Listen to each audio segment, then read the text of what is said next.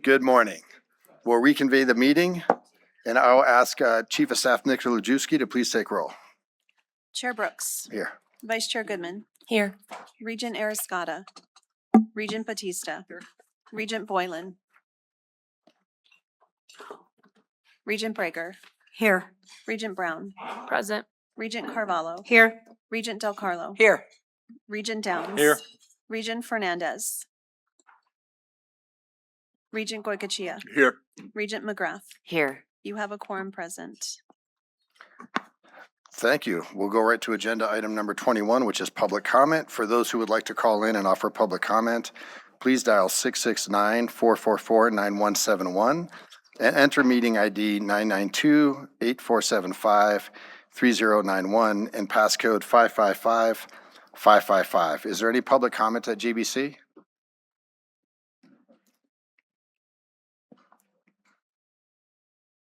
There's no public comment at the college. Thank you, President. Is there any public comment at the system office in Las Vegas?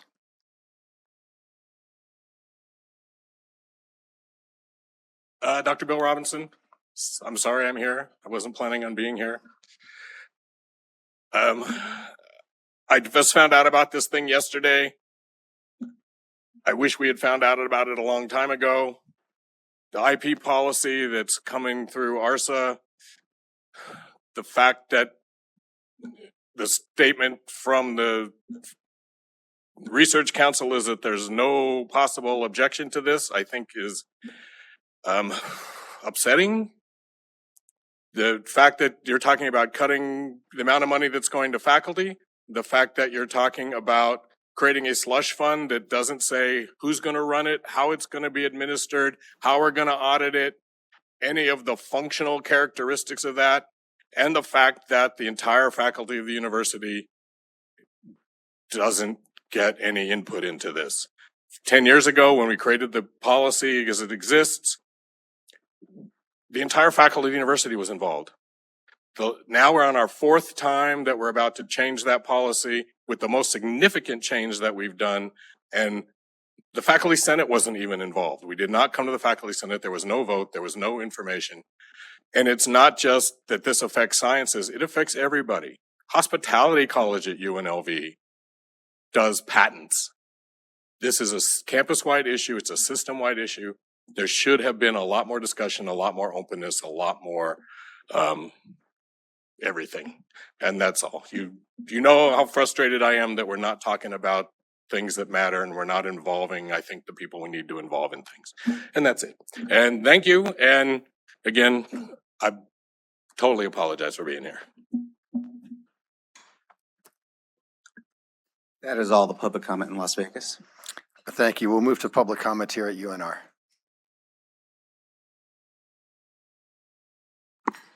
Hello, good morning. Stacy Walters, WALTERS. I'm here in my capacity as the NFA State President to ask you to please ratify and approve the TMCC Collective Bargaining Agreement as it was negotiated. I also want to let you know that we have two other collective bargaining teams in negotiations with institutions that are currently moving to fact-finding, with the largest of the issues being grievance arbitration. And we look to you to help try to figure out how we can move past that issue. Thank you. That's it.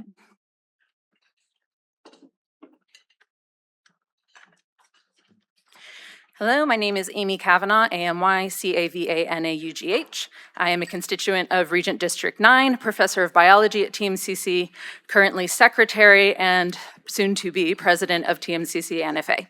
I'm here today to speak in support of the TMCC Collective Bargaining Agreement, Agenda Item 32. TMCC faculty overwhelmingly voted to support this agreement, with 79% of our bargaining unit members in favor of its ratification. Among the many new provisions in this agreement, we have language that reinforces faculty copyright protections currently found in Title IV. It provides due process for faculty subject to student complaints, increases department chair stipends for the first time in 20 years, reduces volatility in the calculation of department chair compensation and release time, increases compensation for summer teachers teaching and independent study, clarifies the responsibilities of accredited program leaders and grants them compensation equal to that of department chairs, and provides greater flexibility for faculty in the requirement to attend completion ceremonies. However, my proudest accomplishment with this agreement is that it addresses administrative faculty and non-instructional academic faculty concerns equally with those of instructional faculty for the first time. I want to thank the TMCC administration negotiating team for their sincere dedication to the bargaining process. Together, we have crafted an agreement that strengthens not only faculty rights, but our institution as a whole. Thank you. Amy Payson, AMY PASON. I represent the over 200 members of the Nevada Faculty Alliance at UNR as the new chapter president. UNR NFA is in full support of TMCC NFA and their collective bargaining agreement that we hope this board approves today. We believe TMCC's success in completing a new agreement demonstrates what is possible when administration is willing to come to the table with faculty in the shared goal of creating a workplace for faculty that enables their best work in serving our students.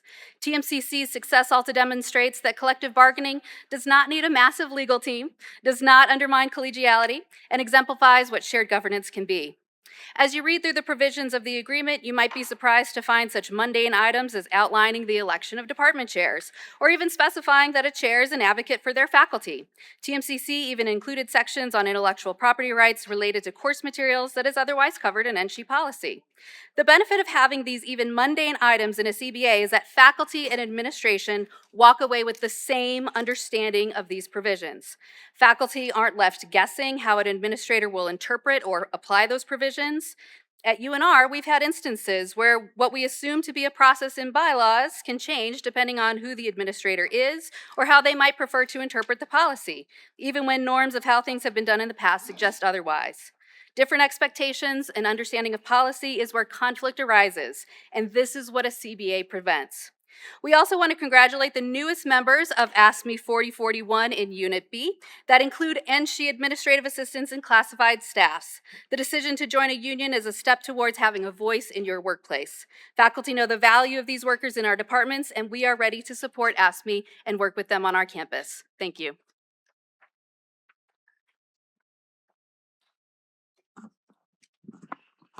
Good morning, Chair, Vice Chair, and members of the board. For the record, my name is Carla Salas, that is S-A-L-A-S, and I have the privilege of serving as Student Body President of Western Nevada College. I am speaking today in support of Agenda Items 29 and 31. I would like to express my support for the priorities outlined as the Board of Regents, or for the board considers the 2027 through 2029 NSHE biennial budget request. During the last legislative session, Nevada's institutions faced significant funding challenges, and many campuses felt the impact. As students, we see firsthand how funding shapes our educational experience, from the resources and programs available to the support and services that help students that process, succeed, and achieve their goals. As the board considers budget priorities, I encourage the continued support for the small institution factor. These investments are critical to ensuring that institutions like Western Nevada College can help continue providing accessible, high-quality education and support for the students we serve. I also want to thank the many individuals who contributed to the development of Western Nevada College's 2026 through 2033 strategic plan. I especially appreciate President Kyle Zalpi, Jerry Pope, Dr. Galeri, and Tracy Mendibles for engaging directly with our student government throughout the process. Their willingness to listen to the students ensured that our perspectives were included in shaping the future of WNC. These two agendas are closely connected. The strategic plan provides a vision to where Western Nevada College is headed, while adequate funding provides the resources necessary to achieve that vision. For student success, together they create a pathway for student success and strengthen the ability of our institutions to meet the needs of our current and future students. For these reasons, I respectfully encourage the board to approve the Western Nevada College strategic plan and continue advocating for the resources necessary to support the students and institutions across Nevada. Thank you for your time, leadership, and commitment to Nevada students.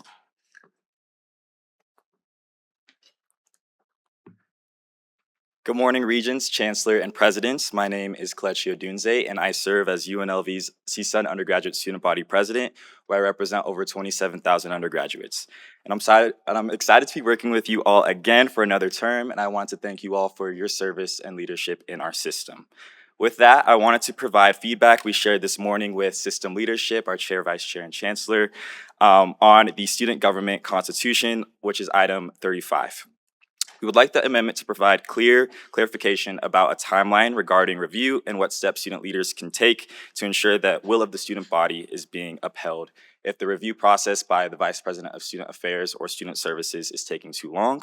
On another note, the topic of access fees came up during yesterday's meeting, and CSUN and many of my peers in the NSA strongly support maintaining the current access funds on our campuses.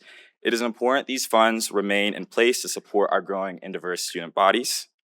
Without these funds, many of our currently enrolled students would not be able to access higher education at all.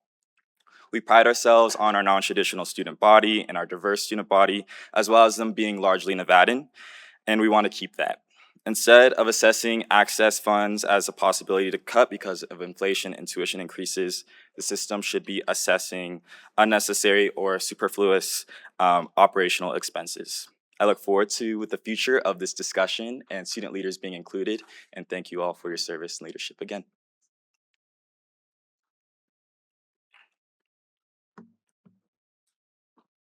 Good morning, Regents. My name is Isabel Hatch, H-A-T-C-H for the record. I serve as the Director of Government Affairs for the Associated Students of the University of Nevada. Since 1898, the association has represented the undergraduate student body at UNR, and I am here today to express our strong support for agenda items 33 and 37, which authorize a power-based violence climate survey to be conducted in fall 2026, and revise current board policy to incorporate the definition of power-based violence from NRS 396.1285, respectively. Since September, I have had the honor to serve the NSHE Task Force on Power-Based Violence as the student representative for UNLV and UNR, witnessing and participating in the work dedicated to developing this survey. This perspective further affirms the association's belief that increasingly current data and definitions better support NSHE's response to power-based violence. Ensuring a safe and supportive campus environment is undeniably crucial to both student well-being and academic success.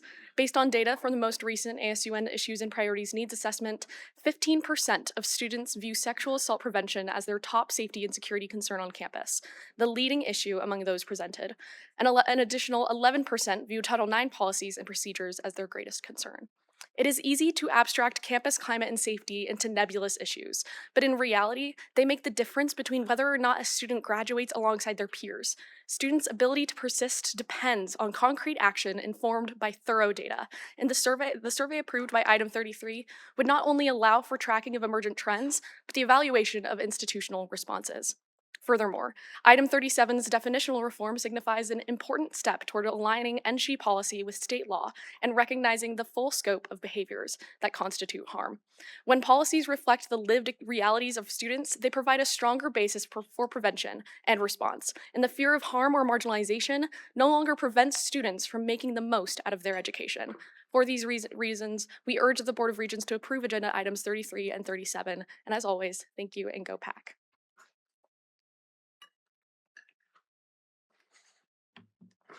Right. Good morning, Regents. My name is Dylan Moss, M-O-S-S for the record, and I serve as the newly elected president of the Associated Students of the University of Nevada. Since 1898, the association has represented the undergraduate student body at the University of Nevada. I am here today to express our strong support for student access fees. Access fees stand at the summit of a very slippery slope. If access fees count as paying for another student's education, then why don't fees for the student health center, counseling services, or student government? Because my tuition is unable to pay for my entire experience at university. Each and every student will eventually dip into the bucket. If our leading concern is accessibility and affordability of our institutions, cutting student access fees single-handedly dismantles the progress made by this body. As Nevada's public land-grant university, it is our obligation and privilege to support our campus community. We are committed to increasing and sustaining access to the education offered at our university. Financial stability is the leading concern, blocking students from higher education, and any changes in scholarship funding results in increased housing and food insecurity, lower class loads, and at the end of the day, end of their education career altogether. Following the changes to the predictable pricing program this past January, students were told increased costs were a one-time sacrifice to uphold the quality of their education. The next 3 years showcase the necessity of preserving access to affordable education. While prices rise, protecting the scholarships, grants, and other funds that help Nevada students succeed in their education is crucial. We urge the Regents to uphold access fees and reaffirm their commitment to affordability and accessibility in Nevada higher education. Thank you for your time, and of course, go Pack.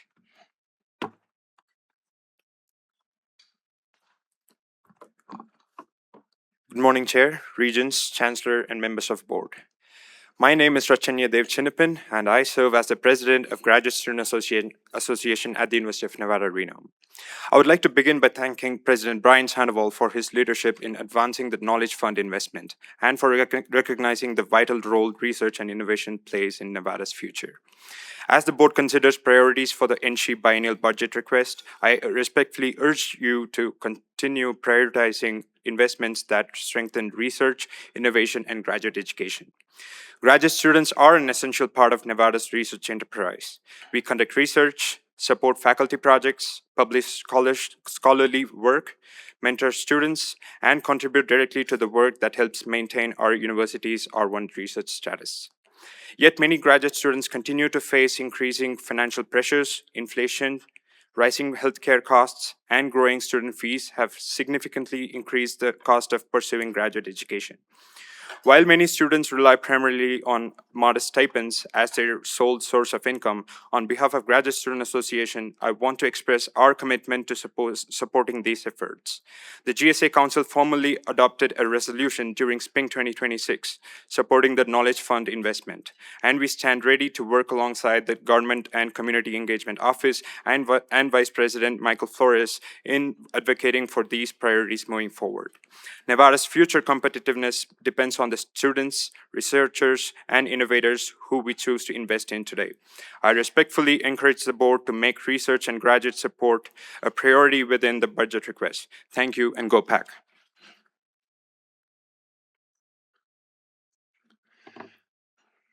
Alrighty, excuse me. Good morning, Chair Brooks and other members of the Board of Regents. My name is Trey Curtis Brown, and I'm the President of the Graduate and Professional Student Association at UNLV. Before I begin, I would like to thank Chair Brooks, Vice Chair Goodman, Chancellor McNair, and our General Counsel for all of their support and meeting with us during our NSA meeting this morning. I felt like we had some really productive conversations. I would also like to thank Interim President Heavey and Senior Vice Provost Corrigan for their continued support of graduate and professional students at UNLV. I've genuinely valued their input and their collaboration with all the work that we've been doing. As you consider the 2027-2029 biennium requests, I would just like to express support for continued investment in Nevada's Knowledge Fund and other research opportunities that create opportunities for students across our institutions.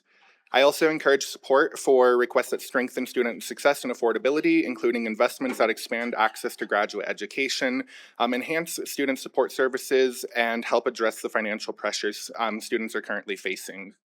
Graduate and professional students are often the people conducting research, supporting faculty projects, mentoring students, and helping drive the innovation that strengthens our universities and Nevada's economy. Graduate and professional students are not just beneficiaries of these investments, but we're often partners in them. As conversations continue about investing in research and higher education, I encourage you to remember that graduate students who make so much of this work possible, many rely on their assistantships and stipends as their primary source of income while facing rising costs of living and increased expenses. Investing in research is also investing in the students whose work helps support these situations. Thank you all for your consideration and looking forward to working with you all in the near future.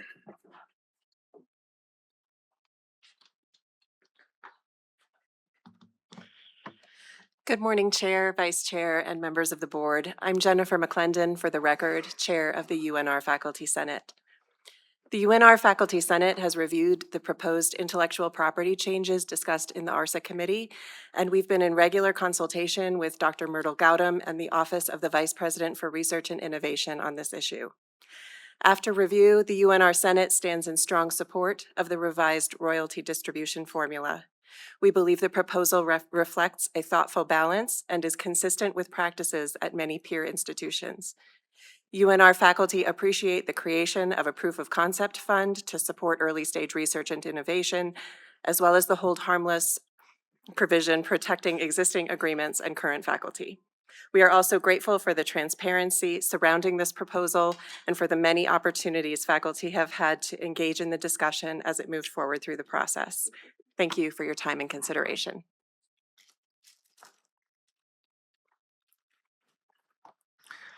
Thank you. SES, is there any public comment on the phone? There are no callers at this time, Mr. Chair. Thank you. We'll move right into agenda item number 24, and I'll call on President Sandoval to introduce the item. Thank you, Mr. Chair, and good morning, Madam Vice Chair, members of the Board of Regents. For the record, Brian Sandoval, President of the University of Nevada, Reno. I'm very proud to bring this agenda item before you. It provides an update on the historical affiliation between the University of Nevada, Reno School of Medicine and Renown Health, a partnership that has been instrumental in strengthening clinical training, expanding access to care, and advancing our shared mission to serve the health needs of the great state of Nevada. This year marks the 5th anniversary of this affiliation, and it continues to play a critical role in supporting medical education and building the state's physician workforce. And for perspective, Renown Health is as old as the state itself, founded in 1864, but many of you didn't know that. So to provide an overview of the partnership and its progress, I'm pleased to introduce Dr. Paul Hauptman, Dean of the University of Nevada, Reno School of Medicine, and Dr. Brian Erling, Chief Executive Officer of Renown Health. Thank you, Mr. Chair. Thank you, President Sandoval, Chair Brooks, Vice Chair Goodman, Regents, Chancellor McNair, and colleagues. Good morning. For the record, my name is Paul Hauptman, Dean of Nevada, Reno School of Medicine and Chief Academic Officer at Renown Health. Thank you for the opportunity to present an update on the UNR Med Renown Health affiliation. As President Sandoval indicated, now celebrating 5 years since the affiliation was signed in June 2021. I'm delighted to be joined by Dr. Brian Erling, President and Chief Executive Officer of Renown Health. Our appearance together today, in and of itself, speaks to the strong ties and unified vision of this historic 50-year agreement. Dr. Erling will begin with a brief review of Renown Health, and then we will tag team as we highlight our successes to date and a shared vision for the future. Awesome. Thank you, Dr. Hauptman. So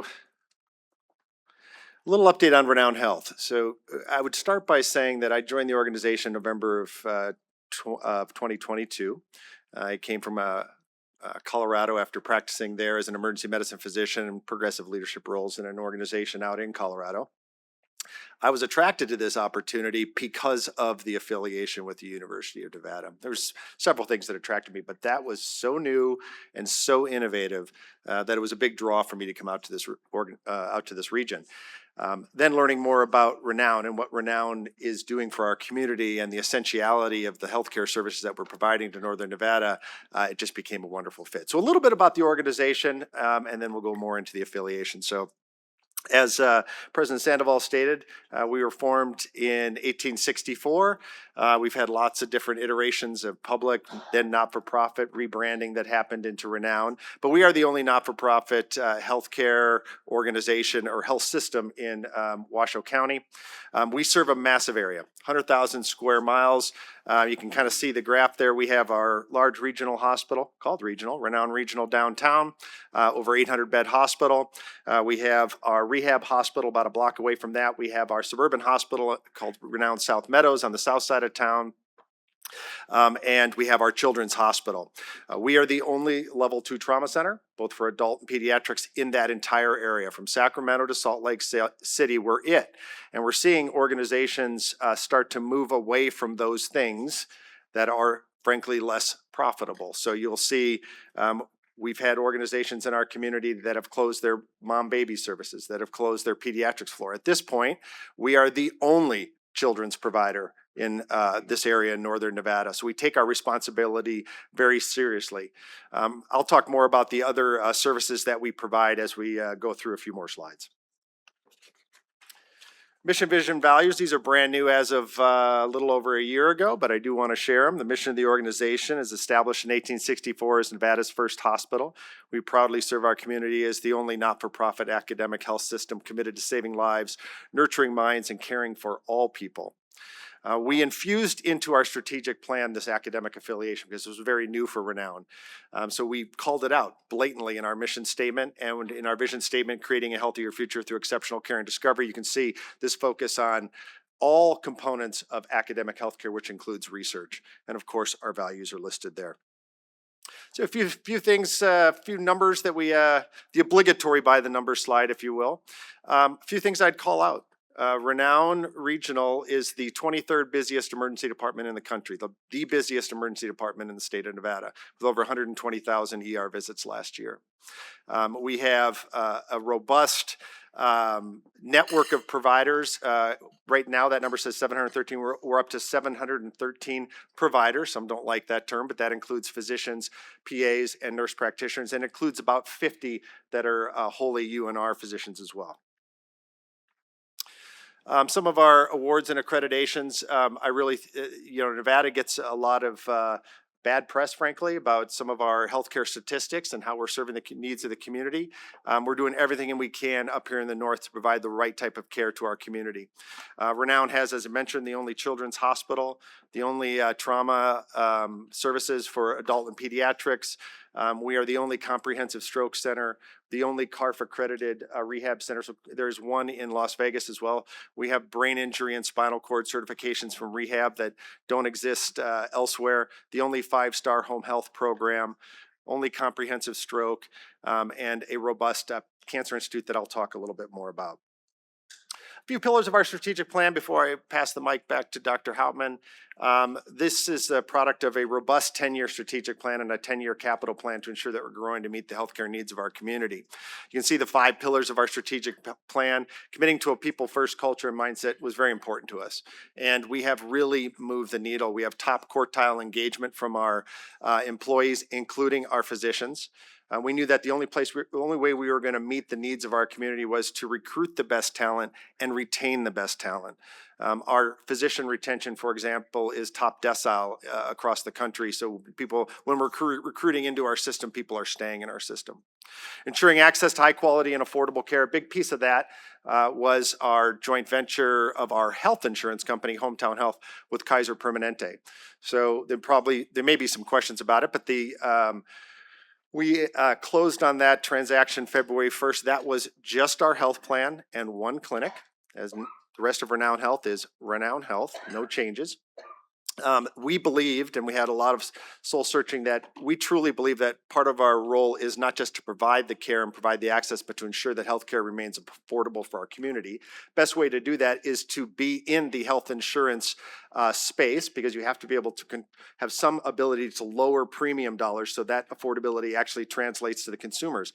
Our health plan was a high-performing health plan from a quality and service standpoint, but simply did not have the scale to meet the, to compete with large national for-profit healthcare companies. So we went through a process and vetted multiple partners, and we're excited to settle on Kaiser Permanente. So that now our health plan is a 50-50 partnership with Kaiser Permanente, and that includes for the entire state of Nevada. We have an entire pillar on expanding our not-for-profit mission, ensuring that we are growing to meet the healthcare needs of our community, and a large tactic under this includes our rural communities to ensure that we can keep as much care local as possible, but continue to grow to meet the needs of our entire service area. Providing essential and advanced care options.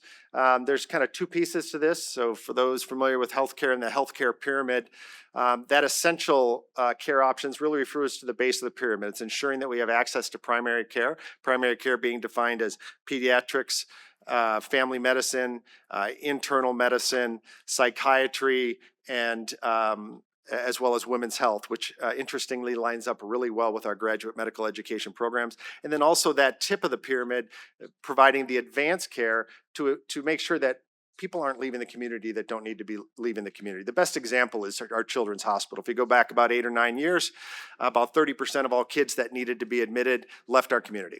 Right now, since then, we've recruited over 60 medical and surgical pediatric subspecialists, and right now that number is less than 3%. So we asked our clinicians, what is leaving our community that shouldn't be leaving in the community? The resoundingly heard solid organ transplants. So we have started our kidney transplant. We're waiting our final site visit to get our full CMS certification for that program. We've transplanted 5 individuals. We started an ECMO program, and for those non-clinicians, ECMO is essentially a heart-lung bypass that is provided to patients in the ICU, the most advanced ICU care that you can provide, and we turned that program on a little over a year and a half ago with 20 patients on ECMO last year, and we're on a run rate to be at 40 this year. It is life-saving. So we're going to talk a little bit more about where we're going as a health system, which includes our cancer initiatives. Same vein. You cannot get cellular therapy or gene therapy in the north. You cannot get bone marrow transplant. We'll be bringing both of those services in the next 1 to 3 years as part of our this pillar.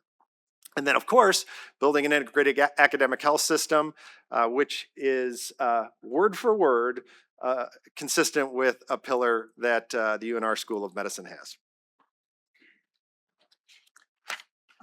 Thank you, Dr. Erling. So we also would like to share our vision, mission, and values statements.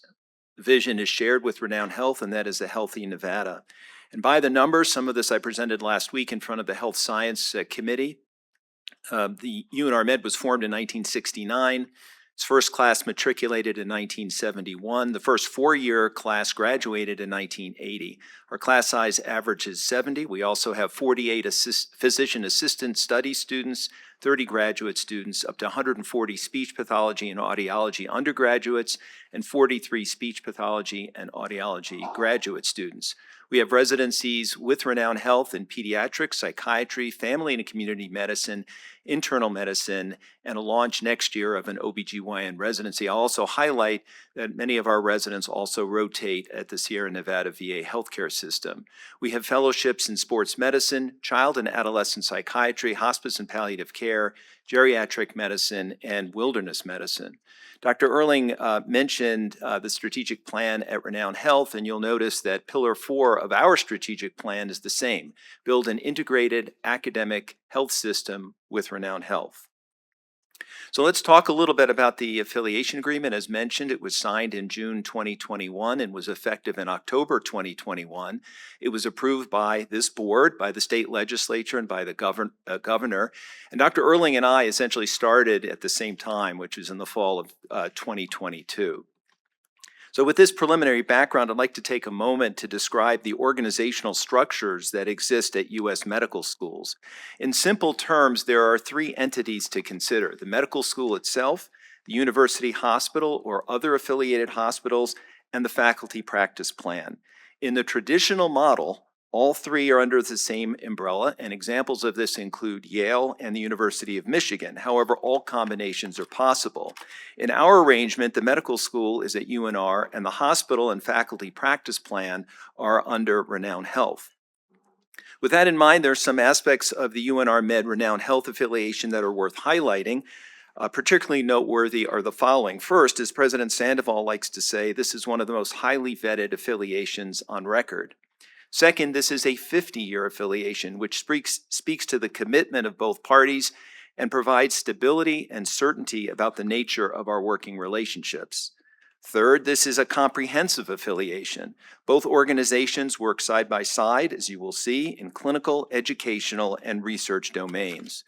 Fourth, we are growing together, expanding graduate medical education, our residencies and fellowships, clinical research and clinical trials, and advanced care options, which Dr. Erling just mentioned, all to the benefit of the Northern Nevada community and beyond. Fifth, our joint leadership positions and affiliation oversight committee ensures that we are and remain mission aligned. And finally, I should add that Dr. Erling and I recently presented an update on the affiliation at the annual meeting of the Council of Deans of the Association of American Medical Colleges, which I believe reflects national interest in what we have and what we are accomplishing. And now for some specific details. We have joint leadership positions President Sandoval serves as a full voting member of the Board of Directors of Renown Health. As mentioned, I serve as Dean at UNR Med, but also Chief Academic Officer. Our Vice Dean, Dr. Tim Baker, serves as Vice President for Education at Renown. Our academic chairs serve as clinical service line leaders at Renown. Our Assistant Dean for Clinical Affairs is the Chief Medical Officer at Renown. And the Associate Dean for Clinical Research is the Chief Clinical Research Officer. We have a new titling series as a result of this affiliation, and I'll draw your attention to the bottom left. Our academic clinical faculty fall under 3 rubrics: a clinical educator, a clinical researcher, or an affiliate faculty member. So together, we have worked to expand graduate medical education programs. The pediatrics residency launched in 2023. As mentioned, OBGYN will launch in July. A rural track family medicine residency will start in 2027 or 2028, as will a pulmonary and critical care fellowship. We are in the planning stages of a general surgery residency and a hematology and oncology fellowship. Renown hires UNR Med residents and PA studies graduates on a regular basis. So just an update on one of our initiatives that I would consider a great joint initiative. As part of our strategic plan and our master facility plan, we're in the final architectural design phases for a new cancer building on the north side of Renown Regional. This is a roughly $260 million 7-story cancer building, which will bring the bone marrow transplant and cellular therapy, 2 inpatient floors, more operating rooms, faculty space for the fellowship, a research lab, a research pharmacy, all of the things that you need to truly have a integrated cancer center that is set up to potentially go for a National Cancer Institute or NCI designation in the future. If there's an ask, because while I'm here and I have the microphone, it's just to remember and consider that since we don't have the traditional structure, we have an affiliation structure which is working really well. We also, as a health system, it can also create some challenges that I think we can easily work through as partners. And what I mean is we are building this center from a care delivery standpoint to provide care, but the research rolls up to the dean. Clinical research, though, sits on the Renown side, and the translational and basic science research sits on the university side. We cannot have an NCI designated full-fledged cancer institute that sits at that level without having robust basic science research as well. We're committed as a healthcare organization to bring the care delivery and the clinical trials and the clinical research, but we do need partnership at the state level and the university level as we look to grow out our basic science research. A little bit about the rural strategy. The slide will move forward. So we are very committed to rural health. These are a lot of the rural hospitals that we partner with. You can imagine about out to Elko, people start to head towards Salt Lake, but we get referrals in and take care of patients from all over the Eastern Sierras and as far south as Mammoth and beyond, all funneling in. And we're committed with that platform to grow the training program and keep a focus on rural health through our training programs to ensure that we are educating the next generation of healthcare workforce for our entire community. Some of our shared initiatives, we have shared initiatives across the strategic plan with which we already talked about, as well as education, research, and operations. So we'll briefly review those 3 domains. In education, we've had an expansion of academic faculty. I've already mentioned the growth in GME. We call it our 5x30 plan, which is 5 new programs by 2030. We're working diligently together on the learning environment, and our goal is to make sure that everybody recognizes there'll be a short white coat around every corner, meaning a medical student ready to learn. We are working together on combined wellness activities, and we worked collaboratively together on LCME reaccreditation. In the research domain, we've expanded access to clinical trials research and innovation for key specialties, including cancer. We're working together on the development of a biobank. We have an MD-PhD partnership grant program, and the Pennington Cancer Institute grant program was recently launched and has distributed $670,000 worth of seed grants to cancer researchers on our campus.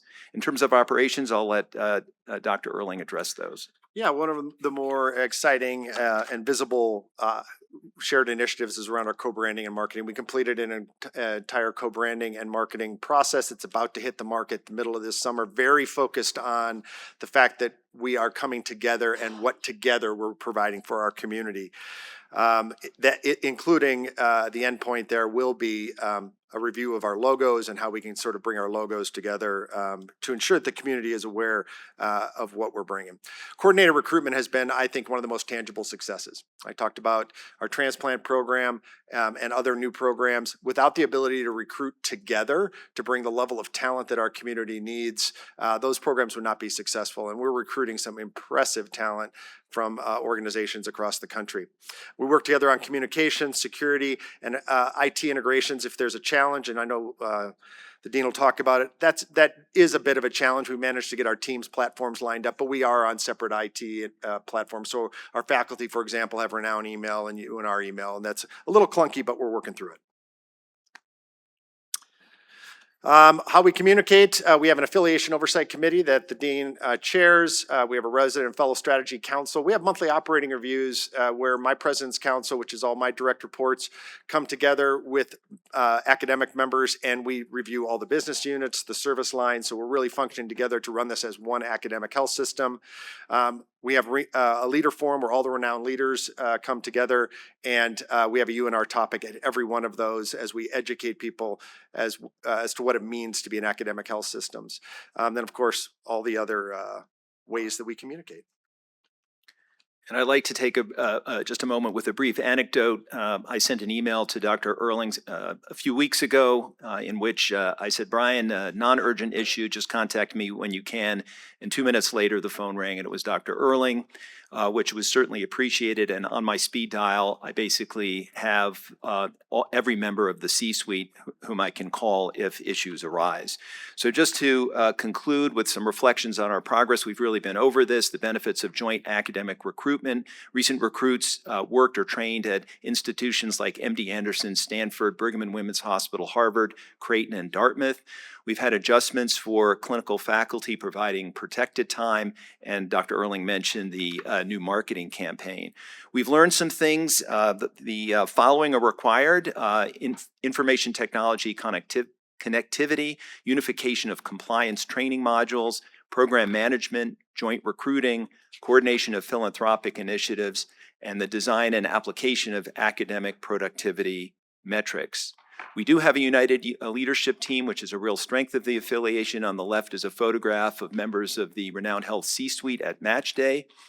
And on the right, Dr. Erling and I were on a panel with Senator Jackie Rosen last year on the topic of the future of healthcare in Nevada. And together, we also submitted 3 grants to the Nevada State GME Grant Program. We've developed a new Business of Medicine elective for our medical students. And as I mentioned, we presented at the Council of Deans meeting. And so in summary, significant progress has been made. There are tangible educational benefits for students and residents and fellows. We've had the development of a rigorous clinical and translational research program and expansion of advanced care options for patients in the region. Our joint focus is on improving rural healthcare access as well. And just think of it this way, we have 45 years still to go. Thank you very much, and thank you for the opportunity. We're prepared to answer any questions you may have. Well, thank you very much, Dean, for the presentation. Are there questions from Regents or comments? Regent Breger. Thank you so much for a great presentation.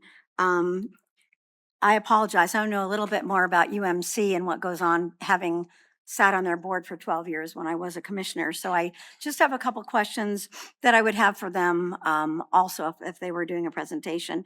In regards to like the big beautiful bill and things that are going on with that, and it doesn't have to be a long answer. If it's something more than that, I'm happy to get that later. But the financial effects, is that doing much with Renown as it is with some other situations? And then I just will have 2 other questions. Yeah, the big beautiful bill does have significant Medicaid impacts. Initially, it is loss of enrollment via the loss of the subsidies on the exchange and then the work requirements. So we expect to see, and we are starting to see, a little more charity care. The big impact is on the supplemental payment programs for Medicaid. So Reminder, Medicaid covers about 45% of our costs. So last year we had over $200 million in community benefit that we provided for that level of uncompensated care. There are supplemental programs in Nevada. It's called the provider fee. That starts stepping down in 28. The impact of that, all of that combined to Renown, is about $50 million a year. The good news, if there's good news in that, is that it is a stair step.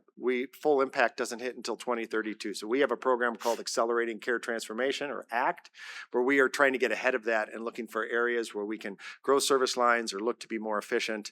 Are we concerned? Yes, but we have a plan to stay ahead of it.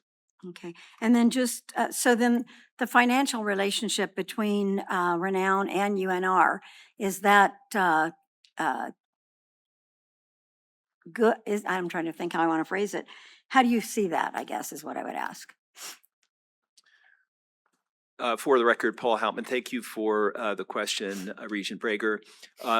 Renown Health provides us with academic support payments, but we also have a funds flow, which at times is bidirectional, and that's very typical for a medical school with a health system. Okay. And the finances have been stable in both areas. Okay, and then I guess I would just go on with, is there any, with the professors that do work back and forth, is there a financial responsibility with that, or UNR takes care of all of that? Like salaries or compensation? Thank you for the question, Regent Paul Houtman. For the record, we have some faculty, some clinical faculty who've been grandfathered in, and so they receive a UNR paycheck. Okay. But the majority now of physicians are Renown employed going forward. And yet they have faculty titles and they have protected time to teach and to carry out research. Okay. I think what's exciting is, I mean, having all the years makes a statement, first of all, because when you do a startup medical school, there's a lot of things that, you know, come along the way and that you have to get through. So I think it's nice that this relationship has continued, and thanks for answering those questions. We'll go to Vice Chair Goodman, and then Regent Carvalho, and then Regent Del Carlo. Thank you. Thank you so much, and thank you for the presentation. This is a true affiliation agreement, and 50 years is a real commitment, and I'm a little envious of what you've done here. It's fantastic. My question to you is, I know that UNR works to get the graduate medical education spaces. Renown, are you working separately, or is everything you do collaborative? And do you find that there's more opportunity for you as a nonprofit health system up here, or is it just a collaborative effort, and that both of you are able to get more? I mean, that's obviously a huge problem in our state. It's a great question. So for the record, Brian Erling, we do all of our graduate medical education in collaboration, and we see great benefit in, proposals, for example, being joint proposals between the medical school and Renown when we want to start programs. Our challenge is that we are above our cap. At least 20 FTEs of residents or fellows are above that cap that we are funding as Renown. We've made a commitment. We built it into our 10-year plan. The GME programs that the dean spoke of are in our plan that we will find the funding, and including they're in our ACT initiatives. Like, we got to make sure we fund these because we're going to do them. And frankly, I think that that's more when you go to apply for grant dollars, whether at the state or federal level, when you are truly committed to the program, you're going to do it, but you need help with the funding. I think it's received a little bit differently than, boy, if I had this money, I could do X, Y, Z. And so that's sort of how we've approached it. For the record, Paul Houtman, I'll just add that we work together in the Resident Fellow Steering Council on a regular basis. We meet monthly. UNR Med remains the sponsoring institutions in the eyes of the Accreditation Council for Graduate Medical Education, but we're working side by side. And as I mentioned, and it's important to highlight, that many of our residents and fellows also continue to rotate at the VA hospital. Thank you very much. Thank you, and thank you for being with us here today. I was on the board when we approved the affiliation agreement with you, and so I reviewed some of the discussion that we had at the time. So I just wanted to highlight some of the things that we, as a board, thought were important when we signed this affiliation agreement, and wanted to get your perspective on it 5 years out. There was an agreement for $350,000 a year in scholarships for our medical students, and I certainly appreciate that generosity. And I was wondering if that is still the case, or if is there any interest in moving that higher? For the record, Brian Erling, that is still the case. And we also are providing scholarship through our foundation, full ride scholarships to the nursing school. So the formal affiliations with the School of Medicine, but we're working very closely with the School of Nursing, the School of Public Health. We're always happy to look at, different asks. We also have, the funds flow is complex, but it is not a point of contention. We usually come together collaboratively to see what the school needs, and if there's a request, we're always happy to look at it. Thank you, thank you. And I certainly don't mean to say that that's not generous. It certainly is, and for 5 years now, that's extremely generous. There were also discussions at the time about perhaps increasing class size, and I don't think that has happened. It may be that where we're at is a sweet spot, and I know we've talked about residency as a bottleneck, and so that's I appreciate that difficulty, but wanted to give you a chance to answer for that at all. Thank you for the question and the point that you raised, Regent Carvalho. Paul Hauptman for the record. Indeed, the bottleneck is graduate medical education. And what we know from statistics for the Office of Statewide Initiatives is that retention is much higher if you have residency and fellowship programs. So our goal is to grow those first and then follow on with a growth in the class size. But first things first, which is the growth of our residencies and fellowship programs. And I certainly appreciate that and support the initiatives that have been moving forward to do that. Interestingly, the Lindsay Institute out of UNLV commissioned a report on medical education in Nevada and kind of the environment that we're in right now. And I believe all Regents received this report earlier this week. And one point on there really stuck out to me that I thought was really interesting. In the report, it says that over the past decade, Nevada's average retention rate for doctors who complete in-state residency programs has been just 42.4%, which is significantly below the U.S. average of 67%. So that was really surprising to me. We hear all the time that those who complete their residencies in Nevada overwhelmingly stay in Nevada. This report doesn't seem to show that same result.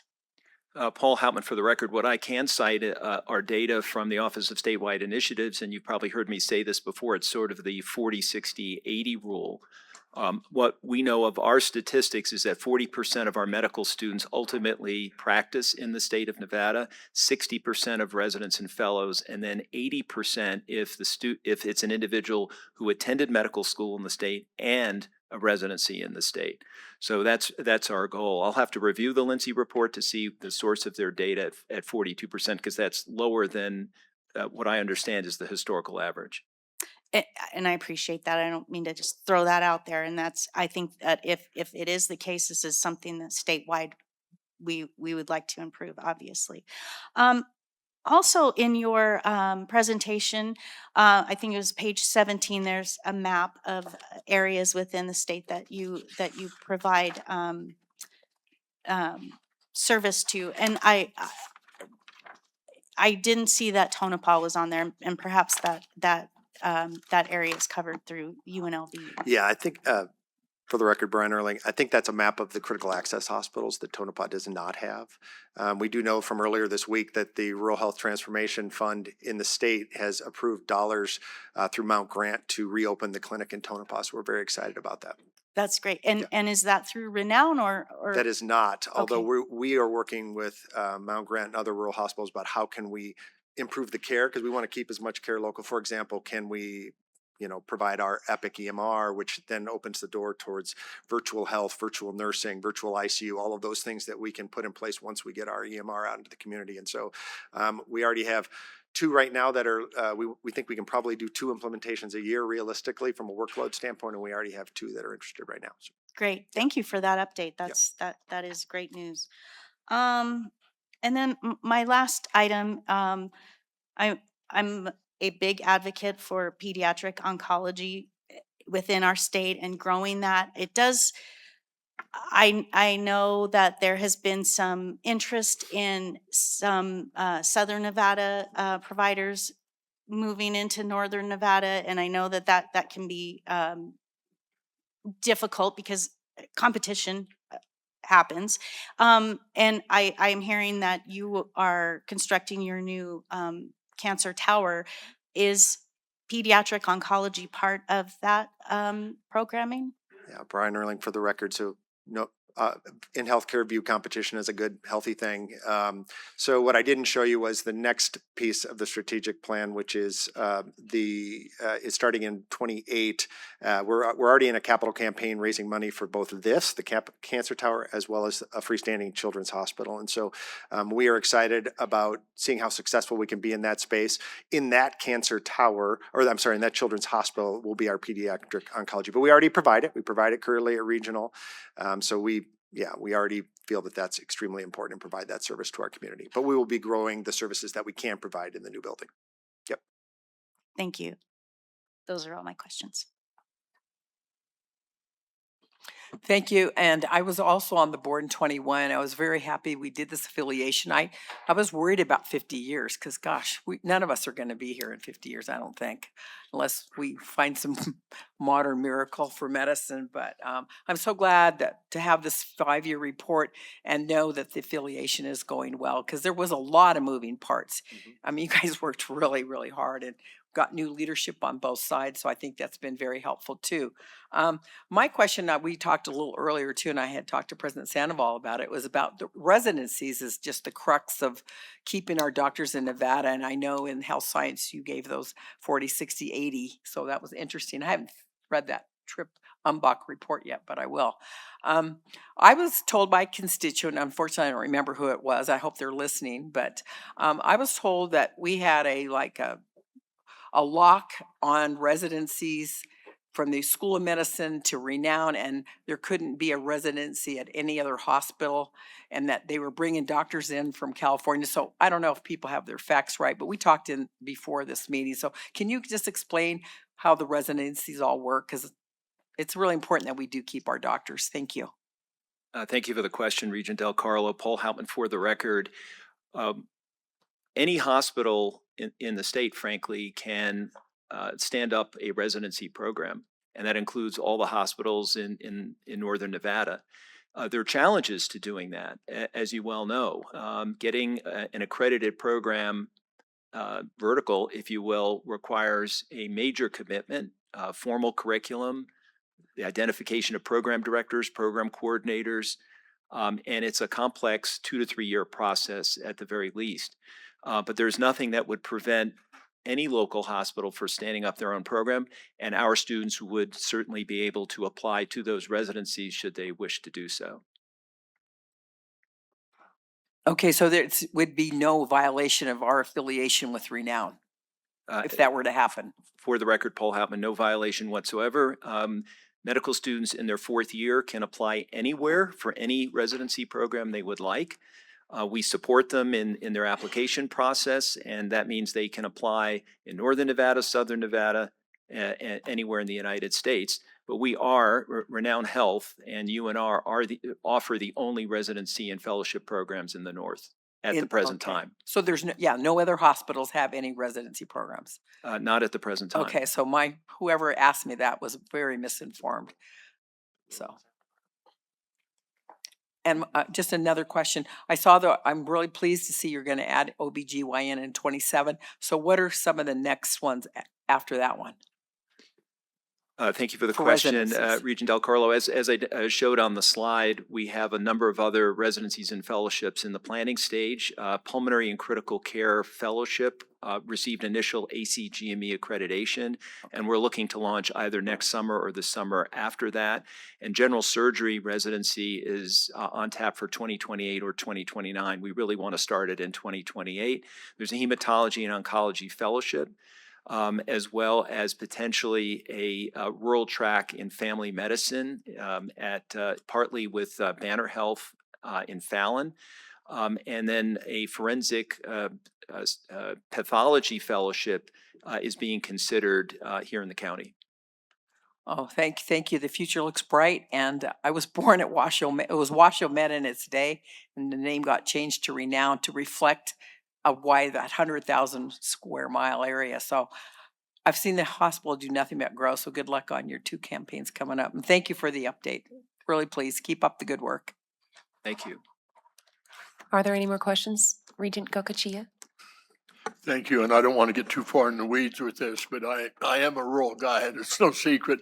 And, you know, it looks like there's going to be significant funding coming for to some of these rural hospitals. Now, at one point, UNR had doctors, and I believe they were doing a residency in Northeastern in Elko. I happened to be in there, and I know they were from UNR, so. Is that affiliation isn't there anymore? And then the other part of the question is, I really get concerned about, and I'm glad to hear you talking about Mount Grant. We won't get into Grover C. Dills and Nye General, because I think that typically heads south. But we've got Humboldt General and Battle Mountain General. And really, when we start talking about the area you service, they're right on the fringe. And you know, I don't want to hear that conversation. Well, as you get farther east, they go towards Utah or Boise. You know, again, I believe they need to come this way, and very intrigued about the residency program. If in fact, if they had enough funding, if they could stand them up. So I guess I give you about 40 perspectives there. But number one, are you still affiliated with Northeastern? And then is there the ability to pull some of these other northern rural hospitals in, especially in light of, looks like there's going to be some funding coming? Thank you for the question, Regent Gokachia. Paul Hauptman, for the record, I'm happy to address the program that we had in family medicine in Elko. Unfortunately, Northeast Regional Hospital pulled funding, and we were unable to sustain the program and actually had to recall 2 of the 4 residents back to Reno to complete their residency. We were able to have the 2 most senior residents finish the program there. And that's why sustainability is always an issue when standing up a new residency and fellowship, and that's why we're committed in our partnership to ensuring that funding is available, because one of the most difficult tasks I ever had was to shut down a residency. It goes against everything I stand for, and we don't want to see that repeated. It really requires commitment of the hospital, though financially, to ensure that it's not just a 2-year plan or a 4-year plan, but this is a plan that will last decades. And for the question about the rural partners, I'll ask Dr. Erling to respond. Yeah, there's an organization, Nevada Rural Health Partners, where all of the Nevada Critical Access Hospitals are a member, and we meet with them regularly. So, you know, we're in service to all of them through our partnerships. All right, thank you. And then I guess the other piece now, there's talk of 180 million coming out of from the federal side to the rural hospitals in Nevada. Is that going to prop it up for these rural hospitals to help them coordinate with you? Yeah, Brian Erling for the record. So we've approached that as, you know, honestly, across the country, when that was announced, it was a big money grab for a lot of big organizations. And we approached all of the rural hospitals and said, we are not interested in going after these dollars. We're interested in partnering with you in programs that are meaningful for you. And every hospital is different. You say, if you've seen one critical access hospital, you've seen one critical access hospital and some, but our focus is right now is around their electronic medical record support, radiology and PAC support, telehealth and workforce training, bringing people in, providing housing, you know, grants that'll do that and help us train the workforce necessary for the roles. Thank you. Thank you, Mr. Chair. Thank you. We'll go Regent Ariscata and then Regent Brown. Thank you. Both doctors, greatly appreciated. One of the items that you mentioned, Dr. Erling, was about the new relationship with Kaiser. Now, Kaiser's been credited as taking profit over patients. What would your response be to that? Brian Erling for the record, I would disagree. Honestly, I would challenge that. I think there's a reputation that a lot of managed care organizations, you know, it was kind of a 4-letter word in healthcare going back into the 90s.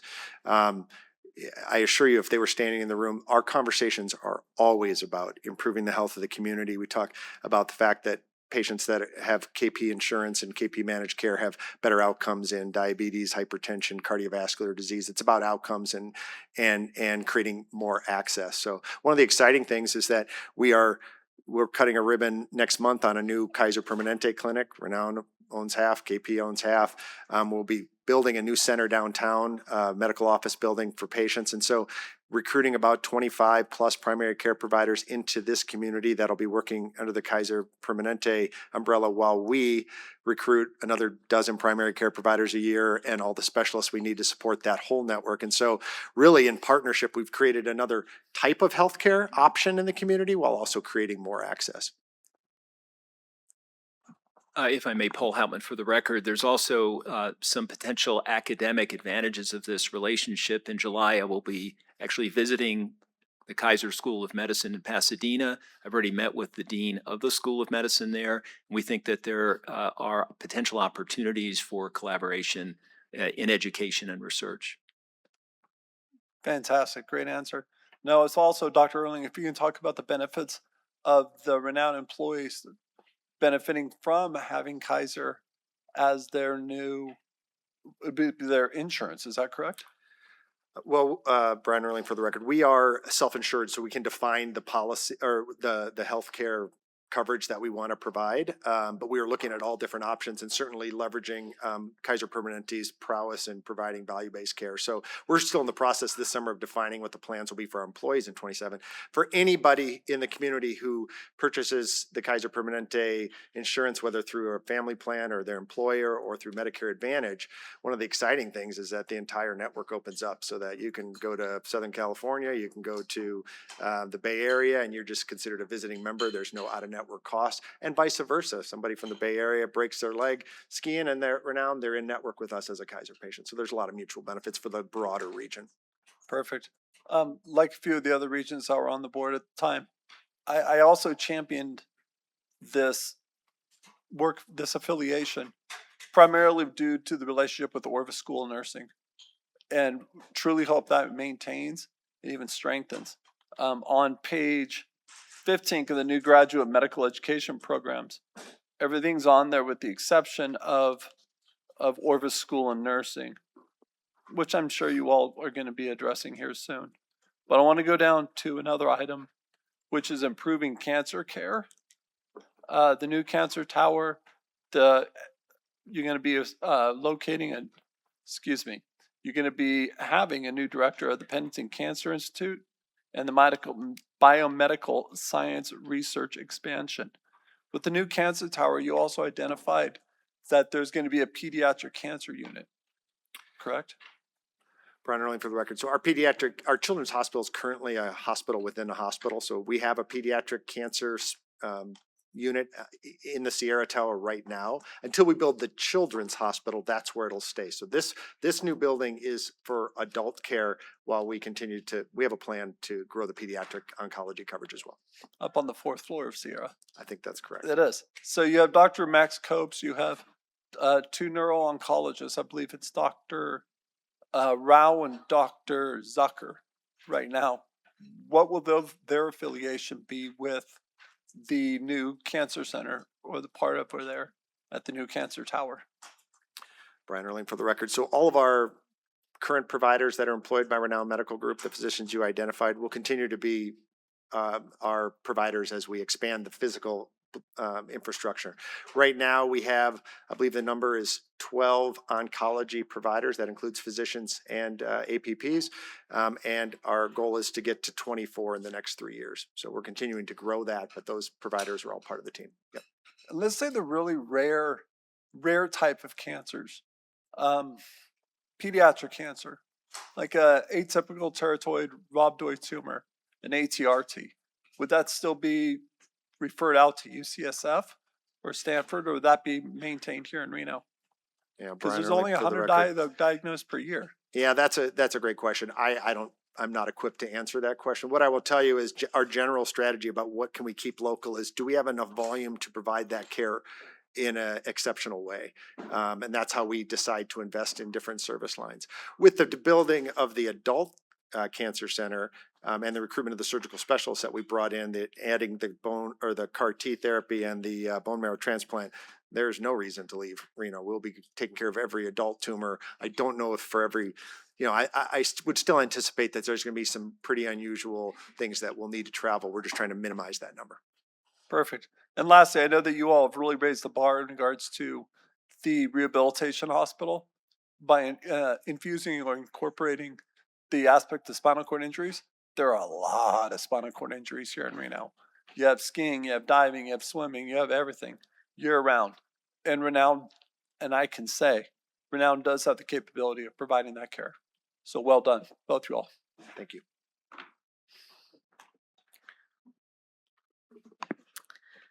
Thank you, Regent Brown, for the record. My colleague, Regent Del Carlo, kind of already asked, but I wanted just to clarify for slide 15 where it talks about like future GMEs. These are all going to be housed at Renown because I think you said there isn't another partnership with a different hospital for any GMEs for students.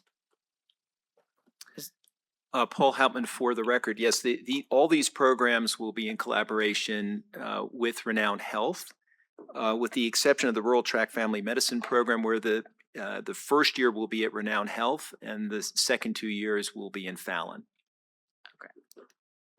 And then I just thought it was funny on slide 23, when you guys say in-person meetings, you put an exclamation point. You either have a lot of them or they're very exciting. So I'm going to leave that up for interpretation, I guess. And then I wanted to touch on something that you said. You said some staff are grandfathered in to the financial split. And I want to know if you could maybe explain that a little bit more. Paul Houtman, for the record. So we have just under 50 physicians who were on the faculty practice plan when it was under UNR, and they opted to stay with UNR, and that was allowed through the affiliation agreement. But there's funds flow to support their positions from Renown. So they have a Renown faculty title, but so do the Renown employed physicians now have faculty titles. So it's more a technical issue than anything real on the ground. They are fully incorporated into the Renown system. They generally have a more significant teaching load, which is another reason why we consider them UNR and UNR employed. Okay, but so I think you just, because I'm piggybacking off of Regent Brager, because I thought she had asked about, what the financial commitment was from Renowned or UNR when it comes to someone who is teaching, but also then practicing in the hospital. And I thought what I had heard, that's why I'm glad I asked the follow-up, was that some were 100% paid by UNR because they were grandfathered in, and others are 100% paid by UNR, even if they are teaching. But it sounds like it was a little bit opposite of what you just said Regent now. Brown, Paul Houtman, for the record, you're absolutely correct. But behind the scenes, there's funds flow to allow this arrangement to continue like that. Okay, well But then, on a go-forward basis, all new hires, with some very rare exceptions, are Renown employed physicians with a university title. And we have some carve-outs for key positions like clerkship director, residency program director, and so forth. So it can be split. And part of the strength of this affiliation, again, is that we have discussions about this, and they're seamless because Renown Health recognizes the importance of these teaching physicians. yeah, 100%. We don't have a medical school without the doctors who come in and teach. But so, just so I understand, because I understand someone gets their paycheck from UNR, but I care about the financial health of the medical school. So just so I understand, let's just use easy math. Let's say someone gets $1,000 for their salary, and 60% of the time they're teaching, 40% of the time they're in the hospital. Renown would cover 40% of that person's salary. Paul Houtman, for the record, I would really say that the answer to that is on a case-by-case basis.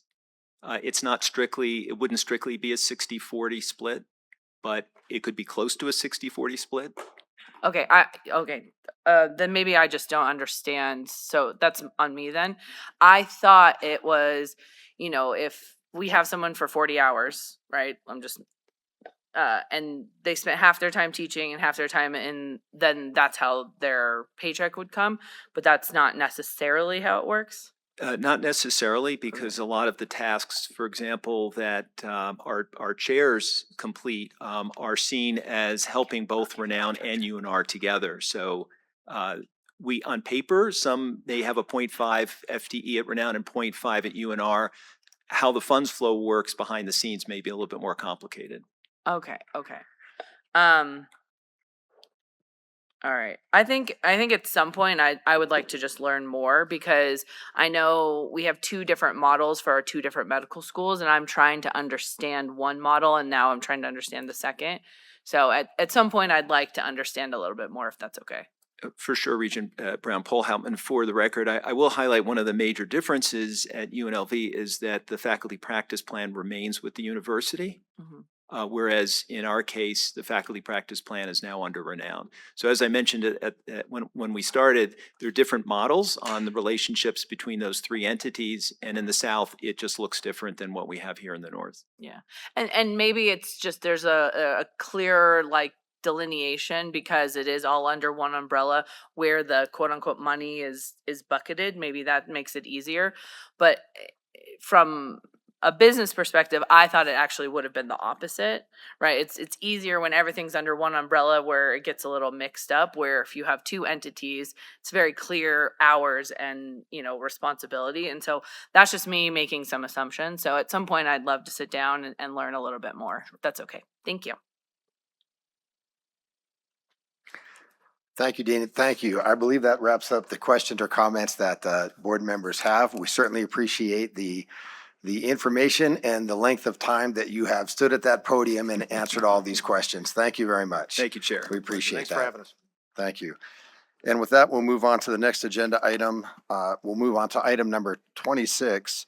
And President Sandoval, if it's okay with you, considering that 26 and 27 are both information-only items, feel free to just move from 26 right into 27. Thank you. Thank you, Mr. Chair. Mr. Chair, Regents and Chancellor, for the record, Brian Sandoval, President of the University of Nevada, Reno. This agenda item provides an update from the Regional Transportation Commission of Washoe County on the University Gateway Transportation Improvement Project, a regional effort that includes a proposed pedestrian and bicycle crossing of Interstate 80 connecting downtown Reno to our campus. This project is an important step toward improving safety and access in a high-traffic corridor while also strengthening the connection between the university and the broader community.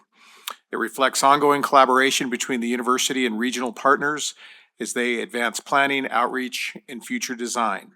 This is an informational item, as you said, Mr. Chair, and while the university is not presenting today, we appreciate the opportunity to hear directly from our regional partners about this important work. At this time, I'd like to invite Project Manager for the Regional Transportation Commission of Washoe County, Kim Deagle, to come forward, and here she is, to provide the update. Also in attendance today is Executive Director of the RTC, Mr. Bill Thomas. So thank you for being here, Bill, and I'll turn it over to you. Thank you. Thank you so much, President Sandoval, Regents, and Chancellor. Thank you for having me this morning. Again, for the record, Kim Deagle. I'm RTC Project Manager for the Regional Transportation Commission of Washoe County, here to present the University Gateway Transportation Project to you this morning.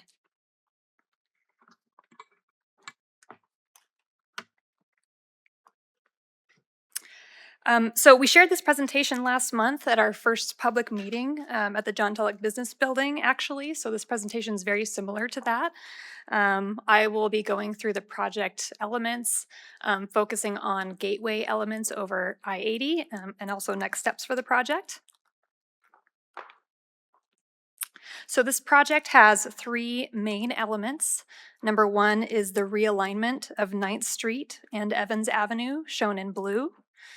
Number two is the extension of 9th Street from Valley Road to Wells Avenue, shown in green. And lastly, the Evans Park Gateway area, which is circled, and I'll get into details about that area in a little bit. But I wanted to start with a background of the roadway improvements specifically. So why is RTC involved? We are the region's metropolitan planning agency, and we manage the construction projects on our regional roads. This project emerged from our regional planning efforts.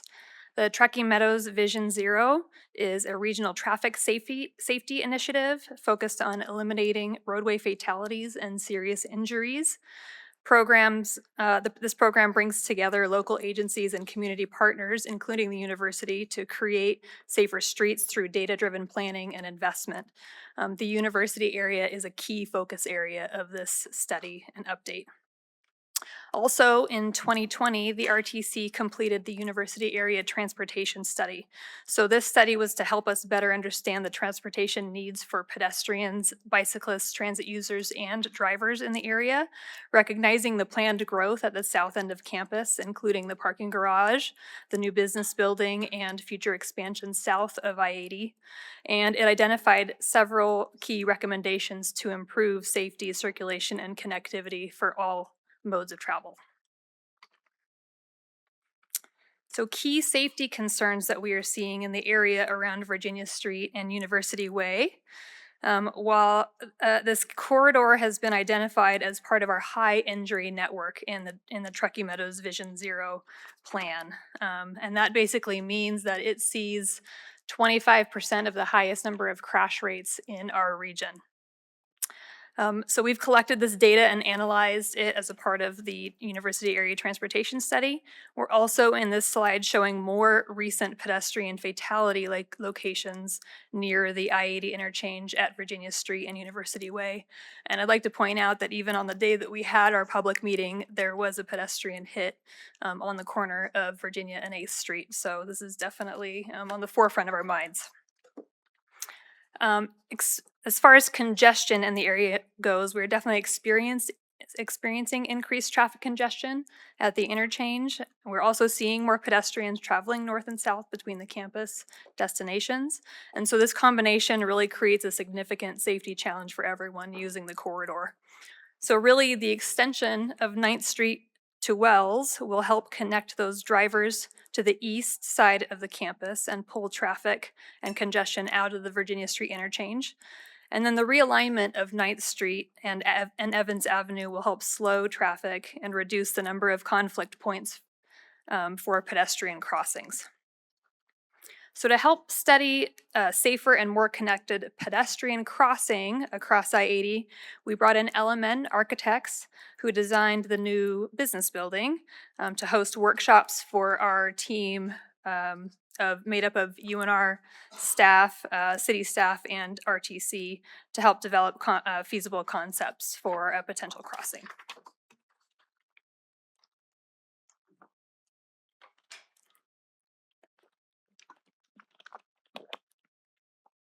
So the existing crossing across I-80 poses many challenges as evidenced by the transportation analysis and the current site conditions. The Gateway Project vision is to address these challenges with the aim to restore and enhance the connection between downtown Reno and the University of Nevada campus through a safe, inviting, and accessible pathway for pedestrians and non-motorized users that bridge I-80, extending the university character while strengthening partnerships for future development and setting up the next phase of the university's growth. The Gateway Project is a key connection between the activity of campus and the evolving character of a vibrant downtown Reno. The campus is a short walk or roll away from the city's destinations, but the I-80 divide is both a physical and perceived barrier. The Gateway Project provides the opportunities to extend the University of Nevada campus across I-80, improve connections between downtown Reno and the university, prioritize a safe, accessible pathway that minimizes the highway impacts on pedestrians, creates a visual gateway to the university, and strengthens connections between Midtown and the university through a continued corridor of destinations. The university's historic quad and original structures align with the termination of Lake Street, now truncated by the interstate. The campus has expanded its presence in recent years to the south, developing the new campus gateway. initiated by the new John Tulloch Business Building, the parking garage, and plans for the new Life Sciences Building and the hotel. Extending south across the interstate to East 6th Street, the University Village properties and other campus-serving housing developments further increase the amount of people circulating within the vicinity of the interstate and a potential for vehicle conflicts. Current access across I-80 via Evans Avenue, University Way, and Virginia Street, which do not provide adequate, safe, and comfortable pedestrian and bicycle connections into downtown Reno. So a new I-80 crossing can reconnect the university with downtown, strengthen the civic identity, and serve as a new front door to campus. The Gateway Project priorities were developed through collaboration with stakeholders from the RTC, City of Reno, and the university. So number 1 is safety. Current access across I-80 via Evans, University, and Virginia Street, which do not provide those safe connections for pedestrian and bicyclists into downtown. The proposed alternative should prioritize intuitive and comfortable pathways that promote safe mobility and accessible connections for these users. Oh, sorry. Number 2, heal the divide. The creation of the I-80 severed the historic connection between the university, the commercial core of downtown and surrounding neighborhoods, and the Truckee River, which formed the foundation of Reno's early development. The proposed alternative should aim to extend the campus and mitigate the freeway impacts by shortening the perceived distance and challenges of crossing the interstate. Number 3, pride of place. This section of I-80 lies at the heart of the historic connection between the university and the city of Reno, becoming the effective front door to the campus for locals and visitors alike. This prominent location features the existing Evans Park, with views of the historic campus, downtown Reno, and the surrounding Truckee Meadows and the mountains all around us. The proposed alternatives should be visible and inviting to the community, utilizing landscape elements that extend the character and beauty of the university and local landscape. Number 4, the road network. Of course, the need to make sure that these concepts complement and enhance the road improvements at 9th and Evans that we're proposing in the university area transportation study. And number 5, economic driver. As the city and the university plan for the future, development around the vicinity of the interstate is envisioned to be an economic driver and a catalyst for future entrepreneurial growth for the city and the university to grow together. An enhanced connection across I-80 and reimagining of Evans Park will set up the next phase of campus extension. The proposed alternative should help with greater activity and on both sides of the crossing.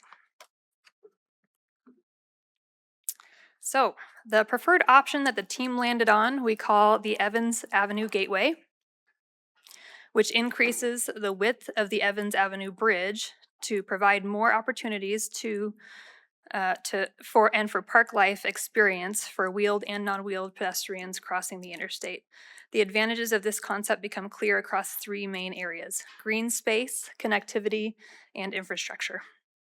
The scheme expands and renovates Evans Park at grade, pulling green space across the highway to create a natural buffer between pedestrians, bikes, and the roadway. New green space to the south can be phased with future development as the area grows. For infrastructure, the scheme adapts and expands existing roadway infrastructure, and because most of the bridge crossing is already in place, the degree of expansion becomes a dial that can be adjusted to meet budget, phasing, and stakeholder goals. That flexibility is a strength of this concept.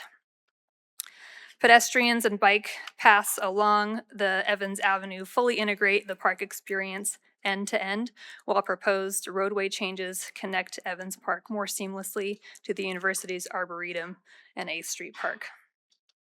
The connectivity story deserves a little bit closer look. So looking at this map, pedestrian travel, shown in black, moves from the key activity nodes on campus and is funneled through the expanded Evans Park. Each path cuts through the heart of the park, creating a diverse experience for users while breaking the park into distinct zones of activity. As we look more closely at the key cross-section, The proposed changes clearly enhance the crossing, bringing it in line with the safe and experience standards set by the stakeholders. Evans Avenue would be reconfigured with a widened roadway section that eliminates parking lanes and shifts vehicle traffic to the east, a dedicated pedestrian crossing, and the biggest little bike network, which is basically a shared bicycle path that's two-directional.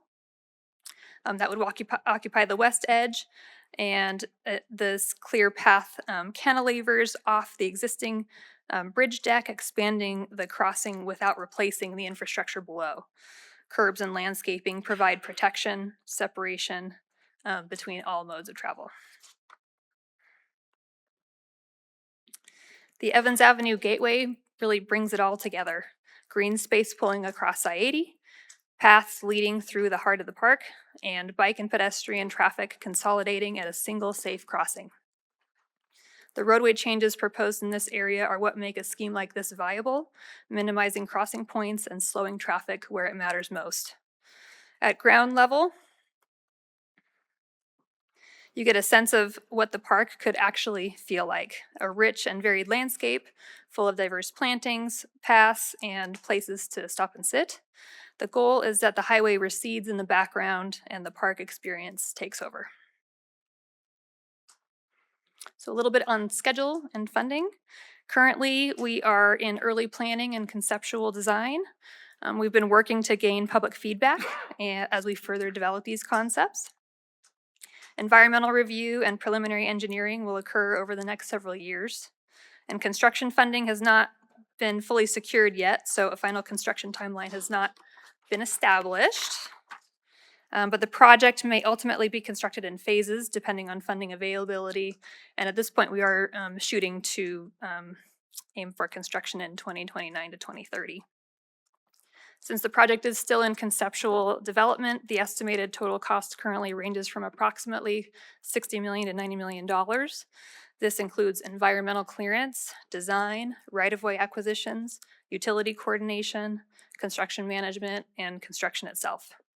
This range remains broad because several major elements, including the bridge improvements, roadway configuration, utility impacts, and public space enhancements, are still being analyzed.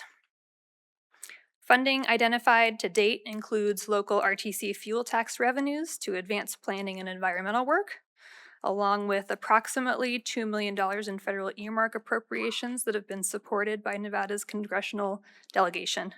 Additional state and federal grant opportunities will also be pursued as the project develops. As a UNR graduate, I am honored to be managing this project for the RTC and in collaboration with the university and the city of Reno. And I would like to thank you, the board, for the opportunity to speak about it today. We've already received over 200 public comments through our survey that's online. We've gotten some really great positive feedback so far, and it's clear that the public has a really strong level of community interest and participation in this project. So we're looking forward to keeping it moving forward. Happy to answer any questions. Thank you. Thank you very much for the presentation. Regent Del Carlo. Thank you. I'm a native from Reno, and this has been really interesting I really studied these maps to see where everything was. So a couple observations. The 9th Street would stay 2-lane, or is it going to go to 4-lane? It would most likely stay 2 lanes based on our early traffic studies. Okay, because I noticed that there's no way to get into the parking garage on the east side of the building. I know it's a new parking garage, but of course we didn't have this plan at the time the parking garage went in.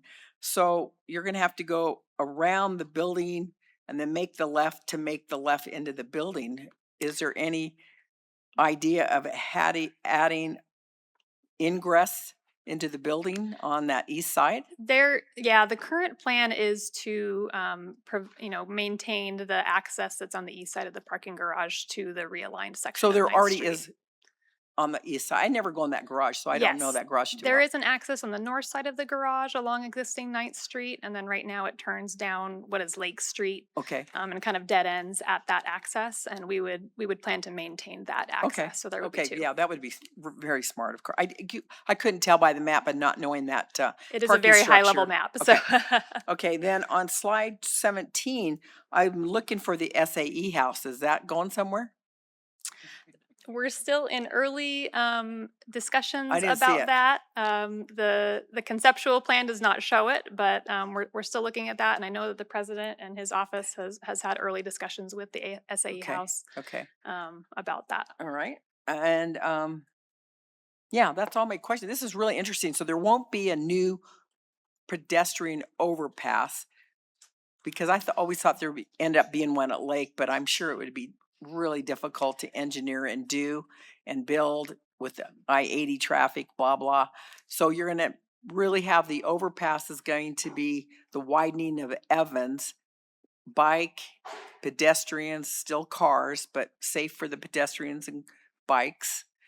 And then the other one is University Way, right? Yes, So those will be the correct. 2 ways to go. Yeah, so we did look at a connection kind of directly at Lake Street, and there were many challenges with that. Elevating over the freeway would have to bring pedestrians and bicyclists quite high over the freeway, and as we know from past pedestrian bridge type projects, people don't necessarily get attracted by large elevation changes, whether it's a long circuitous ramp or stairs. People just aren't attracted to that as much. So that becomes a challenging option. So we really leaned in on being able to attract people towards the Evans side, allowing the interchange to focus with its existing traffic and functionality, but then also trying to really attract pedestrian and bicyclist movement towards Evans. And upcoming this summer, actually, I mentioned the Biggest Little Bike Network. That's a project that the RTC has been working on the last few years, and we'll be starting to implement that this summer, and that creates a number of bicycle-specific pathways between downtown, the Brewery District, the Midtown area, and up towards UNR to really connect bicycle-specific traffic with two-way cycle tracks and separated bicycle paths. And so that project will implement a bike path that is directly over Evans Street as it exists today. It's kind of shifting around the vehicular traffic and the bike traffic. But this project will ultimately look to really enhance, widen the landscape and make it very, very comfortable for the pedestrians and bicycle use across Evans.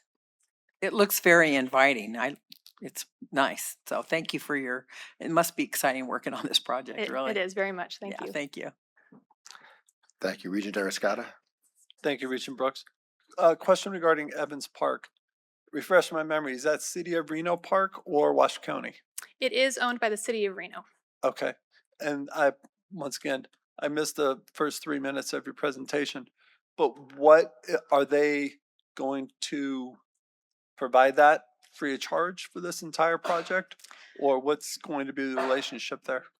Yeah, the city's very interested in making sure that that park is implemented as a part of these improvements. There are deed restrictions to that park, that, to generally keep it as a park-like facility that is, able to be used by the public. So, we wouldn't be allowed to build any new buildings on it or anything like that, but it needs to serve as a park. But, providing the connectivity to the campus, the city's very interested in partnering to help with that. One of the items I never knew about was the large horseshoe throwing community here in the area. You have about 15 horseshoe pits there. I have received over 20 emails from the horseshoe throwing community. What is going to happen?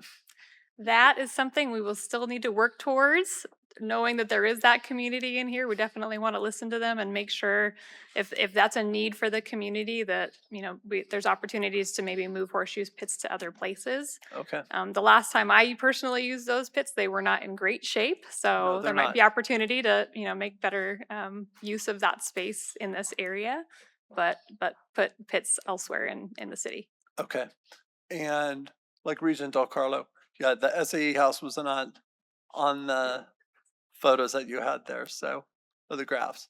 So we look forward to hearing more about that in the future. You said the potential start date would be approximately when? For construction, Please. potentially 2029. We have a lot of work to do when it comes to environmental studies, the design itself, bridge structural design and utility work. And would RTC be raising the finances or leading the charge to raise the finances for this? We have a limited amount of funding that we're using to currently pursue the design and environmental aspects of the project, and we're going to kind of continually work with the city as well to look for additional state and federal funding through grant opportunities and other things. So would any of the funding be allocated from the university, or would that be all to the responsibility of RTC? I'm gonna let Bill jump in here, just in case. For the record, I'll let you go. Sure. Good morning, Regents. Bill Thomas, I'm the Executive Director. The direct and specific answer to your question is we don't know exactly how it's going to be funded, but RTC will lead the charge in finding the funding. Right now, what it looks like in terms of any impact to the university would be dedication of property. As you can see, those roads move around on what is the university campus property right now. So that's the part I would say that we would anticipate as a partnership between RTC, the city of Reno, and the university. That would really be the university's stake. But it's very early to say exactly how it's going to be funding. We believe it's going to be transportation funding, so it won't come out of other buckets. It's going to come from known or soon to be created transportation funding opportunities, primarily probably at the federal level. There are programs at the federal level that target this particular type of improvement. You're saying what I want to hear. Thank you. Thank you. We'll go to Regent Downs. Thank you, Chair. So looking at the map, I don't know if I can say the name, the here, I think is what it's called, the apartment. The apartment complex? Yeah. So you're going to go around the east side of that. So is that's a public road currently? That's not their property? That's correct. For the record, Kim Deagle. Yeah, so that is Old Record Street, which is currently not connected through. At one time it was, and then when here came in, that connection kind of got severed at 9th Street. So we would propose to reopen and enhance that connection and really allow the traffic that wants to go to and from the east side of campus to sort of be on the outskirts and the outside of that building, which would provide safer access for all the pedestrians trying to get to and from the here apartments and also across the Evans Parkway Gateway towards the center of campus. And you said it was, the access was severed. Does that mean that, the purchases have to happen to reopen that, or is it just a? No, that is city right of way right now, so no. We do have to work closely with the Union Pacific Railroad, which is adjacent to that, and there may be some small property acquisitions with them that need to occur. But we're working very closely with them right now. Okay, I think it's very creative. Thank you. Thank you. Thank you very much for the presentation and all of the information. We appreciate it. Thank you. Thank you very much. And with that, President Sandoval, we'll move on to the next agenda item.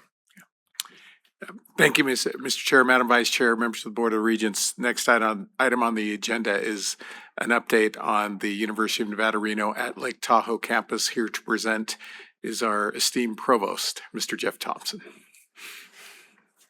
Thank you, President Sandoval. Good morning, Chair Brooks, Vice Chair Goodman, Regents, and Chancellor McNair. For the record, my name is Jeff Thompson, and I serve as the Executive Vice President and Provost, University of Nevada, Reno. I apologize. I had a miserable cold last weekend. Still coughing a bit, so I'm going to try very hard to not start coughing during the presentation. But I appreciate the opportunity to share an update on our Lake Tahoe campus.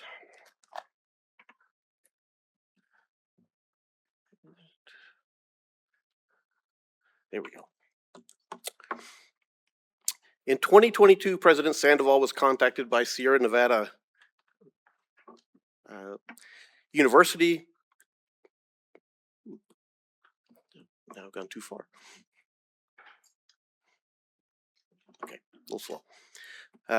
Sierra Nevada University to offer their campus in Incline Village to the university through a philanthropic gift. At the time, SNU was stable but not sustainable. They are facing significant challenges and looking for a path forward. Because the campus is located in Nevada, Sierra Nevada University first approached the University of Nevada, Reno. However, they were very clear that if we were not interested, they would extend the same offer to UC Davis. We felt that was not in the best interest of the university or our community, so we embarked on a long-term transition process. From the outset, we made a strong commitment to Sierra Nevada University students, ensuring they would have a clear path to complete their degrees, as closely aligned as possible with the original programs through a structured teach-out. We were in many ways beholden to a teach-out timeline, and it guided a great deal of our decision-making throughout the process. I'm pleased to say that as of 2026, we have now successfully completed that process. Every student was given the opportunity to finish their degrees on the Lake Tahoe or the Reno campus. We also worked to integrate some of SNU's degree programs into our curricula, and we phased out some programs. With that process behind us, we're now positioned at the beginning of what comes next. Over the past several months, we have engaged in a strategic planning process that has included faculty, staff, and students from both campuses and our community partners and community stakeholders. And we will finalize this process this summer, and once we're finished, we'll be happy to provide a full presentation on the strategic plan. Additionally, we recently completed the search for the Vice Provost for the University of Nevada, Reno at Lake Tahoe, who will serve as the senior leader for that campus, and we anticipate sharing an announcement very soon. This new leadership, combined with the strategic plan, will help guide how the campus moves into the next phase. The university has continued to introduce new programs while maintaining progress toward degree completion for the SNU students. Our Semester at Tahoe program has seen consistent enrollment, typically ranging from 10 to 12 students each semester, with a core group of students choosing to continue their academic experience in that setting. The Semester at Tahoe program is now offered to not only our own students, but also available through the National Student Exchange Program to students across the country. Our one-credit weekend courses have been extremely well received, filling within minutes of registration opening up, with students traveling from the main campus to spend 3 days and 2 nights at the Lake Tahoe campus. These weekend offerings span a range of topics, from AI in the wild, as Dr. Lindsay Monroe spoke about yesterday, to outdoor recreation leadership and advocacy, cultural sustainability, and many of our classes are grounded in the histories and perspectives of Indigenous peoples.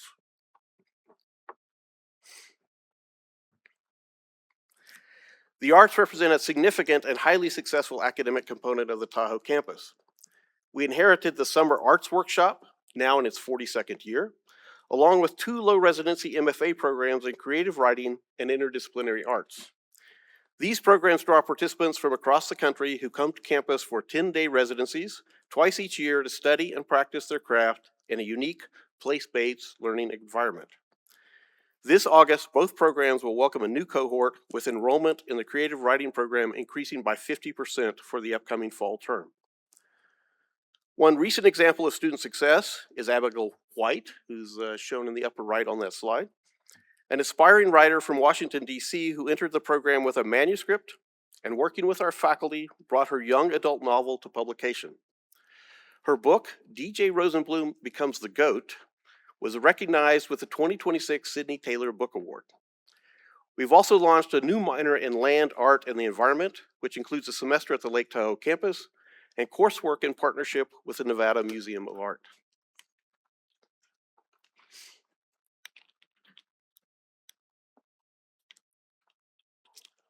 The Lake Tahoe campus currently includes 88 dormitory units, of which 20 have been upgraded. As we continue through the strategic planning process, we will identify the campus's housing needs over the next 5 years and outline how we will address these priorities. This work includes evaluating the future use of the campus, where we anticipate a need for additional housing to support visiting scholars, conference participants, and other programming activities. We have been honored to welcome visitors from national and international with national and international reputations to the Lake Tahoe campus for lectures and engagement, and we see strong potential to continue growing participation in these events. So just last week, the campus hosted multiple National Geographic Explorers for the High Elevation Climate Conference, where our graduate students presented their research alongside leading scholars in the field. At the same time, we are hearing clear interest from the community in the development of a dedicated performing arts space. Throughout the year, the campus hosts a number of community center events, including both new initiatives and long-standing traditions from Sierra Nevada University.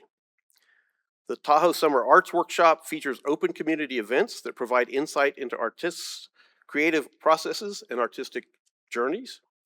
Each October, the campus transforms for Trail of Treats, welcoming families from across North Lake Tahoe for an evening of Halloween festivities. In the winter, we host a menorah lighting and our Northern Lights celebration, a holiday gathering developed in partnership with local organizations that brings the community together on campus. We also offer the Tahoe Series, which brings university researchers, artists, and scholars for a range of events, performances, and lectures that welcome the community and create opportunities to learn, engage, and be inspired. Together, these events reflect our strong commitment to community engagement and connection in the Tahoe region. Looking ahead, the strategic plan will help define the campus's needs for continued growth, including its capacity to host larger conferences, community events, and performing arts programming. Under the leadership of Dr. Chris Jeffrey, students, industry partners, and faculty are coming together in a highly collaborative and tightly connected environment. More than 60 undergraduate and graduate students representing all of our colleges are engaged through 4 innovation-focused courses.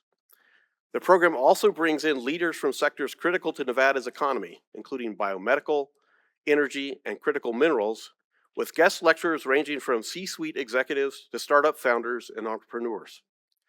Through these partnerships, the Hub is establishing a new laboratory with more than $2 million in scientific equipment scheduled for installation next month to support workforce development and applied training in energy, biotechnology, and public health. This summer, innovation students will spend 1 month at the Lake Tahoe campus, further expanding their collaborative and applied learning opportunities.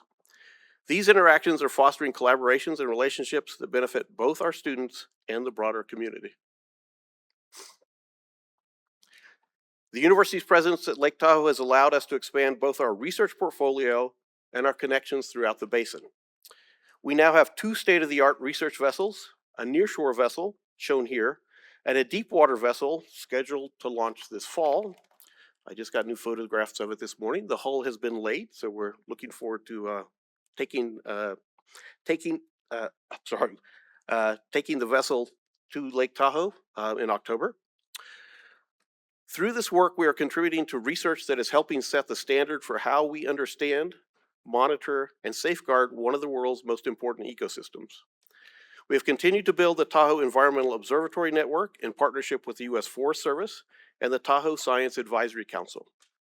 This network integrates nearly 35 sensors across air, land, and water to better understand the impacts of wildfire, climate change, and invasive species on the lake. It represents an important example of how our faculty are developing the data and scientific infrastructure needed to inform decision-making by policymakers, land managers, and conservation partners. In addition, this team is advancing research on emerging challenges, including microplastics in the lake and the broader impacts of wildfire.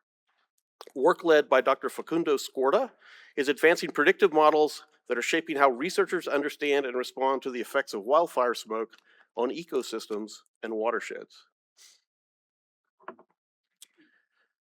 Research from our Reynolds School of Journalism revealed that the Tahoe Basin has a critical news desert, highlighting a significant gap in local information and storytelling.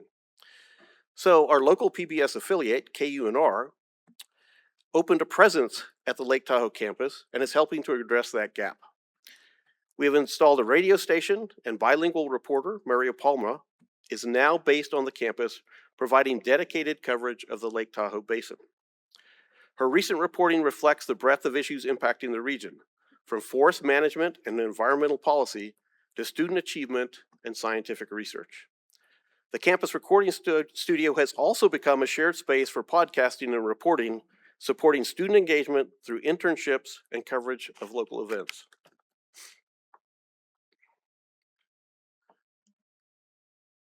And in January of 2027, the Lake Tahoe campus will welcome the first 16 students from the Orvis School of Nursing as part of a 16-month rural health program. This will be the first class of what will grow to a steady cohort of 48 students and residents at the Lake Tahoe campus. The initiative is directly addressing the nursing shortage in our state and expanding access to care in Incline Village and the Lake Tahoe region. Students in the program will be prepared for practice in critical access hospitals and other underserved communities. The expansion is being led by Dr. Charles Yingling, Dean of the Orvis School of Nursing, and a nationally recognized leader in the field. Dr. Yingling's research is focused on strengthening community partnerships, improving healthcare access, and advancing workforce development for underserved populations.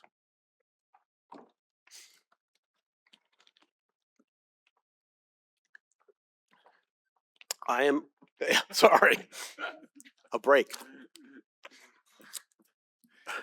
We understand. I'm also very excited to announce that last month we welcomed Chef Mark Sandoval to the Lake Tahoe campus. His expertise is already enhancing our dining and hospitality offerings for students, faculty, and staff, while also strengthening our ability to support events, conferences, and broader community engagement. One of the first initiatives he is moving forward is the development of a campus coffee shop, an addition that further positions the Tahoe campus as a welcoming gathering place in the community. Through his leadership, we also see expanded opportunities to engage the community through culinary programming, including classes and curated experience such as wine pairings. We'd welcome the opportunity to host you on our campus so you can experience Chef Sandoval's culinary expertise firsthand.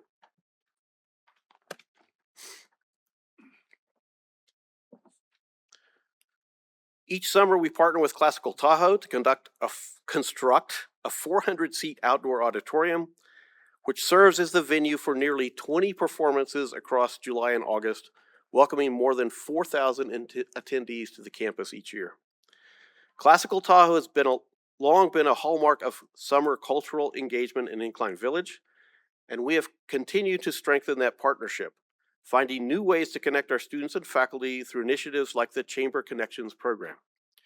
Last year, 14 of our students participated in an immersive experience, spending 2 nights and 3 days studying and performing alongside professional musicians. This summer, we're expanding that opportunity, nearly doubling both the number of participating students and the time they spend in residence. We also discovered an unexpected opportunity last summer when weather required us to move a performance indoors. The acoustics in the Prim Library building proved to be exceptional, prompting the School of Music to launch a new Tahoe concert series featuring student ensembles twice each semester. These performances are already underway, with the Wind Ensemble performing on the Lake Tahoe campus last month. Our extension supports 4-H camps across the Tahoe Basin, providing K-12 students with hands-on STEM programming and outdoor leadership experiences that connect learning to place. This includes programming on the Lake Tahoe campus, further advancing our mission as the state's land-grant university. And this summer, the Lake Tahoe campus will host 2 residential programs for high school teachers focused on constitutional law through the We the People program. The experience will bring together nationally recognized scholars in a highly collaborative master-teacher environment. And of course, we're incredibly proud of our ski team at Nevada. The ski team is the athletic program that we kept from the Lake Tahoe campus and have enhanced into a D1 program. This year, 5 student athletes, 4 of them freshmen, qualified for the NCAA championships. Among them were Isaac Mosen, a senior from Tahoe, 2 additional Nevada students, and an international student from Italy, reflecting both the strength and diversity of the program.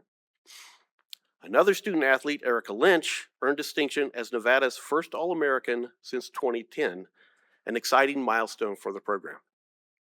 As we look ahead, we're working toward establishing the Lake Tahoe campus as a central hub for the university ski team, further aligning our athletic programs with the unique opportunities in the region. So taken together, these efforts reflect a campus that is growing in both purpose and impact, and we look forward to what comes next. And for those of you who are interested, Professor Sudeep Chandra and Captain Katie Simph would be happy to take you out on one or both of our research vessels. So thank you for the opportunity to be with you today and share the great work that's going on in Lake Tahoe, and I'd be happy to take any questions. Thank you very much for that presentation and getting through it. I know there is a cold season that's upon us right now, so I'm glad you're up to the task of at least standing before us. Thank you very much. Are there any questions? Regent Del Carlo?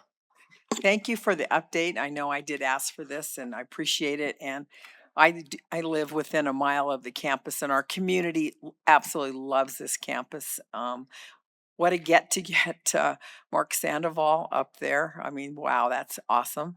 And we're looking forward to a cafe, because we're almost a food desert. We don't have enough places to eat up there, but that would really be great. One of the things that when we got this from Sierra Nevada University, they had a benefactor, Mr. Wayne Prim, the late Mr. Wayne Prim, who was um, giving them $3 million a year to keep the doors open. And there's nothing in your update on the sustainability and the money here. We don't have a lot of students yet. I'm so thrilled about the 16 nursing students. And I think President Sandoval shared there was a gift from a local person in Incline that helped with that. And I was at an event at Edgewood last night honoring the Lake Tahoe Community College president who's leaving. And their daughter, or someone else, his assistant's daughter, is trying to get into the Orpha School of Nursing. So she was thrilled. They were thrilled as the parents. I talked to both of them about the possibility of their daughter just driving from the South Shore, which isn't hard to do, to the North Shore, half hour drive, and you're not going over any summits in the winter, so it's easy. But how are we doing? And I appreciate the teach outs all done, that you guys have been inventive about bringing in other groups and stuff. But how are you doing financially to your budget? Thank you, Regent Carlo, for the question. Jeff Thompson for the record. Is actually a complicated question because if we're only looking at student credit hours and our ability to generate student credit hours, we are still behind where we expect to be in 2 or 3 years as the nursing program comes on and more academic programming takes place. But in terms of conferences and use of the campus and opportunities related to research activities, we're actually we're ahead of where I expected to be at this point. So it's a mixed bag. I'm confident we will catch up. But in terms of dollars, I don't actually count the way I think you're asking me the question, but I can certainly get you that answer. Okay, that would be helpful. And I don't remember seeing the strategic plan for the campus. I would personally love a copy of that. I'm sure all the regents would. Yes, we expect to have the strategic plan finished this summer. Okay, great. What else was I going to say? I think that's it. I'm just thrilled it's there, and I know we received this gift, it came with TRPA approved plans for 2 more buildings into the future, because our community really needs a performing arts center, something like that, better than our high school theater. And it is a wonderful place to come in the summer for the concerts, and they have a week of the Brubeck.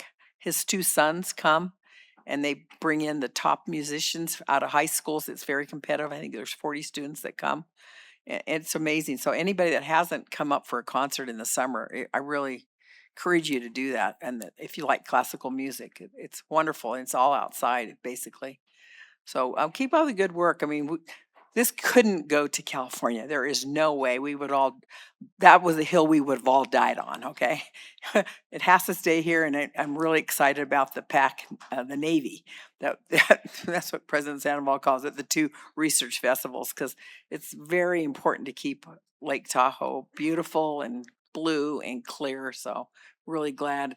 I know Shadeep is coming to my AAUW group. We've got him lined up in the fall to come speak to us about what his research. So it's exciting, the people that you're bringing in. So thank you. Just thanks for the update. Well, thank you, Regent Del Carlo, Jeff Thompson, for the record.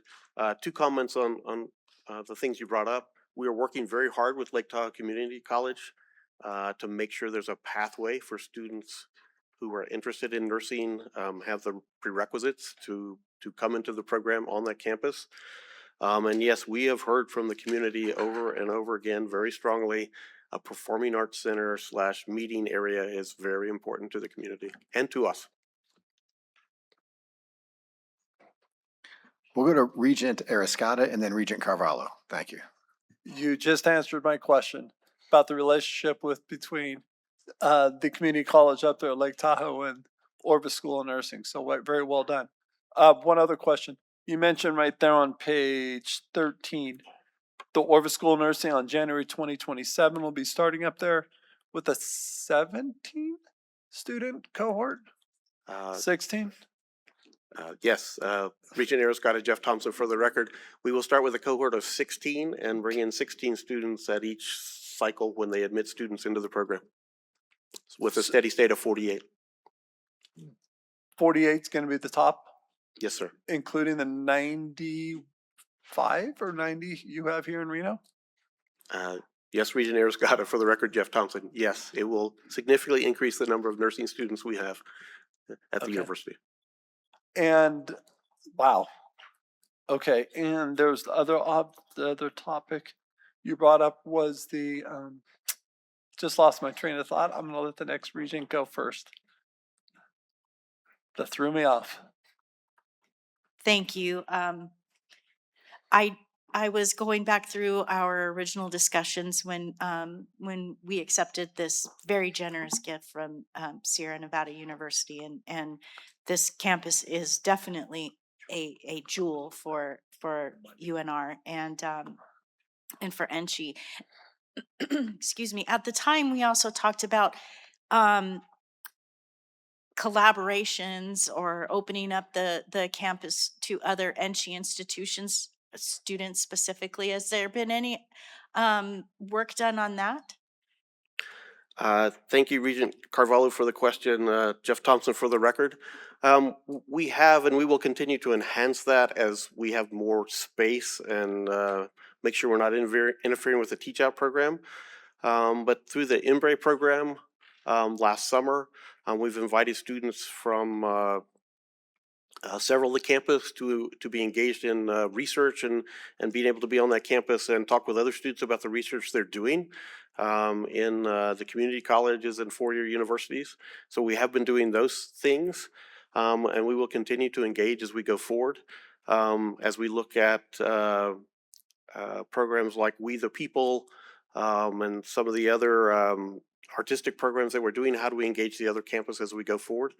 And I apologize, I have been the one through the whole time that as people say we should be doing these things, I'm the group, led the group that met with the Department of Education over and over and over again, and they made it very clear what we could not do. But when I say in the beginning of this year, we have submitted all the paperwork and have been approved as the campus has completed the transfer. So now we can do all the things we would like to do going forward. Great, thank you. And I look forward to meeting the new vice provost up there. Thank you. Thank you. We're going to go back to Regent Ariscata. Thank you. I was reviewing all the slides. That's why I was throwing off earlier. On page 8 of 19, the campus housing. Right now, there's 88 dorms and 20 upgraded. How many students currently reside in these dorms, and how many are on campus? Thank you for the question, Regent Ariscata. Jeff Thompson, for the record.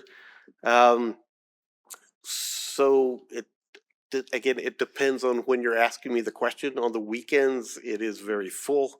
During the week, there's maybe 15 or 20, but there's also conferences going on or graduate students who are doing research. So there's a lot of people using the housing at the moment, but they're not all semester-long students on that campus.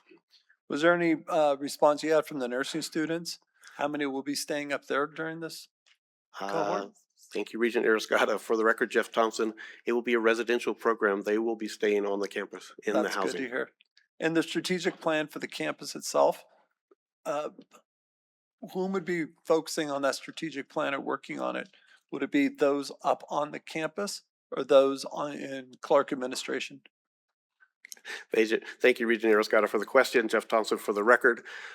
We have engaged over 700 people in the strategic planning process, from the people on the campus, students who have taken courses on the campus, the community and the stakeholders, people on this campus.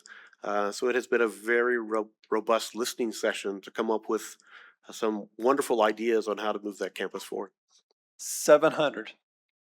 That is a true strategic plan. Thank you. Very well done. Thank you. Thank you. Regent Brown. Thank you, Regent Brown, for the record.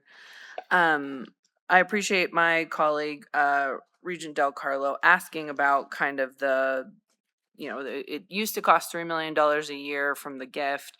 And I know, thank you for sharing that the traditional sources of income maybe be behind, but the non-traditional are ahead. And you see that through, the concert series and a couple stuff. I went to a evening program where they were showing a movie and then looking at the stars through telescopes. So I did participate in that, and it was really wonderful. But I am curious because, in this slide deck, we have no actual operating numbers. And so I am curious at this point, what does it cost to operate the campus? Thank you, Regent Brown, for the question. Jeff Thompson for the record. I do not have that number on me, what it takes to operate the campus. And I guess part of that would be the question of, are you talking about all the employees, the O&M for the buildings? I mean, what do you mean by operating the campus? Because it's I mean, there's a lot of pieces. Yeah, sure. There's monthly bills that come due. Sure. Right? What are Absolutely. those bills? Right? Absolutely. It's the same as nobody takes into account the utilities that go into a building, right? That it all costs something. And so I'm just curious when we're looking at this, because I wrote down, summarized what you said in the slides. We've got nursing, weekend classes, lake research, radio, local news, a chef with dining and catering and coffee shop and music department and constitutional law and ski team and 4-H. I mean, it's kind of all over the place. And I feel like this has potential for some of these to end up making the money that needs to operate. But I'm curious right now, since not all of these are running, I'm curious, are we hemorrhaging money? Are we stagnant? Is it making a little bit of money? I'm curious where we're at, just so, I know we'll get the strategic plan at the end of the summer, but I'm just curious in the meantime, what does the delta look like? Regent Brown, thank you for the question. Jeff Thompson for the record. And again, I'm happy to provide you with the information. It is somewhat like when you look at the overall budget for the university, where we have research funding, we have self-supporting programs, we have tuition and all those pieces. The problem is on the campus, we don't pull those in separately and spend them separately. They are part of the university budget overall. We do not operate the campus as a separate entity, but we can pull together the information you're asking for. Yeah, I would just like it because, I mean, I'm excited that the 16 will start in January of 27 for the nursing program that expands it. I know my colleague lives up there. She's mentioned that, healthcare is limited up there. This will be a huge resource in a few years as they're kind of matriculating into the local community, especially if it grows to 48. And there's going to be potential for a lot of value add, and there's a return on investment that might not necessarily be dollar for dollar, but I would like to know, because at the end of the day, those bills still have to be paid. There's still, adding staff to run a campus, including even if it's all well intentioned, right? If something is losing money, then we just have to know that it's losing money, and how do we make up for that? So I would like just to follow up, and maybe it'll be new business. So thank you. Thank you. I believe that is all for the questions or comments. Thank you very much for the presentation. Thank you. Thank you. So just a quick couple of administrative changes. Lunch is just gonna be a little bit late, and we're gonna move to agenda item number 28, and then we'll move to agenda item 31, and then 32. So I'll call on President Klippenstein for the institutional performance metrics over at CSN. Thank you.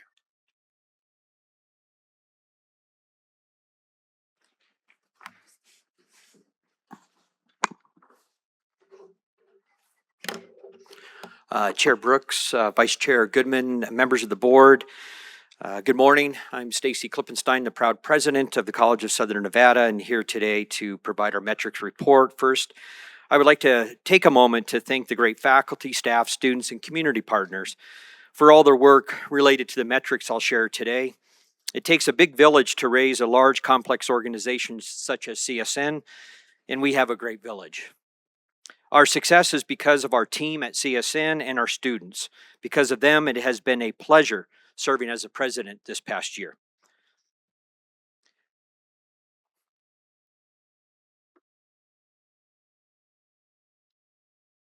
Technical, there we go, thank you. This slide covers the data from 24-25 academic year. CSN continues to grow enrollment with nearly 48,000 students served, including 40,000 4-credit students. Roughly 93% are Nevadans, so that's over 37,000 Nevadans that we serve at CSN. 2 out of 5 were self-reported first-generation students. 1 in 3 is eligible to receive Pell grants. 2/3 attended part-time.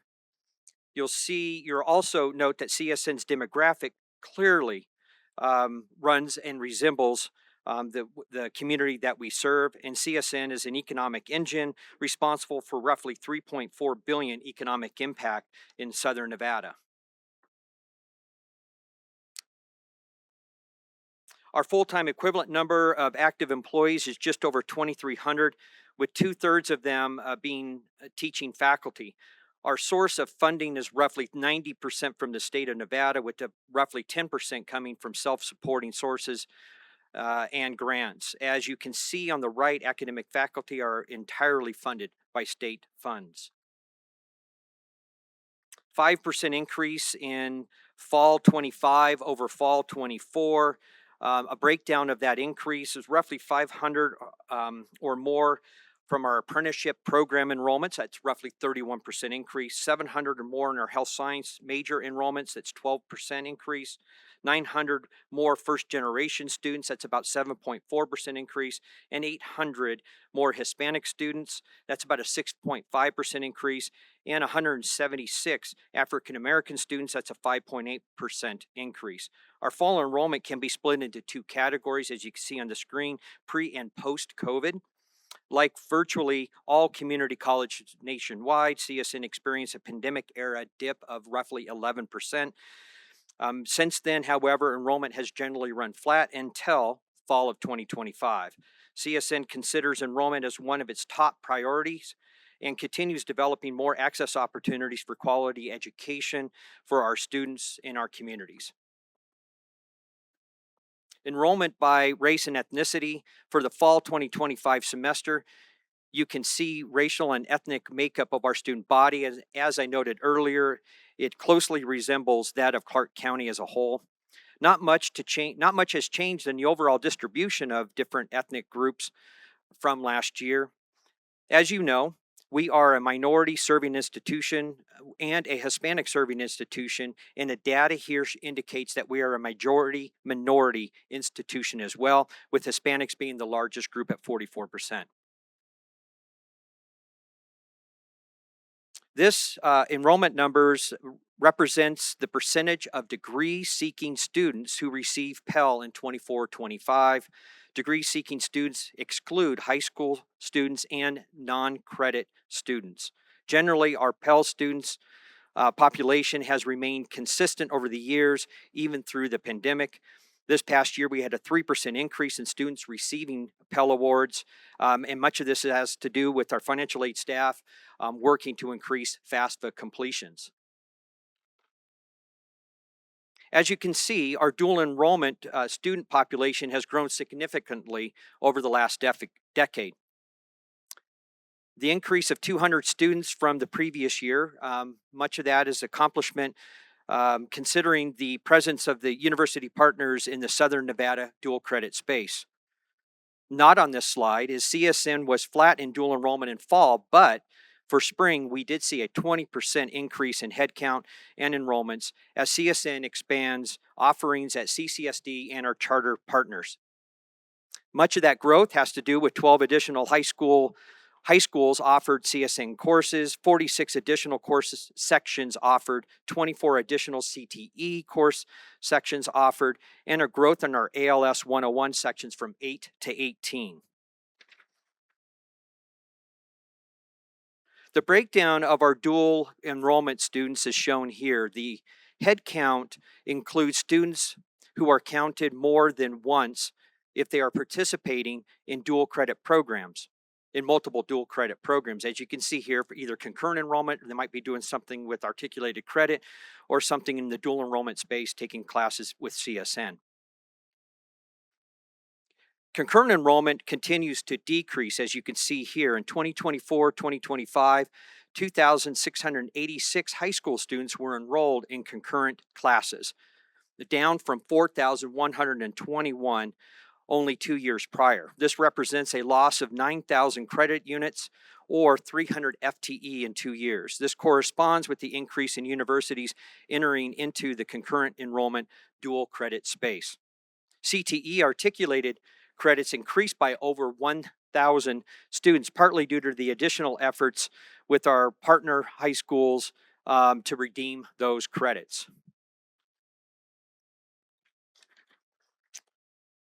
I am proud of the concurrent work done by our dual credit team. We are increasing our CTE outreach and partnerships, which should remain strongly aligned with the community colleges. This increase has helped us offset our large decrease in concurrent enrollments. As you can see here on this slide, our dual enrollment students succeed at a greater level. Sorry, I think I might have switched the slide, my bad. Oh, no, I'm sorry. A decade ago, dual enrollment credit students made up a roughly 4% of our enrollment. If you look at fall 2015, now in fall of 2025, we're roughly 14% of our student population are associated with dual enrollment. This is a fun slide and one of my favorite slides. This talks about matriculation. CSN's dual enrollment students succeed at greater levels than the student population as a whole. This slide shows higher education enrollment for all CSN dual credit students in all programs. It shows enrollment after students graduate from high school. Of the 26,754 individual dual credit students who were dual credit with us from 2019 through 2025, roughly 76% or 20,432 enrolled in some higher education in the state of Nevada after they graduated from high school. Of those 20,000 students, as you can see there on the screen, almost 12,000 matriculated to CSN, with many of those continuing on to our 4-year NSHE institutions after completing with us. So as you can see on the screen, of the 20,000 that matriculated, 6,129 went on immediately to one of our university partners.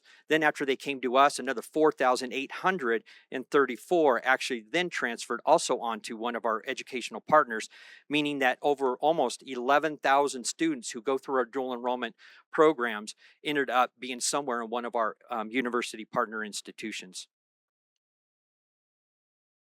CSN completed, over the last 6 years, the number of dual credit students who got or get a CSN completion while they are still in high school has increased from 150 in 2019 to 560 in 2024. There is a corresponding increase in the percentage of all dual credit students during this time as well. The bottom line is our dual credit students are increasingly leveraging their CSN units to leave high school with a post-secondary completion or degree. We're very, very proud of that. Here's a quick accreditation report. CSN completed its Northwest mid-cycle visit and evaluation by Northwest evaluators in October of 2025. As you can see here, there were 3 recommendations related to budget alignment, learning assessment, and shared governance, which were offered by our peer evaluators. CSN has activated the recommendation working groups to address the 3 recommendations.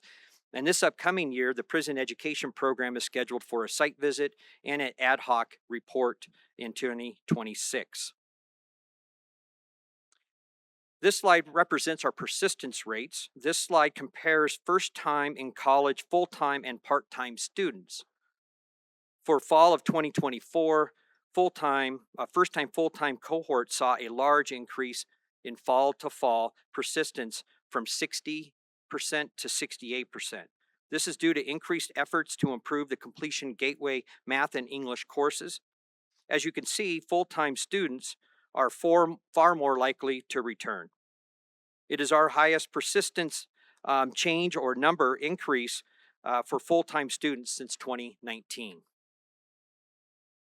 The graduation plus transfer out rates. This slide shows 150% grad and transfer out rates. CSN saw another year of gains in grad rates of 19% to 2022 or 22% in 25-26.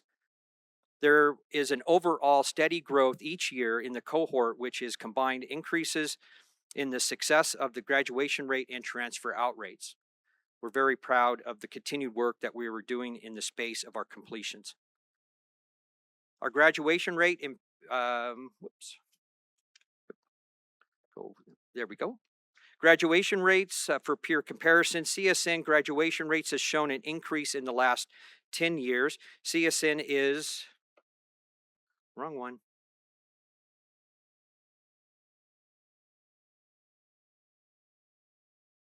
Okay, there, I did have the right one. Sorry about that. CSN is engaging with our peer institutions and will continue to implement best practices to increase graduation rates across all student populations. Closing the achievement performance gaps. It shows a 150% graduation rate that you've been on, that you've seen on previous slides, alongside with the graduation rates of our African American students. The performance gap increases for our African American students from last year, and it's the largest ever seen in our last 10 years. So that gap between our graduation rates and completions by 22%, and then we just had a 1% dip in our African American students. That gap has grown. This shows the graduation rate overall student population compared to the African American student population. As you can see, African American students generally graduate at a lower rate than our other students. That trend has been slowing down in the recent years. However, CSN will continue to invest in strategies aimed at student success, particularly in underserved communities. To close the achievement gap, CSN continues to adapt the ATD framework, which is Achieving the Dream framework, and integrating action in unit plans throughout the institution. We will continue to develop best practices to close these gaps.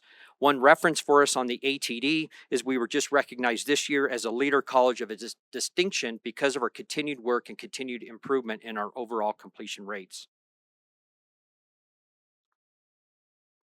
This has to do with our IPEDS completers. This slide shows the number of completions and numbers of completers across all award types. 2024 saw an increase in total completions from 5,037 in degree year 23-24 to 5,500 or 5,657 in degree year 24-25. This is a 12% increase than the year before.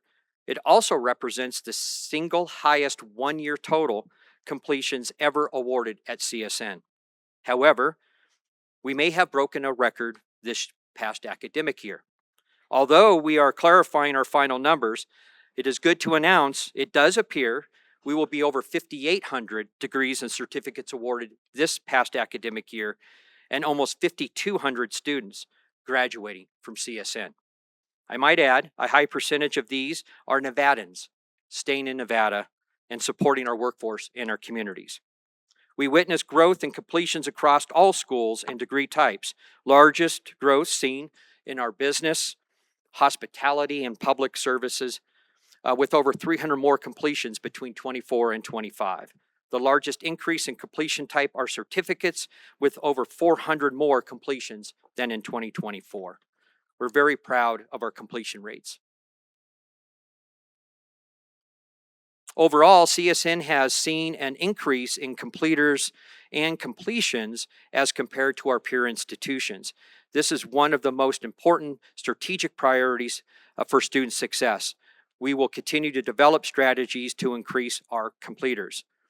We are engaging with our aspirational peers to learn more about how they are doing and what they are doing to improve completions.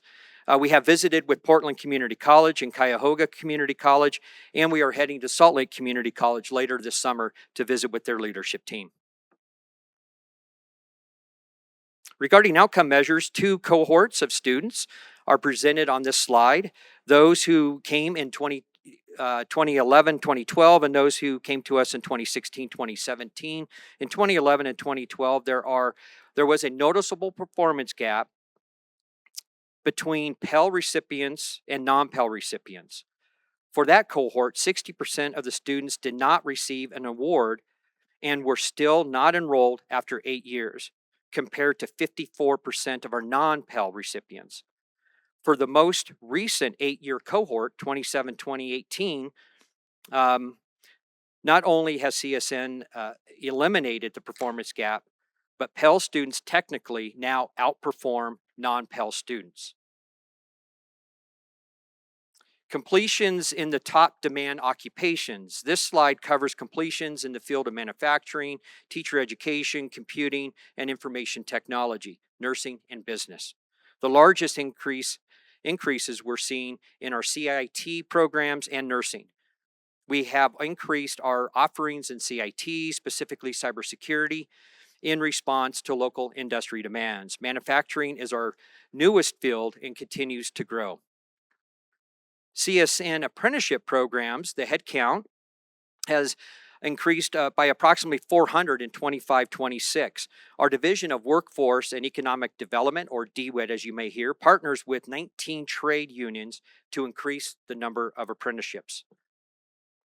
The success of this program stands on its own, but we also see the opportunity to engage these students in our 4 credit offerings. Here is regarding our prison ed program. This program has shown steady growth in enrollment with a high course success rate. Again, with the COVID exception, when some of them were shut down entirely. Headcount enrollment is flat, which can be due to factors out of our control, such as which inmates qualify to take classes at CSN. But the students who qualify are taking more classes than ever. Disregarding COVID year, the program has over a 90% success rate. This is another area where we are exploring the rich non-credit to credit pipeline as those students emerge from the prisons. Small business economic development in the last 5 years, the number of businesses served by Nevada Grow has grown or has more than doubled to nearly 1,400 in cumulative in 2025. SBED participants have shown a higher satisfaction rate, with multiple businesses reporting an increase in revenue and customer base.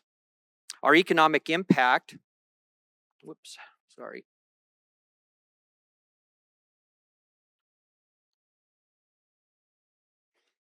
Our economic impact. In the most recent economic impact study that we conducted with Lightcast, CSN has an alumni economic impact in Southern Nevada of about $2 billion, supporting over 18,000 jobs. It should be noted that there isn't a return on our investment, both for our taxpayers as well as our students. For our students, for every $1 they spend, it's about a $5.50 return, which in actuality is higher than or outperforms the stock market. If you look at our taxpayers, for every $1 we received from the state of Nevada, it's about a $2.10 return. This is my opportunity to say thank you in conclusion as CSN continues to support our mission, which is to help the students and communities we serve to achieve, succeed, and prosper. We will remain student-focused while meeting the needs of our community partners. Our current work with our strategic planning will continue to bring to life our commitment to affordable and accessible education, remaining the workforce engine in Southern Nevada. I almost beat President Sandoval yesterday. I'm off by about 10 seconds, so I apologize. Great job, I was President close. Klippenstein. Fantastic. That was just me fumbling, but Listen, thank you. thank you for the Thank you. information and the presentation. It's fantastic. Are there any regents with questions or comments for the president? Regent Del Carlo. Thank you very much, Chair Brooks. We've seen CSN since I've been on the board really, really improve. I mean, it was 7% graduation rate, so you're up to 22. I know that's not what you're going to be happy with, and congratulations, you'll be with us a year in July. You've done nothing but work hard and produce. Really appreciate that. And we had this conversation. My greatest thing that I could see you do in the next year before I get off the board is to really focus on that biggest gap you have, which is the Black and African American students. And I say this, I said it on the phone because those of us that were on the board back in about maybe 2019, I'm thinking it was around then. I think it was 19. I tried to look it up. I couldn't find it. But Tyrone Thompson was an assemblyman here in Nevada, highly respected, and he loved your campus. And he came to our board meeting that March, and I'll never forget. He came up and begged us as a board to not forget the Black, he said male student, because the numbers are even worse for the male students. And I really took it to heart. We think we all did that were on the board. And that's why the Student Center is named for him there on the North Las Vegas campus. And I know when you put your focus on a cohort, just as WNC did when they did the Hispanic cohort a few years back, that cohort, it was Hispanic students, they not only met the challenge, but they exceeded. And the baseline is back to the white students, because nothing against the white students. We're just trying to get everybody up there equal. So we talked about this, and what are your plans, just so the board knows, because hopefully we'll see some incremental improvements next year and then the next couple of years before I go off the board. Thank you. Yeah, Chair Brooks, Regent Del Carlo, yes and no, you and I had a great conversation about that. And in my mind, that's one of my top priorities as well, is to take a look at those gaps that occur with completion and within our student groups. Taking a look at this upcoming summer, we will be convening a group to really take a look at this and plan out. We also have, I think, roughly 9 unit plans within different departments that are focusing specifically on continuing to grow the percentage of 11% to 12 to 15 or whatever else, but also help close that gap more quickly. And so there'll be that continued work. We have been working out for 12 plus years with Achieving the Dream. We just had recently our coach come out and visit and just received a report. We'll take that report and also apply that with the conversations we'll have with the teams around the table and the unit plans. But we will continue to focus in on what are those 3 or 4, 5, or 6 specific areas that we can address. Is it mentoring, right? Is it building a better environment for belonging? Is it a better upfront pathway within maybe our onboarding process? Where with orientations and our first year experience, what does that look like when they get to us? How do we help them out beforehand?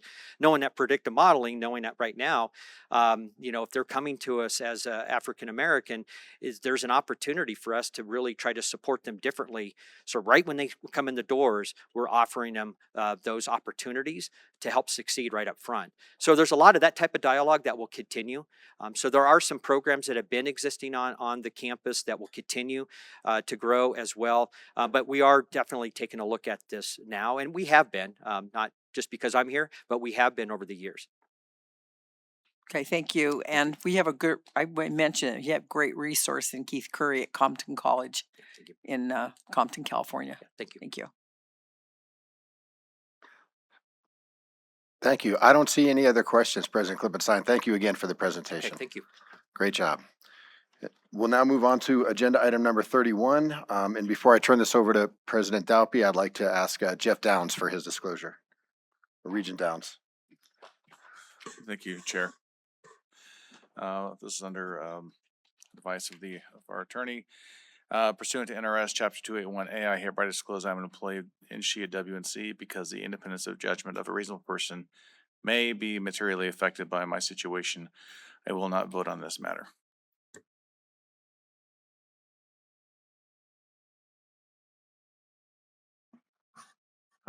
There we go.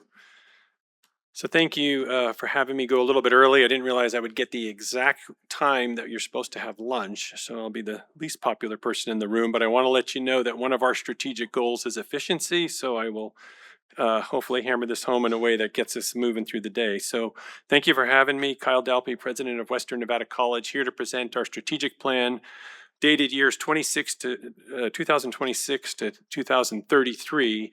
When I started as president, there was a plan already in motion, and we ran that out through 2025 in coordination with our accreditation cycle. Just in case you have been here a while, the 2018 to 2025 plan spanned 3 presidents. And so this is the first one in recent times. It does link with the accreditation cycle, which I do think is appropriate. So I'm going to go over some high level. You have the packet. If you have questions, you're welcome to either stop me as I go or hit me at the end. But I want to give you the high level on several things, including how this was built. If you take a look at the little boxes on there, the graphics, the biggest things I want to highlight is that we did not only do a climate survey with our campus, but we also did a student survey, as our student government president, Carla, spoke about this morning. And we involved as many different groups as we could: faculty, staff, student, leadership, and community stakeholders. Very good participation rate, lots of meetings, lots of things going on to make this plan become what you see today. Why this plan matters. And so I mentioned that, of course, we have to have a strategic plan because we want to have a guiding document that leads us in the direction that we need to go. But one of the things is that we've noticed is our demands are always evolving. We even had a question on whether this accreditation cycle at 7 years, which if some of you remember used to be 10 years, if we should shorten it. And we decided we'd keep it the 7-year because it matches the accreditation cycle, but we know that we're going to have to pivot. And so the demands are always evolving, and we need to be agile and accessible as we have been, and we need to maintain alignment with NSHE priorities, some of which I know you are all still discussing because there's a strategic planning discussion at the system level. But it matters because we're rapidly responding to a changing environment. We have a defined region. We believe in opportunity. We serve a little bit of urban, a lot of rural, all kinds of different communities, different demographics. And what we're trying to do is just strengthen our regional prosperity through education. So as we go into this, again, the years are 26 to 33, which I trip over that because going into 2030, I'm like, that's just like a couple years away. But we are not actually going to print a traditional plan like we thought about. Should we bring a glossy document and hand it out here? Should we hand it out after if you vote on it? We are going to make a dynamic website that becomes a data page that we can not only share information more regularly, but we can also maybe change up some things as needed as we go forward. And so you have this document in your board pack. You have the other 4-page document that runs an outline of our process. But I want to let you know that we will have a plan that lives on the website where everybody can access it, and we can change things as needed, but more importantly, report on things so that as we check some boxes or move some targets, maybe even increase some targets, we can share that. That makes it a document that's not going to sit on a shelf. It's actually going to get used. There's 2 parts to this agenda item, and I believe they both require a vote. One is acceptance of the strategic plan, but definitely the other one is the mission statement. And so as part of our strategic planning process, with all of those meetings involving a large number of people, we did come up with new mission, vision, and goals. The new mission statement, which I will read to you: Western Nevada College is a gateway to learning and opportunity, accessible to all, adaptable to change, and dedicated to supporting every learner. actually went through probably a significant amount of wordsmithing, but has been accepted by our groups on campus. So not only is the strategic plan up for a vote today, but also our new mission statement. The vision statement is there as well. And then the goals that we've included, high-level goals in our mission statement, include access, learner success, workforce, organizational health, and community. And I'll briefly touch on those over the next few slides, and we'll jump right into it. So the access goal reflects WNC's commitment to ensuring that educational opportunities are available to all learners across our service area. When we talk about community colleges, access and success is always the headliners, it's always the ones we talk about. And so that leads our charge as getting people in the door into an inclusive environment where we can get them into programs. But just as important is learner success, and I want to deviate here because some of you may have heard me say this, it's not just about getting students in the door, it's about walking them through it and getting them across the stage. And we are, this year, several of you, a few of you have attended some of our commencements or graduations. We have hit the highest number of graduates ever at the institution in 2026. So the most degrees and certificate were awarded last month. That is a huge deal, and that comes on the 2-year cycle right after our 17% highest enrollment in 10 years. And so we're very proud about that, but that is getting students across the stage, figuratively and literally, but also then into the workforce, which is our next goal, but into the workforce, into their next program, wherever. And so we're proud of that. So that is the learner success goal, and we will keep doing that. And we made it more specific than just saying access and success. We made it to actually specify learner success because we want everyone to know, regardless of which program they're in, it's their success we're looking out for. And many of those will cross the stage and they will go into our workforce. And so the workforce goal represents WNC's role in supporting regional economic vitality and preparing learners for evolving opportunities. And we don't necessarily know what those are going to be. We can project it out a little bit, but I bet you we can't tell you what's going to happen in 2030, which is halfway through this plan. So we need to be able to pivot. We need to be able to change things, adapt curriculum, but make sure we have programs that are viable for students so that they do not get into programs that don't get them some sort of next step, but that we're responding to partnerships with our business partners and community people and responding to the need there. Okay, our fourth goal, organizational health. This is one that's a little bit near and dear to me because we've talked a lot about learner support. We've talked a lot about student success and all of that. I believe that we cannot have a successful organization if we do not watch over our resources. And a lot of time will be spent talking about money as a resource. A lot of time will be talked about facilities as a resource. But I want to put first and foremost employee well-being as a resource because we have to take care of the environment that we create and we have to take care of the people that work there. Otherwise, the organization's really not going to go anywhere regardless of how much money or buildings you have. And so that will trickle down to the student experience. And so organizational health reflects our commitment to maintaining a strong, effective, and sustainable institution. And you can see in the objectives off to the side there, employee well-being at the top, organizational health at the last bullet. That has to do with all of the resources we have, human resources and financial as well. And for those of you who did not hear, having recently become one of, I think, the only presidents up here that is a certified yoga instructor, I have started offering classes on campus. But I look at more than just, hey, let's take a break and do some breather. Let's take a break and look at a breather on your calendars, because if we don't have time to critically think, if we don't have time to put in our day for face-to-face meetings with people, instead of doing everything over email, walking the halls and talking to students, we would never maintain that connection. And I have the advantage because it's a small institution, it's easy to do that. And to be honest with you, I can't walk down the hall with not talking to somebody. And that's why I love that size institution that I'm at. And so organizational health is big to me. And it came up through we have several initiatives on campus, our Healthy Campus Committee and other initiatives that are going on. I heard we're going to run a 5K, so you're all invited to participate in that or cheer me running or limping across the finish line. And so the last goal, we'll move off of that one. The last goal is, of course, community. And the community reflects WNC's commitment to building and sustaining meaningful relationships across our communities. Without that, we don't exist. We are fundamentally a community college, even though the word community is not in our name. We are a community college by nature. we need to make sure that we have relationships across our service area. We need to be visible, active participants. We have, for those of you, I mean, I know that there's no truly defined service areas, but the 6 primary counties that we have traditionally operated in, that puts a campus in Carson City, Fallon, and Minden. Those 3 areas are expanding initiatives in Fernley. Those are our primary areas, and we need to be engaged in those. So we all spend on the executive team, I thank my executive team, we spend a lot of time traveling around to chambers of commerce, to ribbon cuttings, all of the things to be visible as an institution.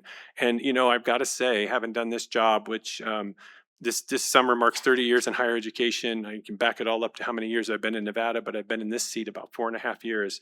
I'm at a point where I feel really good, because if I'm chased through an airport or through a meeting and somebody's saying, "You're the president, hey, I got a question for you," and I'm like, "Oh no, here it comes. Who didn't get into which thing?" I'm getting more positive comments than I am negative comments. I had somebody almost walk the entire way from TSA into the C gate over in Reed Airport, telling me how great our Jumpstart program was, to the point where the flight attendant said, "Do you want me to run some interference for you? I think he's gonna." I'm like, "No, this is all good. It's all good stories. Thank you." But that's what we want, is we want to hear all of the good, and then we want to hear the things that are critical so that we can shift them into the positive category. That's our relationship with Strategic Goal 5 and community. So this plan does offer flexibility. This isn't one that we spent 6 months developing so that in a year we can figure out why we didn't get there. This is one that has a number of KPIs. I put a sample in there so that you can just see what we're looking at. I did not put defined KPIs in there just yet. We are still working through some of the math. I wanted to get this through. Many of those will relate to metrics, graduation rate, enrollment rates, and those sort of things. But I didn't want to lock it into the plan just yet. But we are looking absolutely what gets measured gets improved. And I do want to pause here. The next page is a thank you for the entire group that worked on this. I want to say this was a campus-wide process, a lot of involvement. The 2 primary people who made this happen are Jerry Pope and Amy Galeri, who are off here. Give a wave. They're in the back there. They helped lead this effort through campus. They will not say anything else unless you hit me with a real hardball question, at which point I'm going to hope they're behind me. But we are looking at what we can do. Jerry is our accreditation liaison officer and curriculum specialist. Amy's our institutional research. They have goals already defined that we will lock into this plan going forward, so that we can ensure that we are measuring things and improving and hitting our numbers. And so with that, the clicker does stick. There's our group. I just put them in there for sure so we can honor the variety of people who helped spearhead this and lead. Each one of these led smaller groups. If you looked at it carefully, there's faculty, there's different levels of administrative, so everybody's represented. And so with that, the final slide is not simply a document, a commitment to learners, employers, and communities that we serve. And it is my commitment to this board and to my institution that we carry this out in a positive way and bring it back for periodic reporting and continue to do good things we do at Western. So with that, Mr. Chair, I believe that's my final slide. Thank you, President Doppy. We appreciate the presentation. Are there any regents with questions or comments for the president?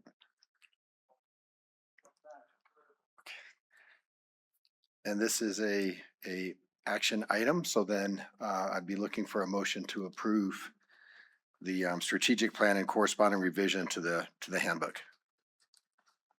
Motion. Motion to approve by Regent Arascata. I'll second that. Seconded by Regent Del Carlo. Is there any conversation needed? All those in favor, please signify by saying aye or yes. Aye. Aye. Those who oppose, please signify by saying no or nay. Thank you. Thank you again, President Doppy. Thank you. We appreciate it. Appreciate it. We're now going to move to agenda item number 30 because of some timeliness issues. And after this agenda item, we will break for lunch. Vice Chair Goodman, members of the board, and Chancellor Chris Hebe, Interim President of UNLV, and we're delighted to be here in front of you today asking for permission to move forward. Sorry to interrupt you, President Hebe. We have one disclosure that has to be made prior to the agenda item kicking off. Thank you for your patience. Thank you very much. Pursuant to NRS 281A, I'm disclosing that I'm a graduate student at UNLV. I believe that the independence of judgment of a reasonable person in my situation would not be materially affected by the information presented in this agenda item. I will be voting on this matter. Thank you. Thank you, President. Thank you. Yeah, I'm delighted to be here today asking for permission from the board to move forward with the next step in our cooperation with the Boring Company in securing a Vegas Loop station on the UNLV campus. And as we requested before, you approved the easement for the Boring company to have their Vegas Loop tunnel move under the western edge of our Thomas and Mack Center parking lot. And during that discussion, the board indicated a strong desire for UNLV to actually have a station so we could have the benefits of the Vegas Loop be realized by our campus community. And so now we're here today to ask for permission from you to execute the 4 agreements that would be necessary to have this Vegas Loop station move forward. And we are in the active process of developing those agreements, but as you know, they're complex legal agreements, and so they are currently in draft form. Though much of the work has been done, and it's all been done in collaboration with NSHE legal counsel. And so we're asking for permission today to have the chancellor, along with obviously the campus leadership, finalize these agreements so that the Vegas Loop project can move forward with all possible speed.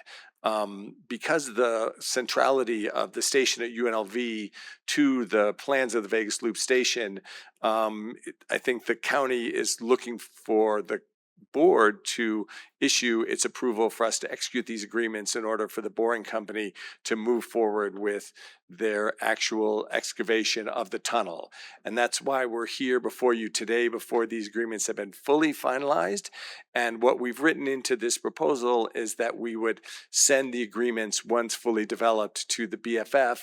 I would suggest that we actually change that guidance to send those agreements to the full board, since this item is being considered by the full board, so that you would have 7 business days to review those agreements before they're finalized. And if you would like, we can build into that the provision that if issues are raised, that we would come back to you at the next board meeting to finalize agreements. But as we've said, these are legal agreements that are always done in close collaboration with NSHE legal counsel, and Vice President of Business Affairs Chris Vitone has been working closely with the NSHE team to move these agreements forward, and several of them have been sent in draft form to the Boring Company already. I'll just tell you what the agreements are. They're the temporary construction easement, the development agreement, the access license, and the operations and maintenance, operations and management agreement.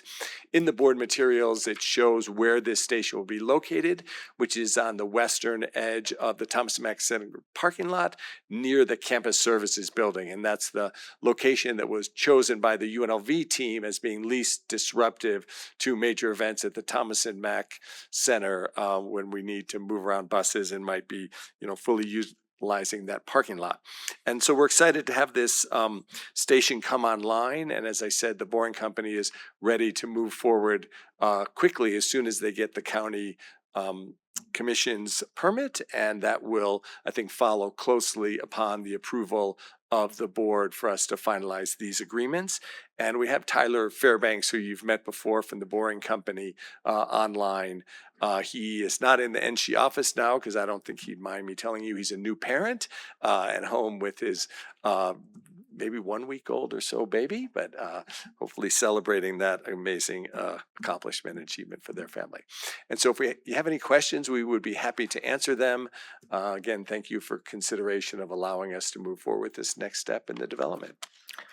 Thank you, President Hevy. We appreciate the information, and I appreciate that the additional suggestion of moving this and giving notice to the full board rather than the BFF committee. And having spoken to the BFF committee chair, Regent Carvalho agreed that it should definitely come back to the entire board.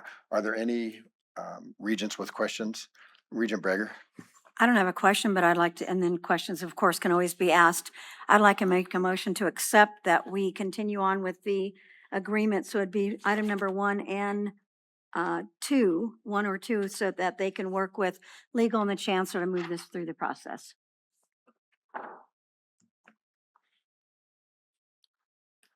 I'll second that motion.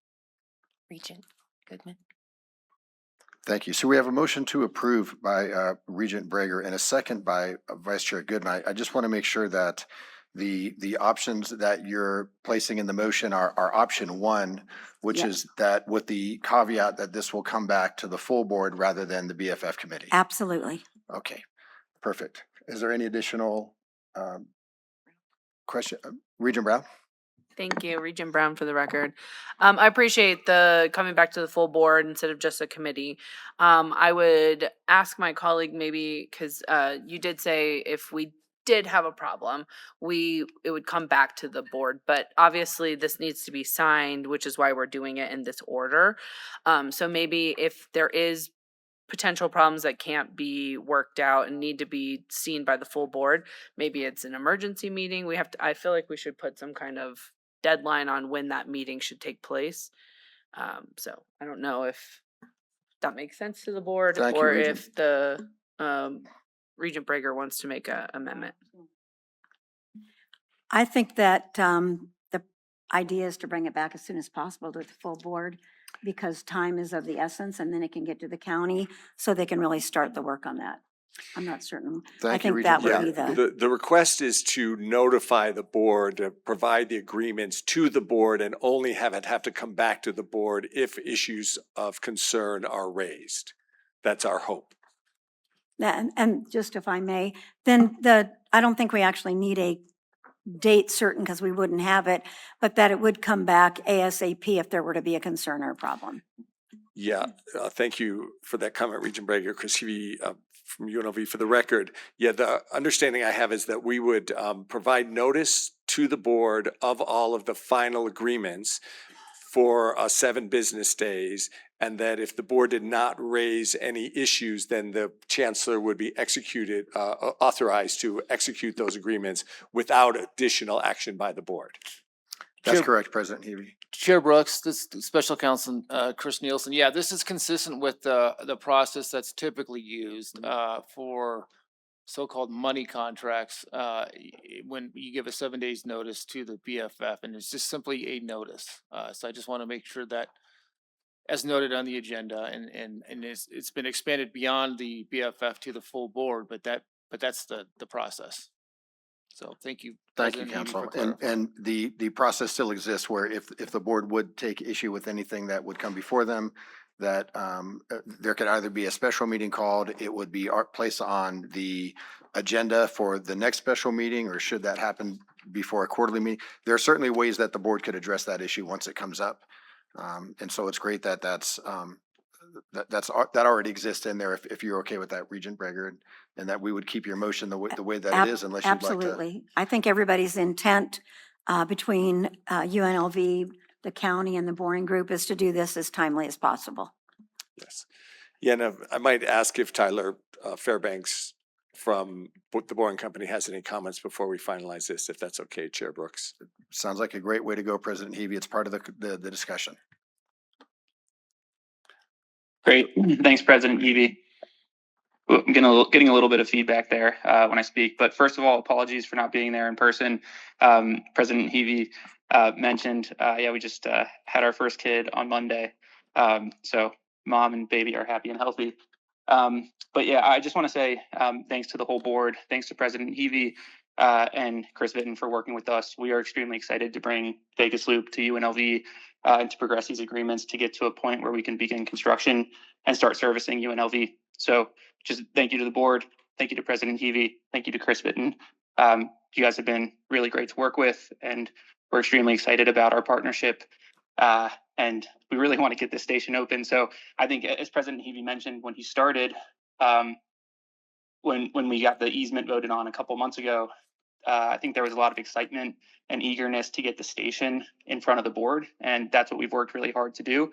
And it's been a huge effort from the UNLV team to get to this point. So many thanks. We're excited about the partnership, and once we get through this vote and we get our county permit, we'll start construction ASAP. Thank you, and thank you again for your partnership with the university. We know what a fantastic and positive impact this will be on not only the university but the surrounding communities. So thank you very much. I believe Regent Caravallo has a question or comment. Thank you. I appreciate that this is coming back, or it's uh, being given to the full board for any for their further look at it. My only problem with this is uh, everything that's done at the board level is done in public, and these documents won't be in the public if we go this route, and I'm concerned about that. That does not sit well with me. I don't know how that will look. Um, and while I appreciate the further, I'm just having a hard time with words today, apparently. The clarification that comes back to the board for I- our look. I still am not comfortable with this approach. I think that all of the documents should be in front of us in a public meeting.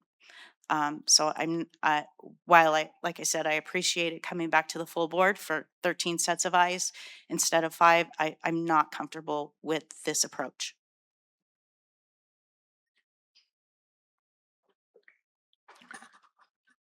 Thank you. I will go to Vice Chair Goodman. Prior to that, though, I just wanted to ask council if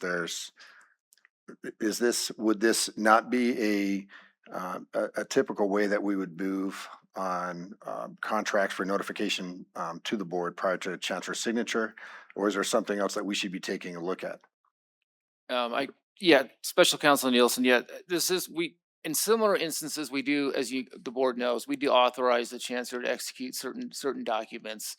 I would say, based on my experience, in the last 2 years being the board, this would be, this is essentially a full authorization to execute a number of agreements. And so this is a different type of project and a different series of type of documents, but we do have precedent for authorizing certain agreements or certain ancillary agreements, at least to the chancellor to execute.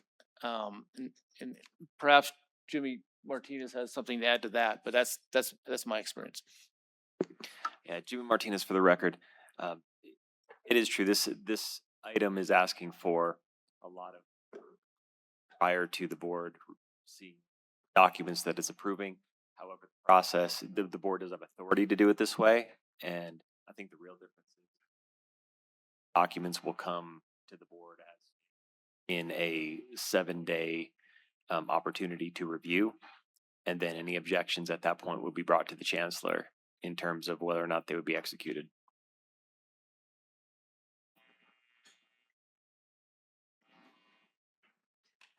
Thank you for that clarification. There was just some discussion that a couple of members of the board are having. I know the mics aren't on in terms of what the public view of that looks like. And so I don't know if there's some additional conversation that the board wants to have specific to that. Vice Chair Goodman. Correct me if I'm wrong, but can't we make these documents public? Perhaps we could put it on the consent agenda for the next meeting so that they could just be there. I mean, I don't know why it would preclude them from being public. Yeah, Regent Goodman, good question. I mean, I don't think the consent calendar would be appropriate because what you're asking, what's being asked to do today is authorization to execute. And so a consent would be approving, an approval process. I'm just saying as but a far document to just provide to the public. Yeah, and I imagine these will, this is a public agreement, this is a contract involving a public institution, obviously. And so I imagine just generally that these documents will become are public documents. Yeah. And and again, without seeing them, I can't opine if there's anything confidential in there, but they're generally, public And type of projects, or the documents are and public. sidebarring with my colleague, we could just ask at the next meeting for them to be put on the agenda as well. I mean, couldn't there just be a information item where we could ask President Heavey to review a riveting contract on the next agenda? Yes, that's one possibility. Yes, we Great. could. Great. And if I could comment, Chris Heavey, for the record, I certainly would agree with Vice Chair Goodman that these would be considered public documents, and we have a easy process for people to request all of these documents. We don't withhold any contracts at the university from anybody who requests them. Regent Arascata, then Regent Gokachia, and then Regent Breger. Just to clarify, we will review all these documents prior to the chancellor signing, correct? Yes. Perfect. And just two other items. On the bottom third of page 2, where it has benefits to the University of Nevada, Las Vegas, the station ownership, no cost, no ongoing financial obligation, discount fares, and the branding and naming rights. These can be all monetized, correct? Chris Heavey, interim president for the record. Some of those I think can be monetized. The discounts to students would be a financial benefit directly to them, but the others could be monetized, yes, potentially. And the other one was same page. There it is. Top bullet point under ownership structure. Same page 2. Upon completion of construction, UNLV owns the completed station, including the system equipment UNLV installs, if any, and all related intellectual property. Hence, those could be monetized. Chris Heavey, interim president of UNLV for the record. Thank you for the comment. I'm not sure they could be monetized from the point of view of what they would never be able to be used for any purpose other than operating the boring station. But the main hope that we have for monetizing this opportunity is through paid parking done in conjunction with the boring company. We think that's the most likely substantial source of revenue. No, I saw that one down there on the bottom where they would remit the where was it? Staff and security costs. Fares, stamp fees. Yeah, under the discounted fares for the NSHE community, the operational management related to agreements will provide discounted fares, students, and then remit those payments to the university. Okay. All right. Thank you. Appreciate it. Thank you. Go ahead, Pete.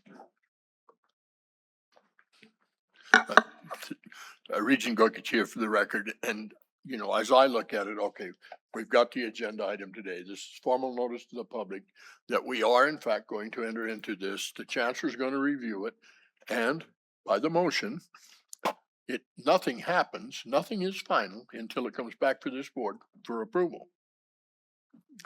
Am I missing something?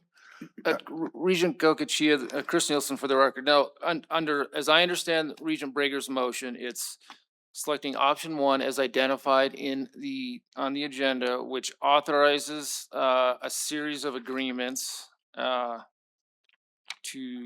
authorize the chancellor to execute those. But prior to execution, there'll be a 7-day notice of those documents sent to the full board prior to execution.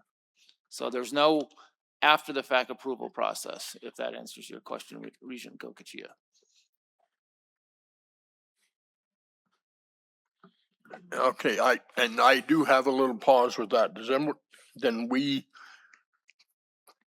How does the ratification of the agreement happen then without it being are we gonna do it by proxy?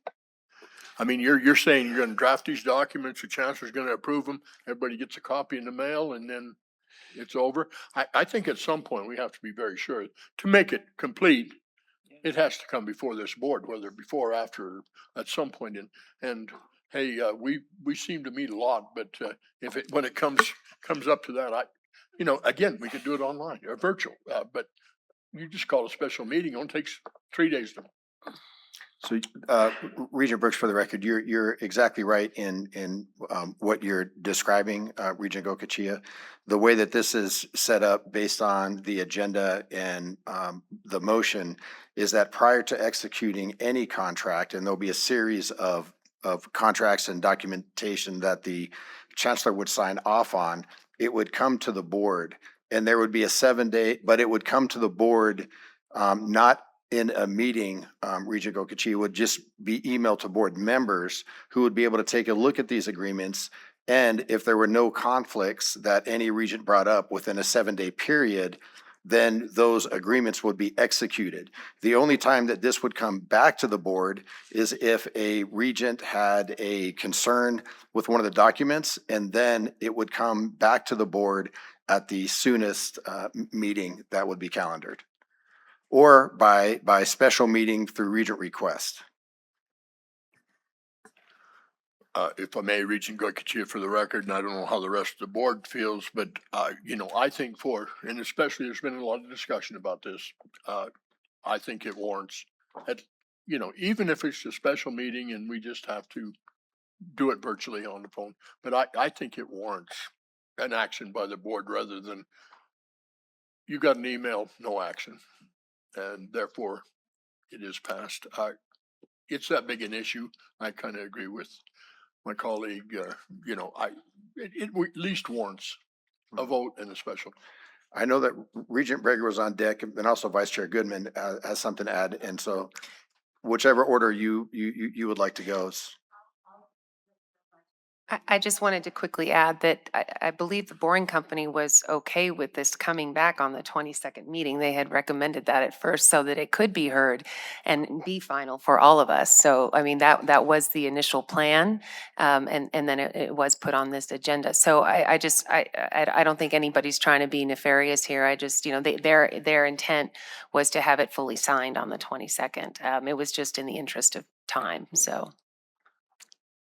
That's what I was told. Yeah. Am I good to go? Okay, and I agree. The nice thing about this is it's going to be more about, we're actually going to be making money on this instead of the reverse. It's a free station, number one. But I'm good, and I believe that Boring Group would be very happy to come on the 22nd and go over any of the information, and then we take a vote and move on. By that time, you should have, I would think, the agreement negotiated. So I think that everybody would be happy with that and make the public aware of what's happening within the university system. Thank you, Regent That Breger. would be my suggestion.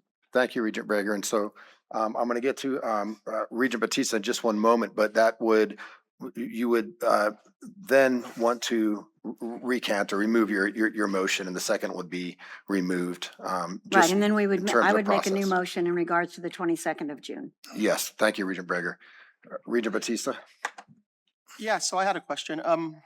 Because UNLV is a public institution, would the station be subject to prevailing wages or union made?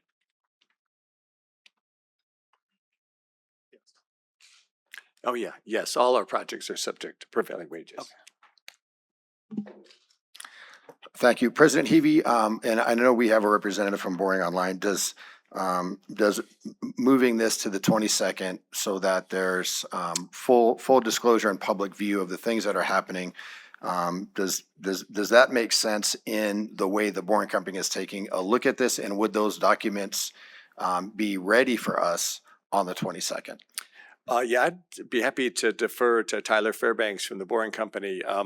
We're certainly here trying to be collaborative with them, and presenting the, option one, I think, was one that they were strongly in support of, but I'll defer to Mr. Fairbanks. Yeah, thanks, President Heavey. Tyler Fairbanks, Boring Company for the record. I will say, so we want to work with the board and present everything with full transparency. Option one is our strong preference. We'd like to be able to move forward today to work in earnest with the UNLV staff to get to a point where we have an agreement that's ready to be signed off on, present that to the board of Regents, and then as we mentioned earlier in the meeting, if there are any issues based on the board's review of those documents, then we could bring that back to the board to go through those items.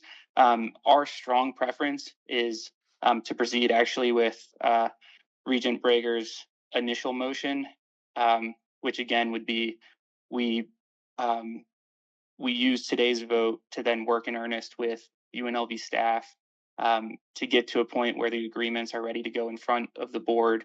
They're sent to the board for notice. We'll be willing to work with the board once we send those items out and they have a chance to review to get to a point where everyone's comfortable with the agreements. And if there's anything in those agreements that the board feels needs to get back in front of a public vote, we are certainly happy to bring that back to a public vote. But we actually would really prefer to proceed with the initial motion that Regent Breger brought forward. This is Regent Brooks for the record. Thank you very much. We appreciate your time, and certainly we want to be mindful of the stewardship of partnership that we have with you. As much as I greatly appreciate the preference, I'm asking if there was a reformatted motion, would it make sense to bring this back to the full board on the 22nd? In other words, would you have documents ready for the board to view at that time?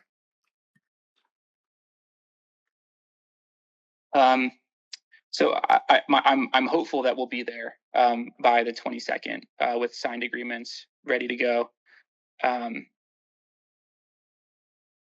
Yeah, ideally we would be ready for the 6/22 meeting with agreements ready to go. I guess I will also say, I know I've been working these agreements with Chris Vitton. If he has any additional feedback, that might be helpful. Thank you. Regent Brooks, for the record, I appreciate that. And Chris Fatone is now coming to the podium. Thanks, Chris Fatone, for the record. I think in some ways, we're certainly working in earnest to have these agreements ready as quickly as possible. We do still have a bit of work to do on them. June 22nd is a week from Monday, if I'm doing my math right on the calendar. So I think that probably actually could lead to the agreements being fully executed sooner than the 7-day notice period would have allowed if we are completing these agreements next week, getting them to you for the 6/22 meeting.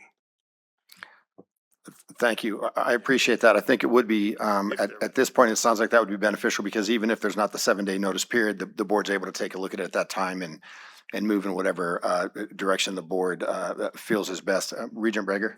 So if I rescind my motion and the second rescinds theirs, can we do a motion that would be that we tentatively approve this so everybody can move forward and it comes back to the board on the 22nd? That would solve all of it.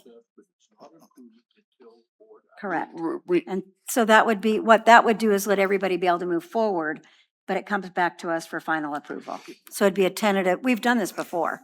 And the nice thing is the agreements that you're working out, most of them are more monetary for us versus nothing for them.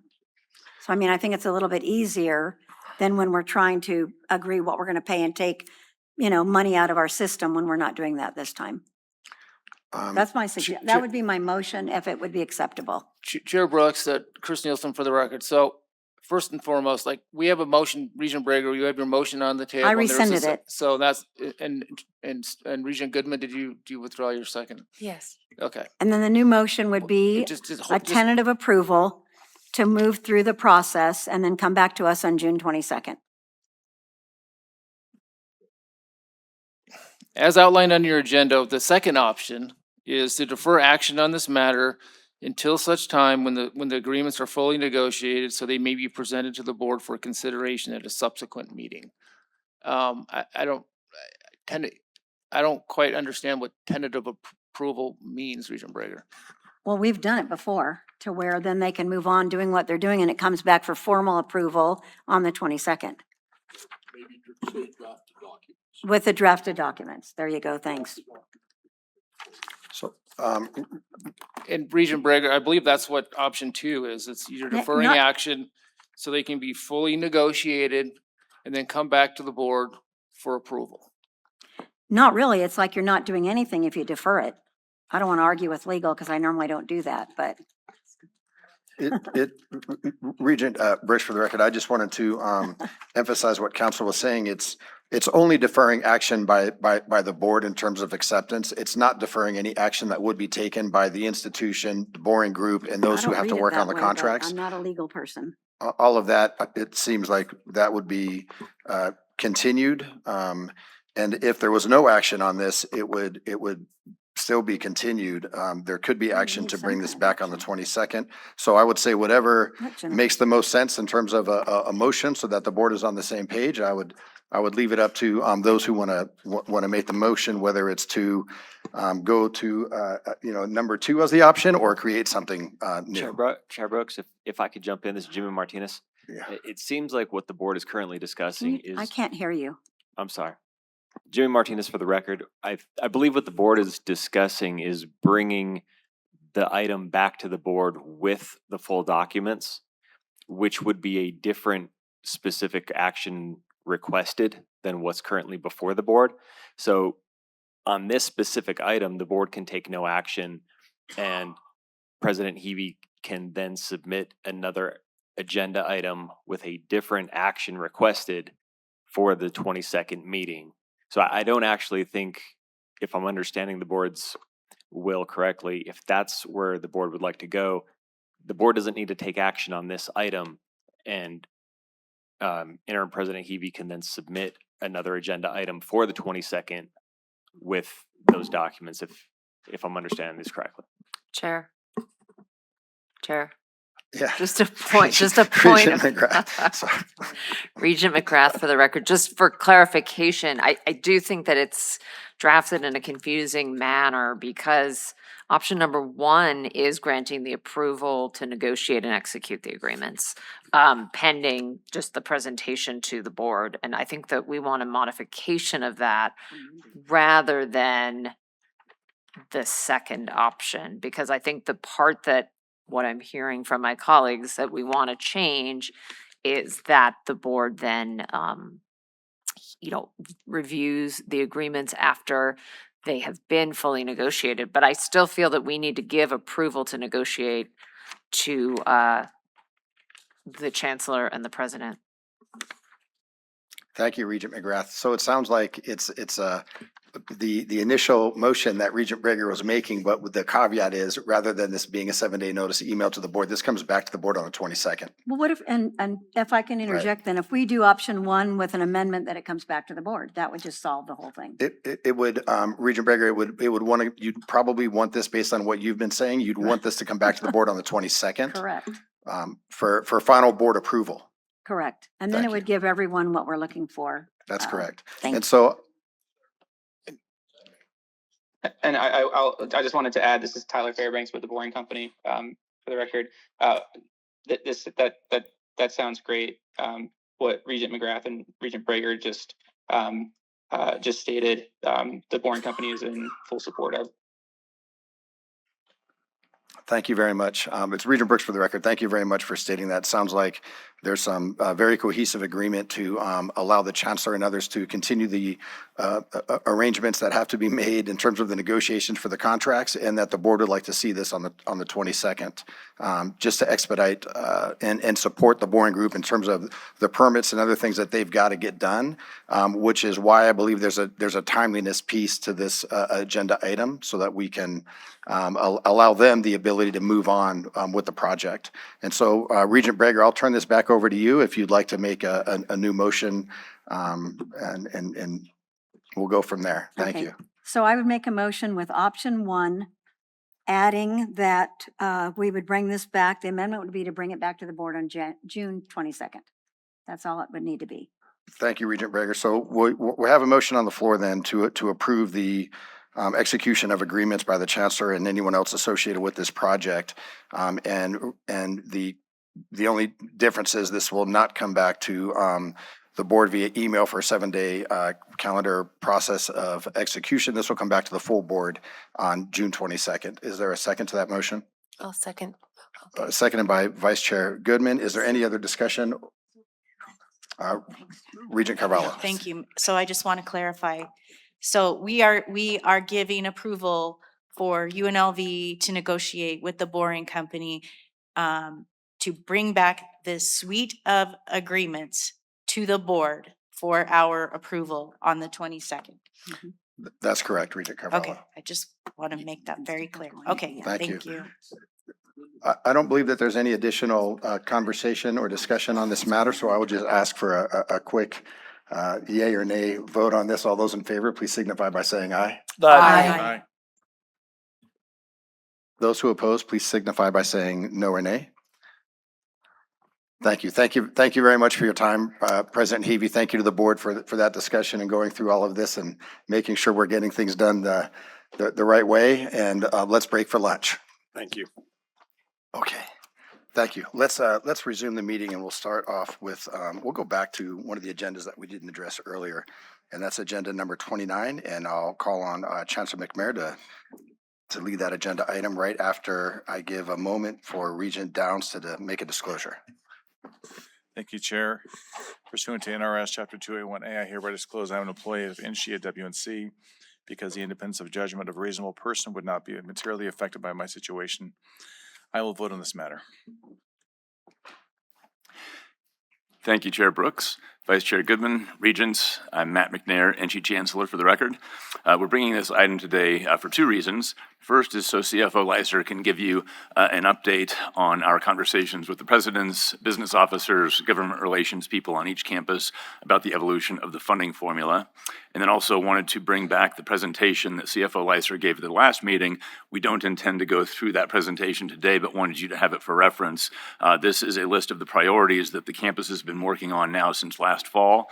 Former CFO Vitone and I visited each campus last fall to discuss these with the presidents, business officers, and leadership teams. The list you have today is the aggregated list of priorities. We will be bringing this back again in August, and it will be in ranked order at that time for your discussion and approval before it goes to the governor on September 1st. And so we wanted to provide this opportunity today for you to provide input, guidance, or have a conversation. So with that, I will hand it over to CFO Leiser. Thank you, Chancellor McNair, Chair Brooks, Vice Chair Goodman, Regents. For the record, Brody Leiser. I serve as Chief Financial Officer for the System of Higher Education. I had a 486 slide presentation that I wanted to go through excruciating detail on, but as Chancellor McNair said, this presentation is something that the board has already seen, and so we will cruise through this pretty quickly and focus on updates and new information.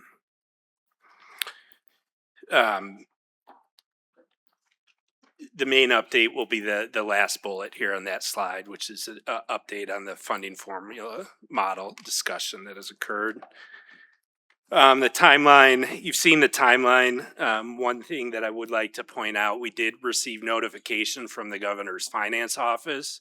One of the first things that agencies do with the budget request that's submitted by September 1st is the governor's finance office sets up budget conferences. We are scheduled for September 23rd to meet with the governor's finance office to talk about the board's budgetary priorities for the upcoming biennium. The other thing that I would note with that meeting is that meeting does include LCB fiscal as well.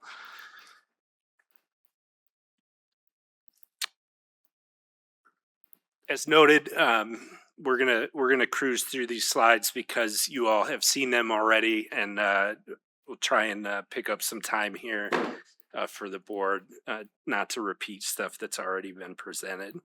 I do want to talk just really quickly on this slide. I know one of the things that is very important for our campuses and for our system as a whole is maintaining the ongoing costs of what we refer to as our base and maintenance funding, mainly caseload growth for our instructional institutions. Is a huge priority, and we are anticipating that all 7 of our instructional institutions will see caseload growth for the upcoming biennium.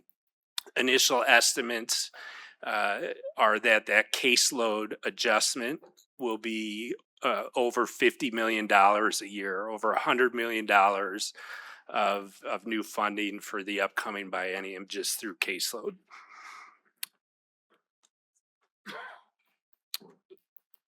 So the next couple slides are those areas that the board has already expressed interest in designating as priorities. Again, this is not new information.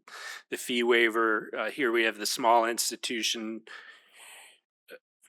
factor, and the request here with the small institution factor, just as a reminder, would be to fully fund that at 100% of the impacts based on GBC's and Western Nevada's weighted student credit hours. I do want to take a moment here on the public safety and security slide. We will have an update to the figure for Great Basin College. In talking with President Donnelly, there is a desire for Great Basin to shift about $500,000 that they had identified for safety and security and repurpose that for a request towards the Teach Early Childhood Education Scholarship Program and focus that on the teacher pipeline. So we will make that update for the August meeting. And I know President Donnelly's not here, but I want to make sure to put that on the record.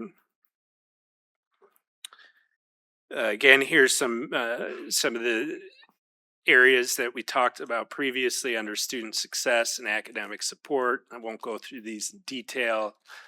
Facilities and operational support, healthcare, workforce and development,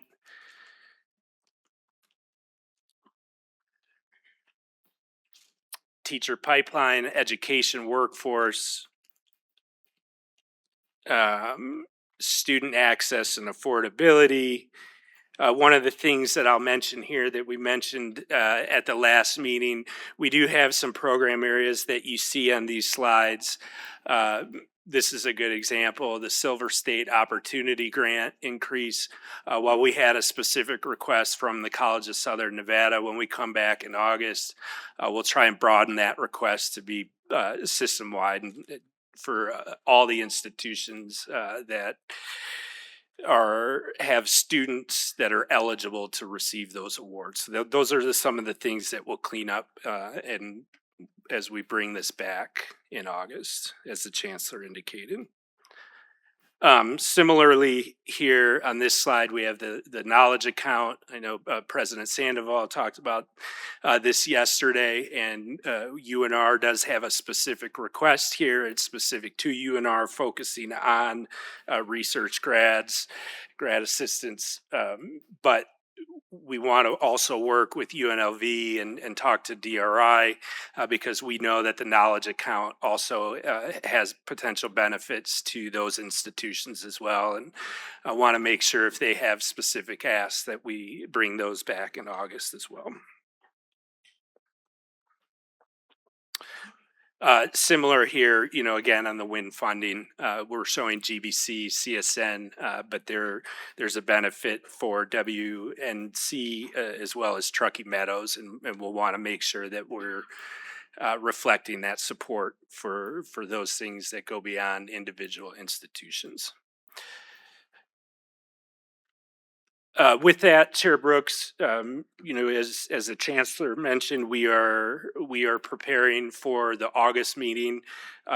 We will continue to work with our campus colleagues on the requests that you see before you. There's a couple changes that I mentioned with GBC and making sure that we pick up all institutions for some of those general requests like the knowledge account, the WIN fund. We will work on that, and we will work with the chief business officers and the campus finance and budget folks to bring back a ranked or priority list for this body at the August meeting. And certainly if the board has any direction or specifics that you would like to see for that August meeting, we will incorporate that based on feedback today. I do want to talk, I won't spend too much time on this because I think everyone is aware of our current funding structure, but this will lead into the discussion and the conversations that we are having with our campuses and with Applied Analysis about the potential of a new funding model. This slide has some of the current funding formula structure and components listed. I won't go through detail. As everyone knows, the most recent version of the funding formula was established through an interim study from the 2011-2012 interim. There were some considerations that were proposed and recommended during the 2025 legislative session. Mainly was a new funding formula distribution methodology. That was recommended by the governor, was considered, but it ultimately was not adopted or approved during the 2025 legislative session. There were some policy changes related to the small institution factor, and again, we're looking to get those funded at 100%. As I move in and begin to talk about the considerations for a new funding formula model. One of the things that I do want to stress that I know has been important for our campuses, and I just mentioned a proposal that went to the 2025 session. There is I don't believe that there is any appetite to revisit a distribution model of a funding formula that takes a pot of money and distributes it out to our 7 institutions. That distribution component that has been suspended by the legislature now for several biennia has been problematic. And so want to just come up to speed a little bit about where we're at on the new funding formula model considerations. The existing funding structure for the last several biennia is perceived to create long-term funding inadequacies and competition among our institutions. And I think that's where that distribution bucket comes into place. The proposed model that we're talking about would preserve existing funding levels. That's extremely important to our institutions, that any new model consideration does not result in a reduction of funding for those institutions. It also would create a structured approach for distributing new state appropriations as well as student-derived revenues.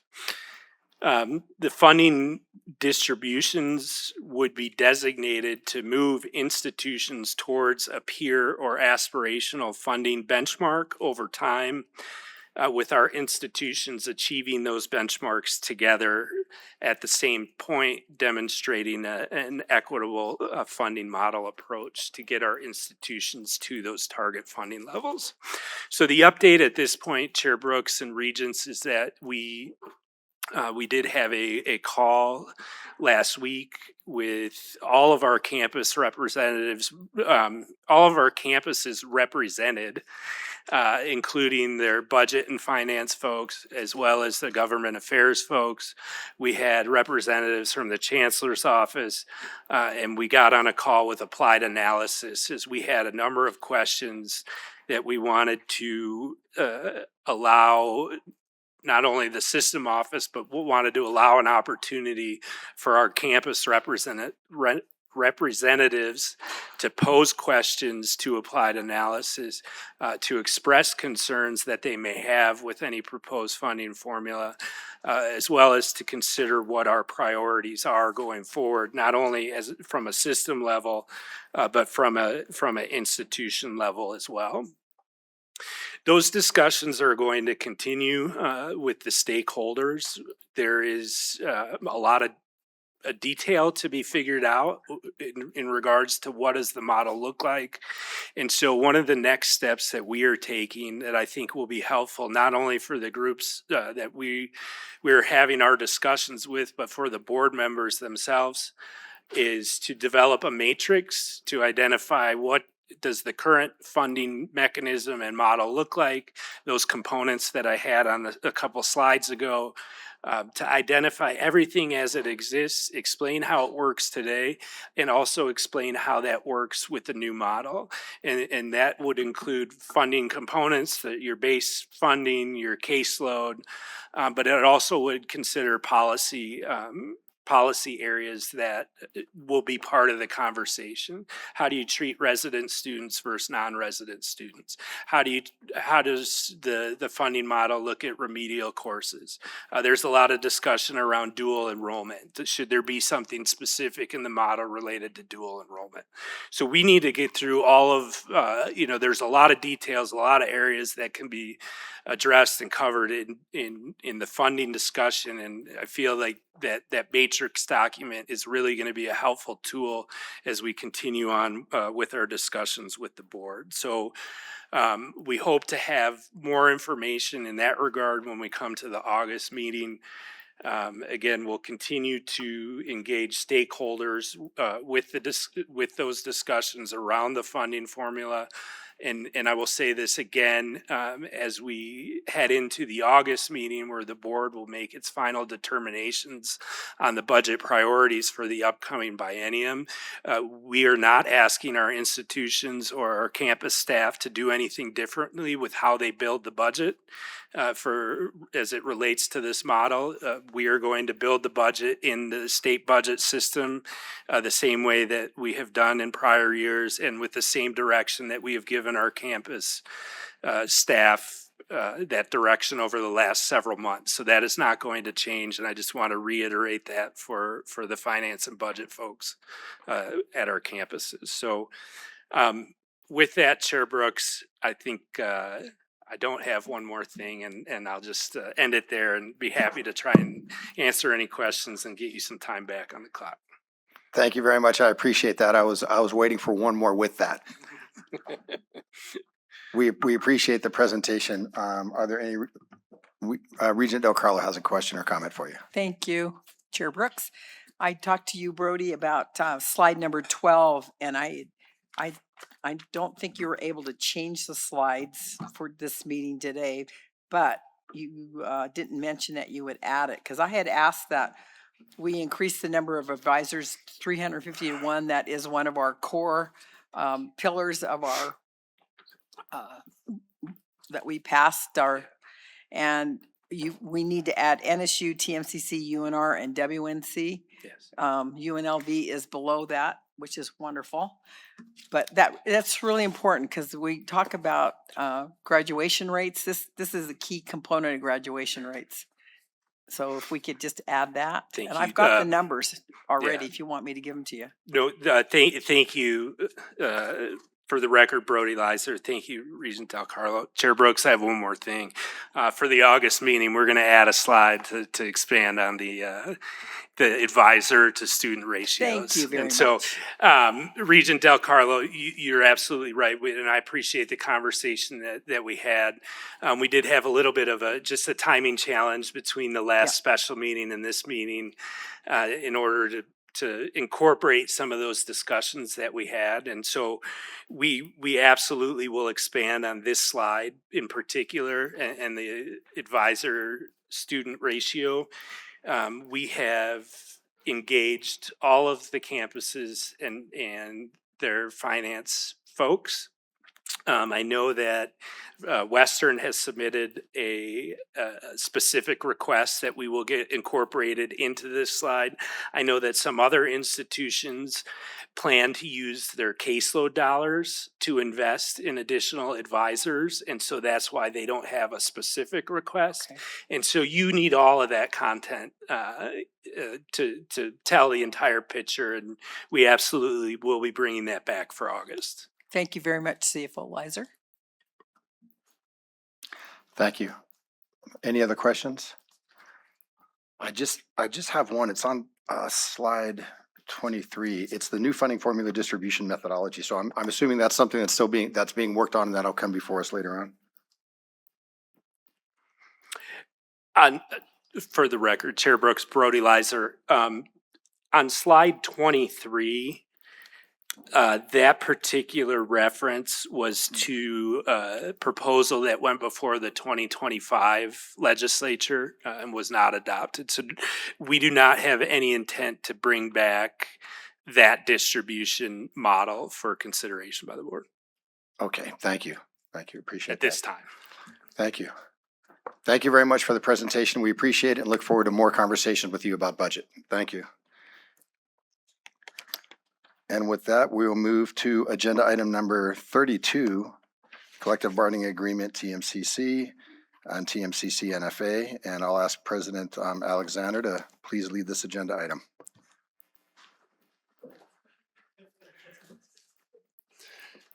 Good afternoon, Chair Brooks, Vice Chair Goodman, Regents, Chancellor McNair, Presidents, and NSHE colleagues. My name is Jeffrey Alexander, President of Truckee Meadows Community College, for the record. I have invited President Jim New of the TMCC NFA to join me here at the podium today, and we come before you to share good news. After 8 months of robust negotiation, TMCC and the TMCC NFA have reached a new collective bargaining agreement that was ratified by the membership of the TMCC NFA on May 1, 2026. If it is now ratified by the board, the term of the new agreement will run from July 31, 2026 through June 30, 2031. TMCC recognizes that promoting a better working environment for faculty cultivates a better learning environment for students, which fosters student success. Our new agreement contains a number of benefits for both academic and administrative faculty, including greater flexibility for personal days, work-related leaves, and student completion ceremonies. Further clarity around faculty workload expectations. Clearer language regarding the protection of scholarly works produced by academic faculty in alignment with the handbook. Increased extra duty pay for summer teaching, faculty advising works, certain independent study courses, faculty senate committee service, and for faculty who serve as department chair or in related program leadership roles. In addition, our agreement is revised to ensure compliance with Title II of the Board of Regents Handbook. Today, pursuant to the handbook, Title 4, Chapter 4, Section 10, our new collective bargaining agreement requires ratification by our Board of Regents, and we have therefore submitted it for your review. With that, I will turn to my colleague, President New, in case he has any comments. Thank you, President Alexander. I really appreciate that you've invited me up to speak today and urge the board's support of this faculty contract that's before you. Good afternoon. I am Jim New, NEW. I'm the outgoing president of the TMCC chapter of the Nevada Faculty Alliance. On November 18th of 1992, the Board of Regents approved TMCC's chapter as the first higher education collective bargaining unit in Nevada. The document before you today represents the 8th contract that has been negotiated between TMCC and NFA. And having sat at the table for 5 of those 8 negotiations, representing both administration and faculty over the years, I'm happy to report to you that there will not be a 6th time for me. A strong contract clarifies roles and processes, especially when negotiated in good faith, as ours has been. It naturally reduces friction between management and labor. This agreement marks significant progress on several previously disputed issues. It clearly defines the role of department chairs while protecting their status as faculty. It addresses faculty compensation and workload, and it standardizes the language governing non-teaching faculty, including administrative faculty, counselors, and librarians. While evolutionary rather than revolutionary, nearly 80% of the TMCC faculty who voted in favor of this contract, and we hope you will too. However, during these negotiations, we sometimes encountered obstacles and ambiguities caused primarily by the severely outdated collective bargaining policies in Title IV, Chapter 4 of the handbook.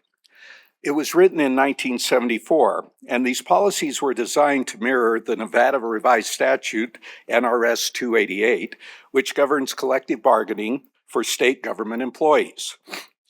Following the NFA's formation in 1983, faculty and Senate chairs collaborated with an ad hoc Regents committee to revise the policies in Title IV, Chapter 4 in 1990, successfully bringing back into alignment with the major updates made to NRS 288 during the preceding 15 years. Now, aside from a few modest adjustments enacted last fall, Title IV, Chapter 4 has not seen substantive updates in 36 years. Meanwhile, NRS 288 has been revised repeatedly, leaving NSHE professionals drastically out of sync with their state counterparts.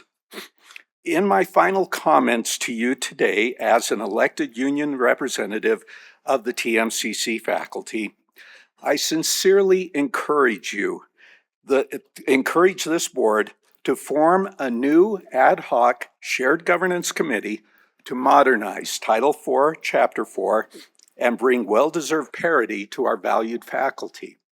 And I urge you to support this collective bargaining agreement for TMCC and TMCC NFA here today. Thank you, and I'll be happy to answer any questions. Thank you. I know we have a couple of questions from Regents. We'll start with Regent Downs. Thank you, Chair. Congratulations to both of you on completing a negotiation in only 8 months. That's, I think, a pretty big feat. And any advice you might have to other units that are negotiating, that might be beneficial. I do have a question. In the negotiations, did you discuss binding arbitration? For me? Whoever. Okay. What can I answer for you? Well, was binding arbitration discussed in this? And it's not part of this agreement, but was that discussed as a possible? Binding arbitration is listed as one of the mandatory topics in Title IV, Chapter 4, but again, that is one of the areas where ambiguity creeps in. We did bring it to the table. It was a source of tension in the negotiations. There are differences in the other two collective bargaining agreements that are currently being considered at other institutions and the agreement that we have in place at TMCC. Binding arbitration universally across the country is the mechanism that is employed in place of strikes. We are forbidden from striking. Therefore, a union's only tool of leverage is usually binding arbitration, which will bring a third-party view into any dispute between management and labor. I thoroughly support binding arbitration. I think it is an important tool that serves both sides of the table. And I hope that the Regents will take this under serious consideration in their future deliberations. At the end of the day, during our negotiations, we had made such solid progress on the negotiations, and there was a day when one side of the table walked out of the room over binding arbitration. But our faculty members and our negotiating team felt that we had made such solid progress that we'd live to fight for another day on binding arbitration. Okay. Was there a reason given why that was not to be included in this contract? Jeffrey Alexander for the record. I can discuss that. I was not a member of either bargaining team, nor did I communicate with the management bargaining team very frequently. They were on their own recognizance to work in good faith and earnestly with the faculty negotiating team. For my own part, what I can tell you is that my view is this.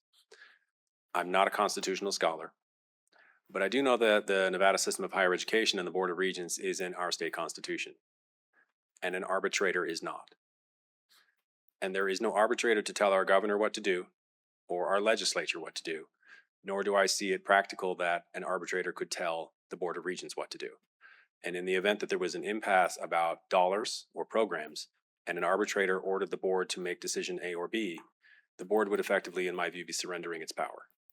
This is merely my view, and it was not a view that was in any way designed to color the negotiations. Again, those two parties, both teams, acted on their own recognizance in reaching this deal. And for that reason, I can simply say that I think they did fantastic work, and I believe they came to a great agreement, and we look forward to building upon it in future. Thank you. I mean, binding arbitration is a topic that we as a board have not discussed, and I've asked for it multiple times as a topic to come on to new business. But I've heard rumors that our position's been represented in negotiations, and I'm hoping that wasn't the case here. But in general, we haven't discussed it, and until we do, I hope that does not prevent units from negotiating on it. So thank you. Thank you. Are there any other questions? Regent Arascata? This is just a quick one. Although I didn't get down to the whole 251 pages, I do apologize for that, gentlemen. But I did make it down to page 80, where it comes to disputes, vacancies, and removal. It's under 11.5, section 11.5. Let's go 11.5.1, where it's an APL may be removed from the assignment as APL by the president on the recommendation of the dean. This is somewhat autonomous. Is the NFA comfortable with the president making this autonomous decision to remove, for the removal of the individual? Thank you, Regent Arascotta, for the question. Jim New for the record. The academic program accreditation program leader, that's what the APL stands for, relatively new position defined in the contract. That is a position that is appointed by the administration. It's not an elected position by the faculty, such as a department chair would be. For that reason, you will see that the removal of a department chair requires much deeper involvement of both the NFA and the faculty in that process. However, removal of an accreditation program leader is it's an administrative appointment to begin with, and we would hope that, and I'm sorry, it's not terribly fresh in my memory, as you say. There's a lot of pages in the collective bargaining agreement, but we do believe we have adequate protections in there for the program leaders, that the administration would not, act capriciously in that way. So yes, short answer is we are satisfied with that at this time. And you identified the discrepancy in which I read between the robust advocacy or involvement of the removal of a dean or something, or another faculty member, by after having the negotiations of a team of individuals, rather than just one individual making that autonomous decision. The president. Yes. Again, thank you, Regent Arascotta, Jim New for the record. The Title IV, Chapter 4 actually vests all power in the president, all personnel power in the president. That's not to say that we don't have concerns. For example, the Board of Regents policies, if there is a grievance filed against the president, if you interpret the Board of Regents policies the way they're written, the final arbiter of the outcome of that grievance would be the president. So again, one of the reasons I encourage you to please take up Title IV, Chapter 4 to resolve some of these disagreements within the policy and many of the ambiguities that exist. Thank you, Dr. New. Appreciate it. Thank you. Are there any other questions? Regent Downs. I do want to just clarify, and with President Alexander. So you said that the governor, I mean, I know it's a side point, I'm going to get called on it, but I think the governor is bound to arbitration with the American Federation of State, County, and Municipal Employees. So I think with the agreement they have, there might be the cause for that, which I think could be a justification for binding arbitration in this body as well. So, but with that, I'd like to make a motion to accept this and ratify this agreement. I'll second that. Okay, so we have a motion on the floor to accept the collective bargaining agreement and ratification, seconded by Regent Arascotta. Is there further discussion? All those in favor, please signify by saying aye or yes. Aye. Aye. Aye. Those who oppose, please signify by saying no or nay. Thank you. Thank you very much, President. Thanks for all your time. Thank you. President New, I appreciate it. You too. With that, we'll move on to agenda item number 33, and I will call on Acting Vice Chancellor Davis to lead this agenda item. Thank you.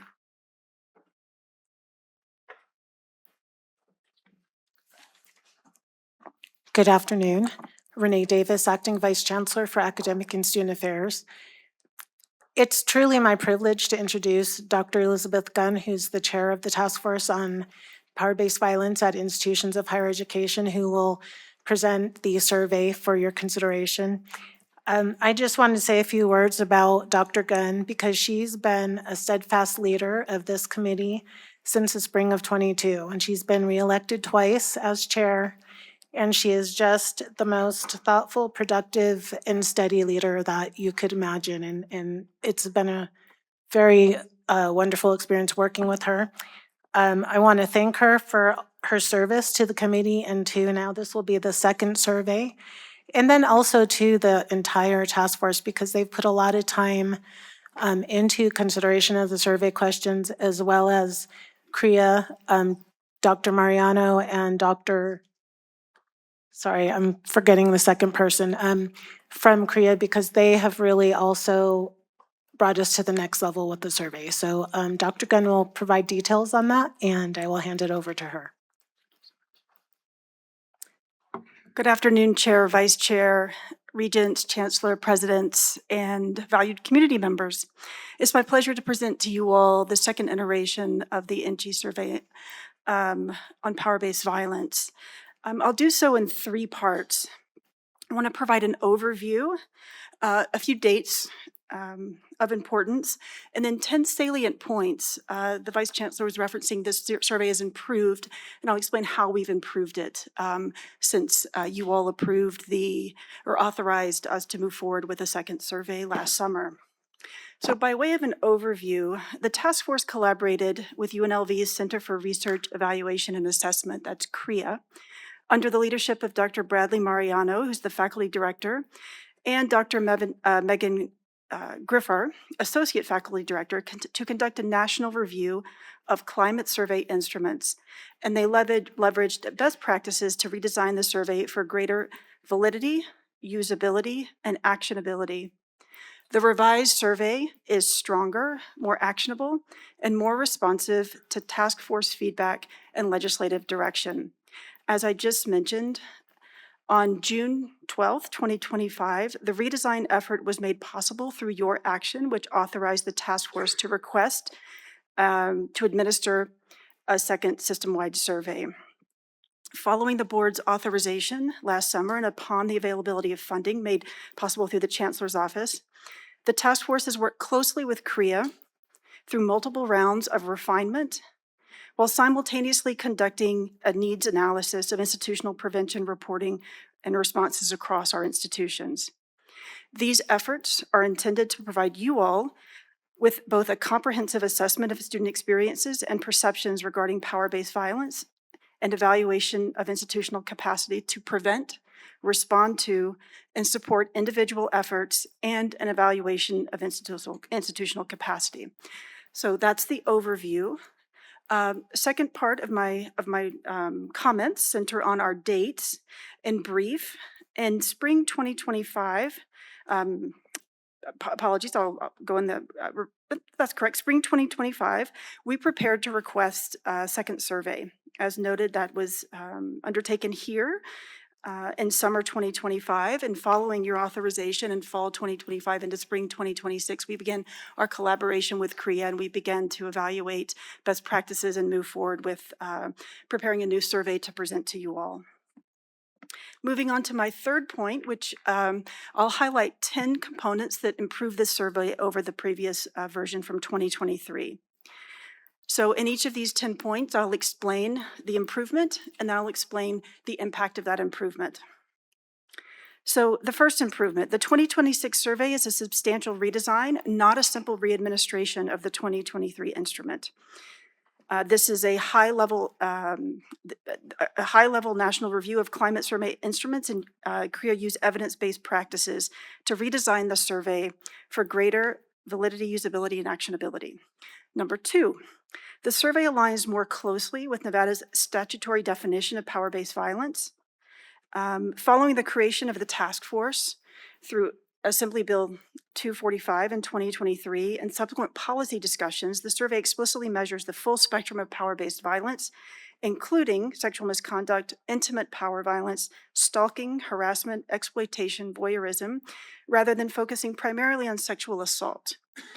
Third point, a major methodological improvement is the shift away from perpetration questions. As a result, the 2026 survey focuses more on victimization, perceptions, reporting behaviors, and campus climate, improving data quality and response accuracy. The fourth point, the survey expands beyond prevalence to examine institutional trust and confidence. These measures will help the task force and you all evaluate institutional effectiveness, not just incident rates.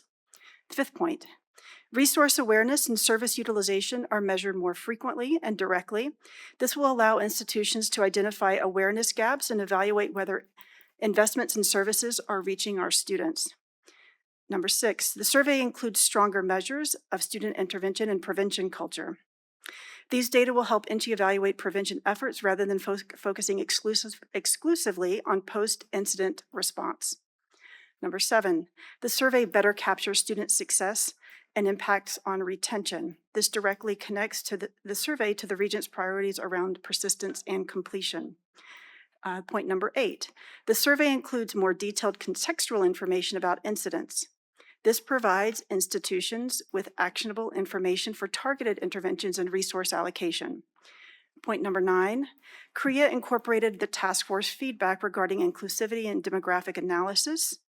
The survey includes detailed demographic measures that will support analysis of differential experiences across student populations, across institutions, while maintaining confidentiality.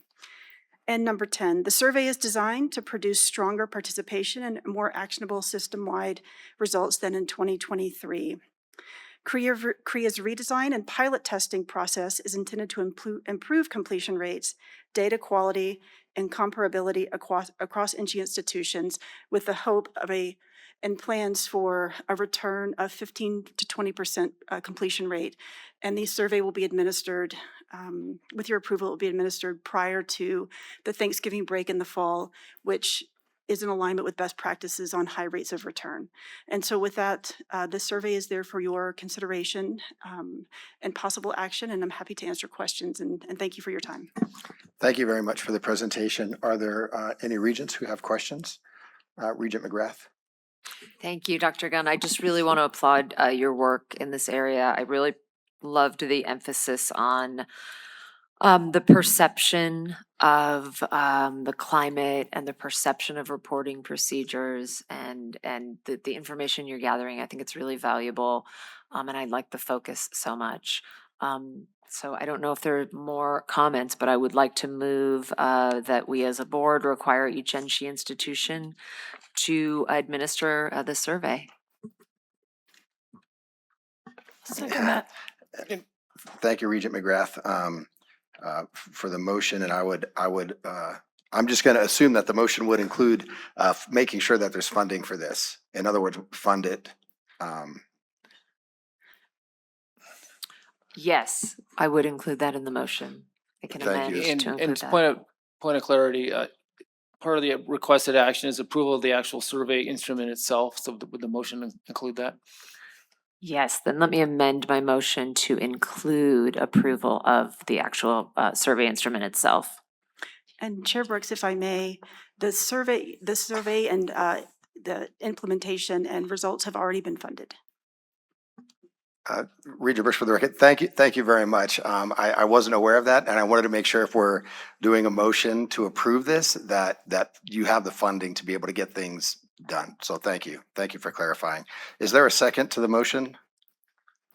Second, Regent Brown. Thank you. Seconded by Regent Brown. And so we have a motion on the floor by Regent McGrath to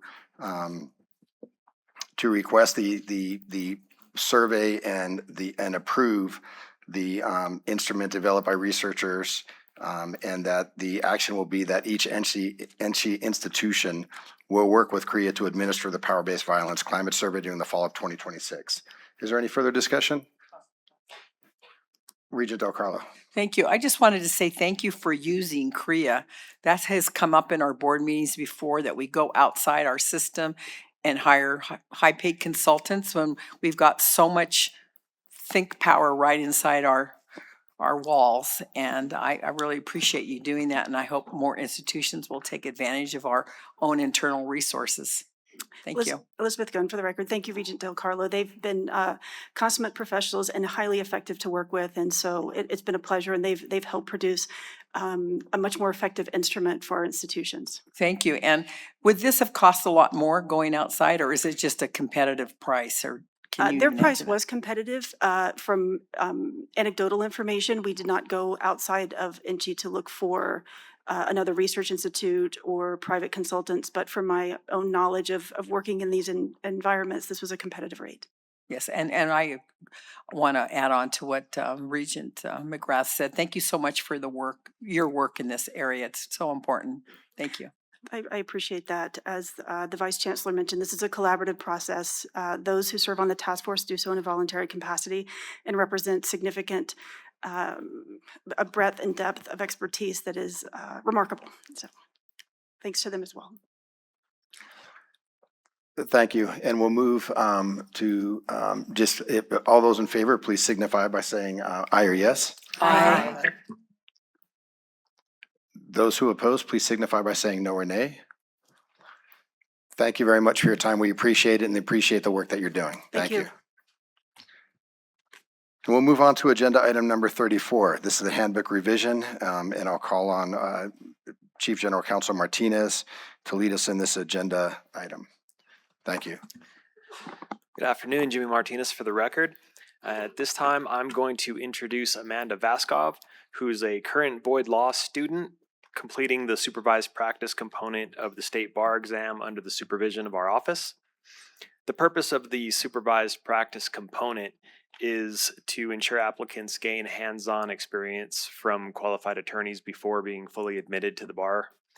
And in this capacity, Amanda has been working with our office to conduct a complete rewrite of Title III of the handbook. And this is part of our overall endeavor to revitalize the handbook overall. And with that, I'm going to turn it over to Amanda, and she's going to walk you through the changes.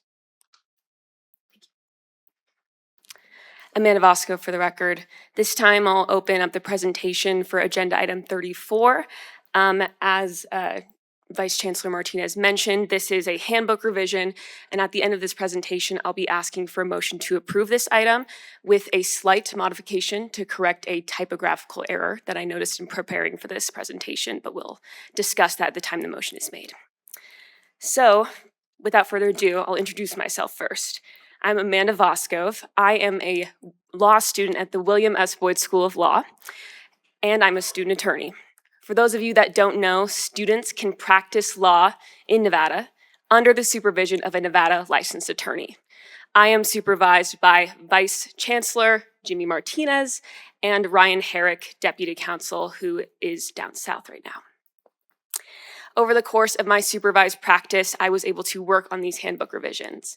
I'm proud to have done so, and I can't help but mention that I'm also a graduate of UNR while I'm here, so I'm proudly NSHE educated. So that's me.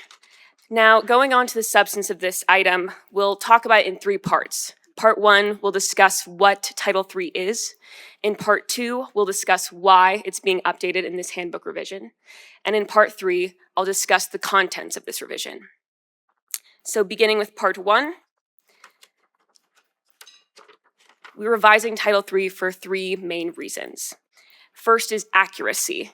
Title III contains interpretations of law and information about cases and statutes that pertain to the Nevada system of higher education. But this code has not been updated since 2009, and the law has changed significantly in the years since.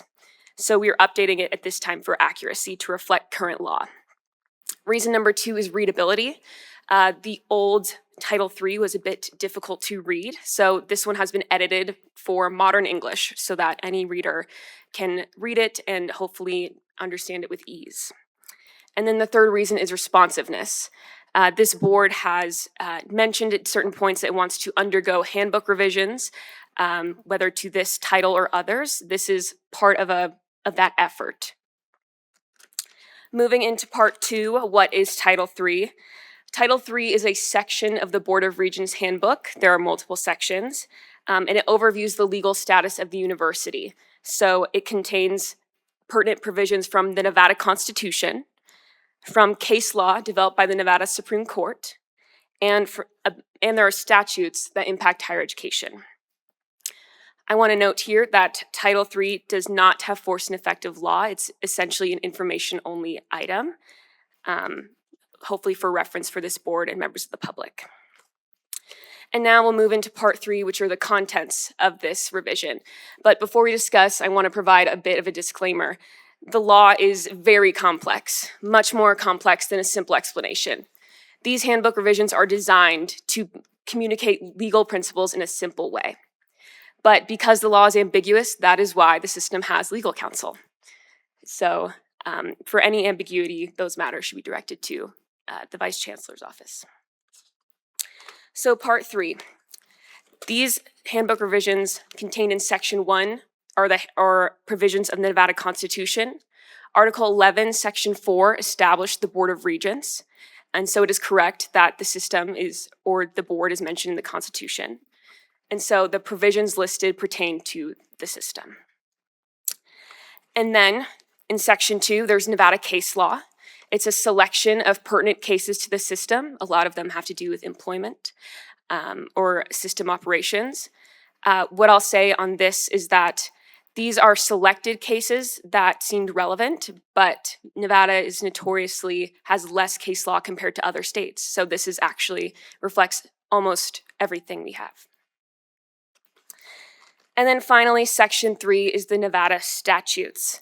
So NRS 396 is a chapter that pertains to the Nevada system of higher education. So there's information about those statutes contained, such as elections and other matters about system operations. Okay, so that is the substance of the revision. And at this time, I will open it up for questions.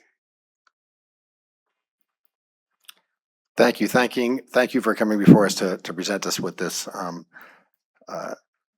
agenda information. Are there any regents who have questions at this time?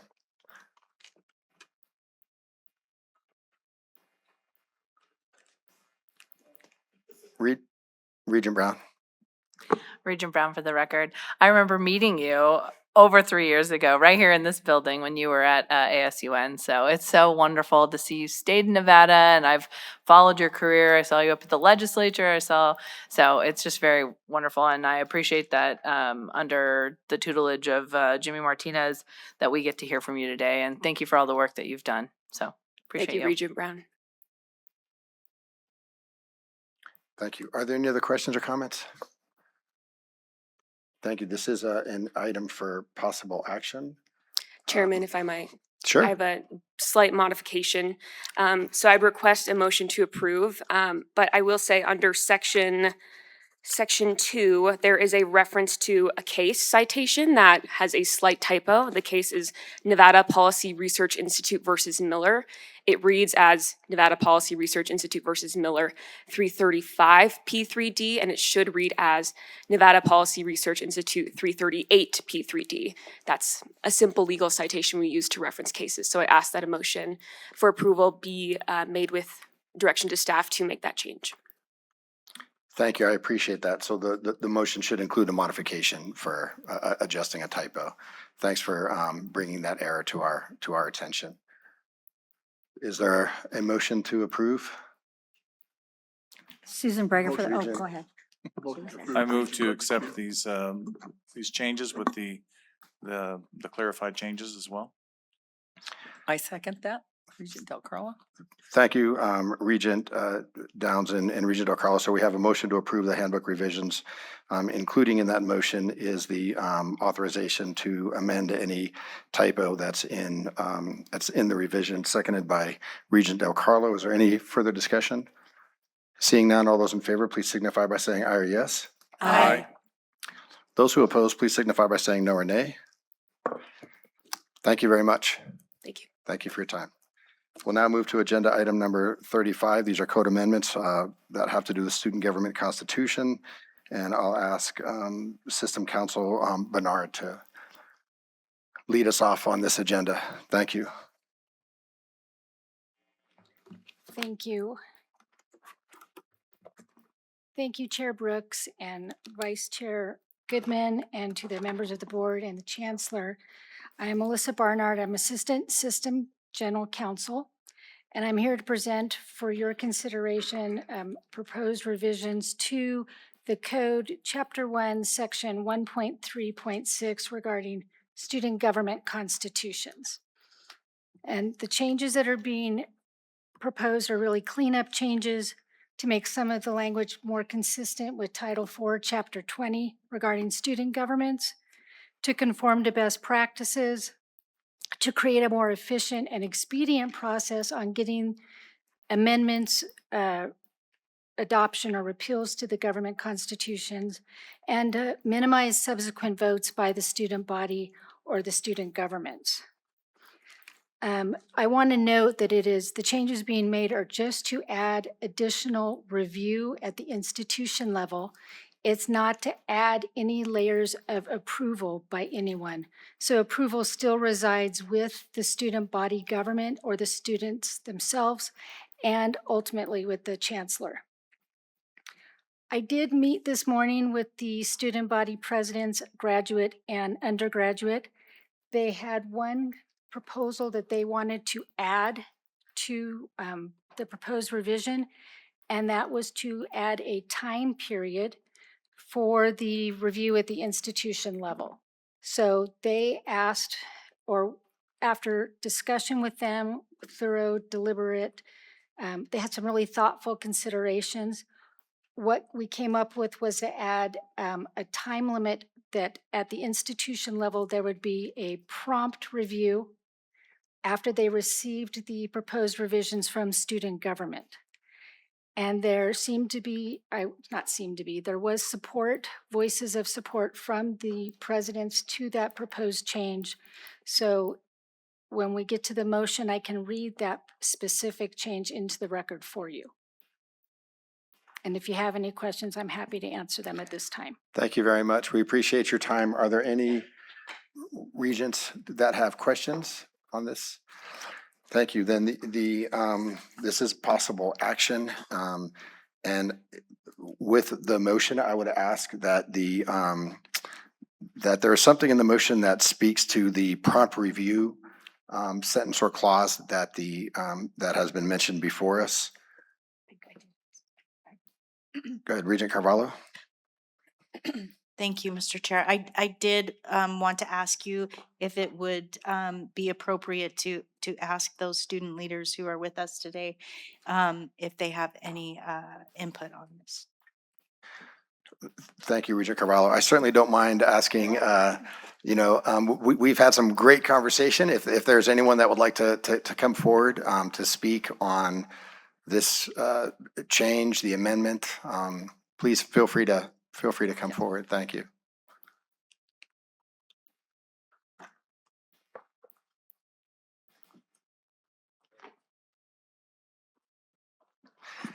President, was there something that you'd like to add as well? Thank you, Chair Brooks. I just wanted, President Odunze, for the record, I just wanted to thank all of my peers for giving input on this and for you all listening to us and some of the recommendations that we had. Other than there being a prompt review, just to make sure that those constitutional revisions are reviewed promptly, like the council said, we didn't want this to be another approval process. We wanted it to genuinely be a review measure. And so we just wanted to thank you all for that. But I don't have any additional comments on this. Thank you, President.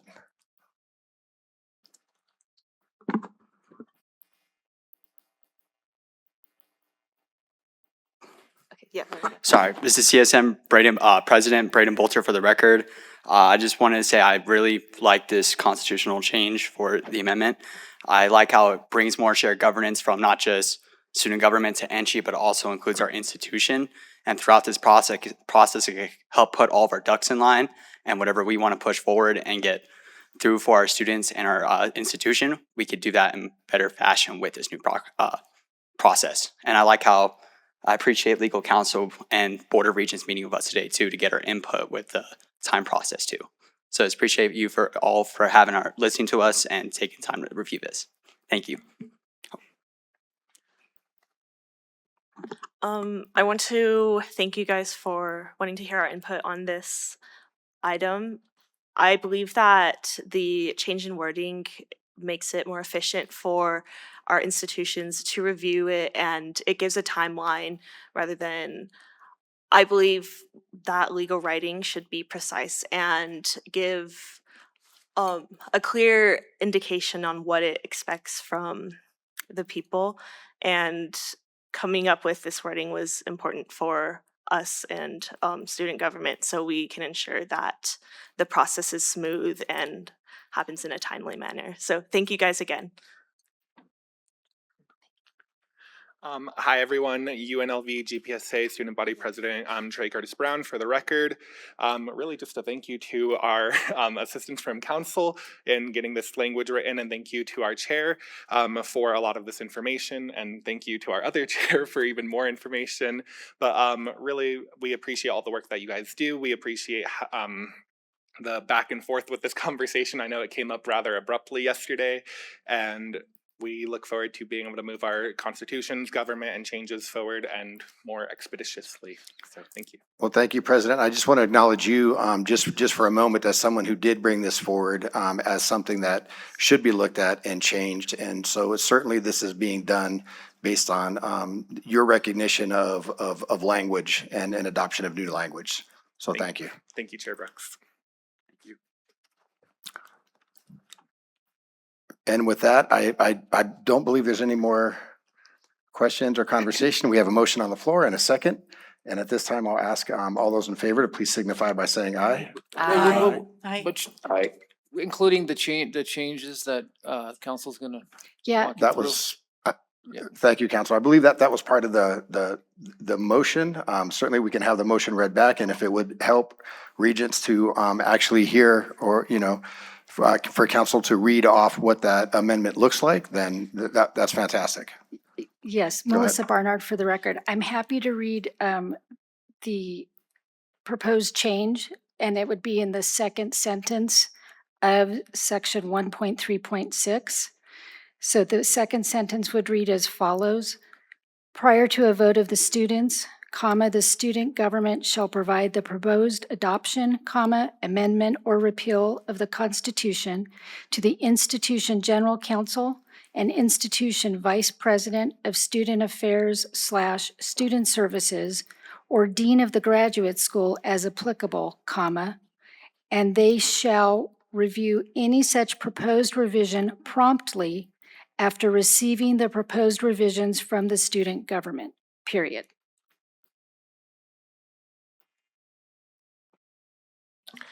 Thank you. We appreciate that. And I just want to make sure that that's in the motion before we vote on it, just to solidify that what I was referring to as the prompt review amendment is in the motion. Mr. Chair, I contemplated for a second if I was being derelict in my duties, but I don't believe that I was. I don't think there is a motion on the floor. Okay. Listen, it was all just on me then. I thought this thing was moving so great and so quickly that we had a motion for it. So I'll ask now for a motion to approve. I will approve with I'll approve the revisions with the added language that was just stated. Thank you. So we have a motion to approve by Regent Carvalho and a second by Regent Downs, which includes the amended language. Is there any other discussion? Seeing none, all those in favor, please signify by saying aye. Aye. Aye. Those who oppose, please signify by saying no or nay. Thank you. Thank you very much for your time, Council. We appreciate it. Thank you. And we'll move on to agenda item number 36. And I would ask System Council Parker to lead us in this next agenda item. And before we get to it, I'll ask Regent Carvalho for her disclosure.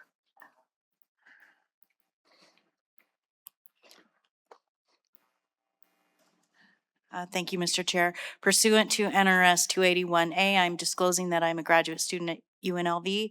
I believe that the independence of judgment of a reasonable person in my situation would not be materially affected by the information presented in this agenda item, so I will be voting. Thank you. Thank you. Council Parker? Good afternoon, Chair, Vice Chair, members of the board, and Chancellor. Carrie Parker for the record. As explained in the briefing paper, the item before you is proposed revisions to Student Code of Conduct, Title II, Chapter 10, Section 10.2.1. These provisions are based on current federal law, and they address peer-to-peer harassment and speech that is protected by the First Amendment.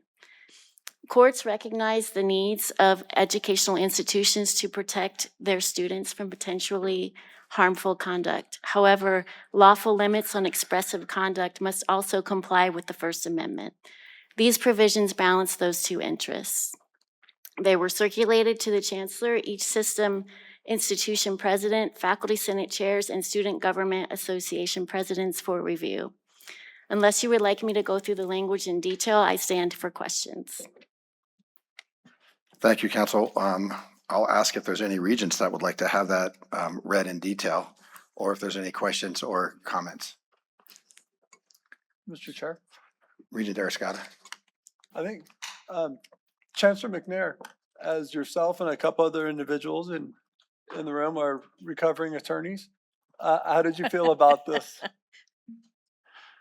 Because I'm recovering, I try not to second guess the attorneys, so I am happy to endorse these changes as recommended by Carrie Parker. Any input or anything on? No, sir. Okay, thank you. Thank you. Thank you. Then I'll seek a motion to approve.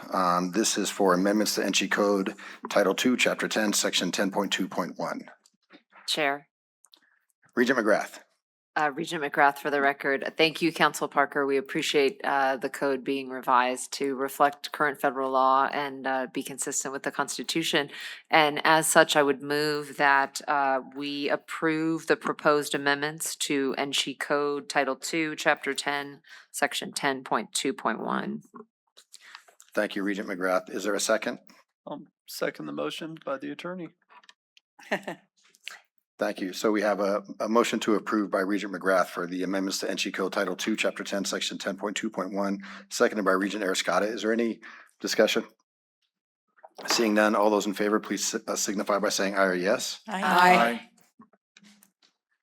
Those who oppose, please signify by saying no or nay. Thank you very much, Council Parker. We appreciate your time. We'll now move to agenda item number 37. And I'll call on Chief Human Resources Officer Rubin to help us with the handbook revision policy against unlawful discrimination and harassment and code amendments.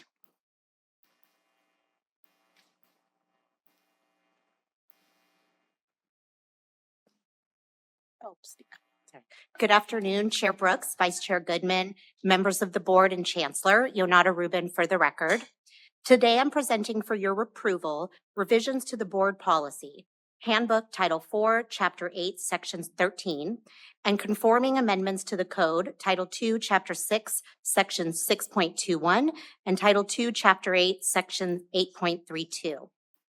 With the purpose of incorporating the definition of power-based violence from Nevada Revised Statutes as recommended by the Task Force on Power-Based Violence, and to adopt the updated definition of fondling to be consistent with revisions by the National Incident-Based Reporting System.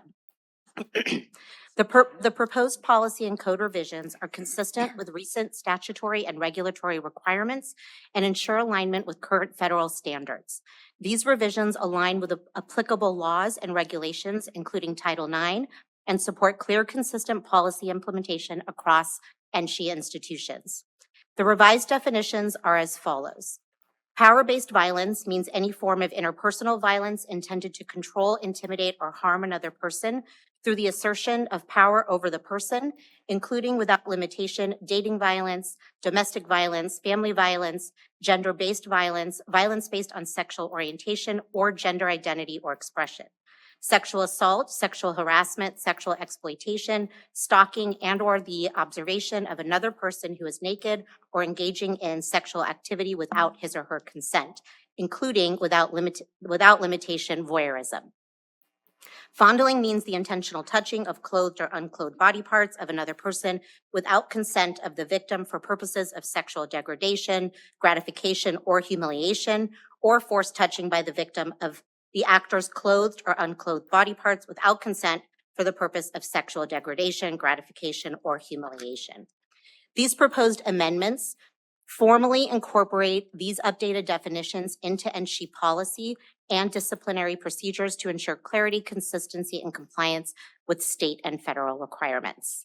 So with that, if you have any questions, I'm happy to answer.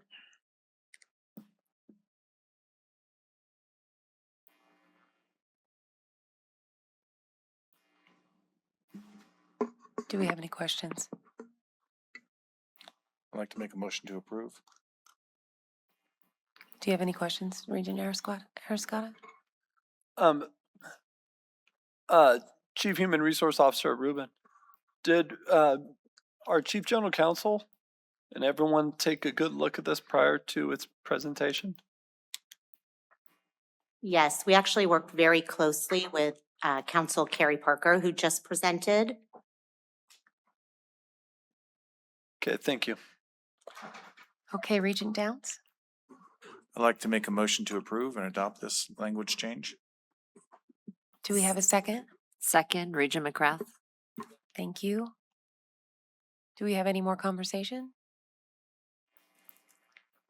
Okay, all those who approve, please signify by saying aye. Aye. Aye. Any opposed? Okay, the motion passes. Thank you. Thank you. Thank you for your time. We appreciate it. And with that, we'll move on Thank you. to agenda item number 30 and, 30?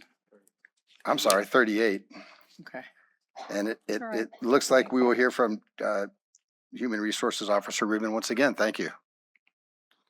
Yes, thank you. Yonata Rubin again for the record.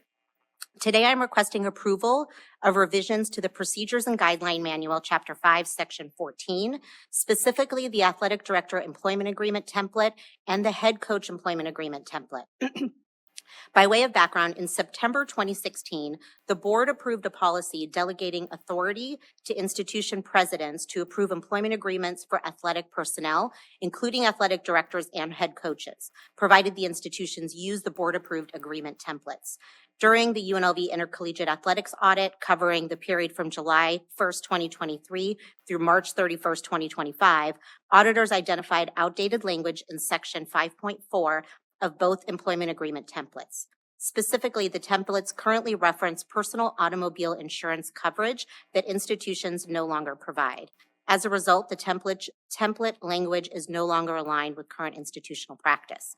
The Audit, Compliance, and Title IX Committee reviewed this issue, and the audit recommendation was to update the employment agreement templates so they accurately reflect current insurance coverage and employment practices. The revisions before you today reflect existing practice and current insurance coverage. Approval of these revisions will address the findings and recommendation identified in the audit report, align the agreement templates with current institutional practices, and prevent institutions from inadvertently agreeing to provide insurance coverage that is no longer offered. Although the templates are found in the Procedure and Guidelines Manual, because the initial template agreements were approved by the board, the request for revisions to these templates is being presented today for consideration. Thank you, and happy to answer any questions as well. Thank you. We appreciate your time. Are there any questions from Regents? I don't see any. Again, this is a possible action item. Is there a motion to approve? I move to approve. I'll second. Motion to approve by Regent Downs, seconded by Regent Batista. Is there any discussion? All those in favor, please signify by saying aye or yes. Aye. Aye. Those who oppose? Thank you. Those who oppose, please signify by saying no or nay. Thank you very much. We appreciate your time. Thank you. Regent Del Carlo. Thank you, Chair Brooks. I just had a question for our Chief Human Resource Officer, Yonata Rubin. Yonata, Yes. how did these come up? Are you going through the code and seeing stuff with your expertise in this? I mean, I just No. wondered, because we haven't No, had anything like this for a long time. Yeah, this was actually through legal, and Melissa, who just presented, might be better suited to answer that question. I was looped in from the human resources side, but she took the lead on this and worked with the councils at each of the campuses. So I don't know, Melissa, if you're able to answer a question of how this came up. I know it referenced that it did come up through an audit. Okay, because, yeah, a lot of us are hoping we do, and I know Chief Counsel Jimmy Martinez mentioned it, that we really do need to update our book. Some of this stuff, 2009, I mean, I think it's 2026, isn't it? Yeah, thank you. This did come up as a audit compliance recommendation and finding where just the practice and the providing insurance did not match the fact that the institutions don't have that insurance to offer. So this came about as a result of an audit. Thank you so much. Thank you all for your time. We appreciate it. Just some administrative notes. There are snacks behind the table here. If you feel like snacking on something, please help yourself. We're going to take a 5 to 10 minute administrative break and then continue on with the last part of the agendas for today. Thank you. I always know we're ready to get started again after a small break because the room just gets really quiet, like it just did. So now we'll continue on with our agenda, and we're going to move to agenda item 39. This is election of board officers.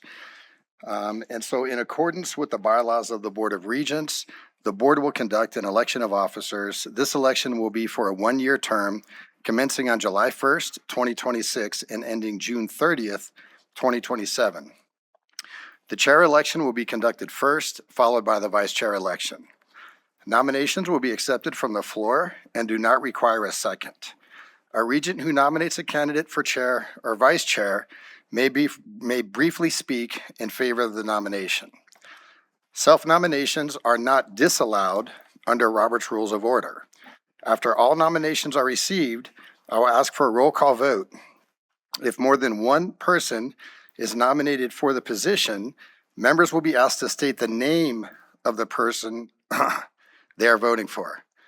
And I will now open the floor to nominations for chair.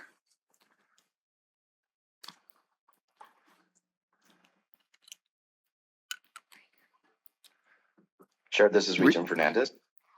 Thank you. I would make a motion to nominate Regent Goodman. I believe that the work she's done, I'm not going to say a lot, we all know each other, has done a good job as vice chair, has an incredible experience from the city of Las Vegas.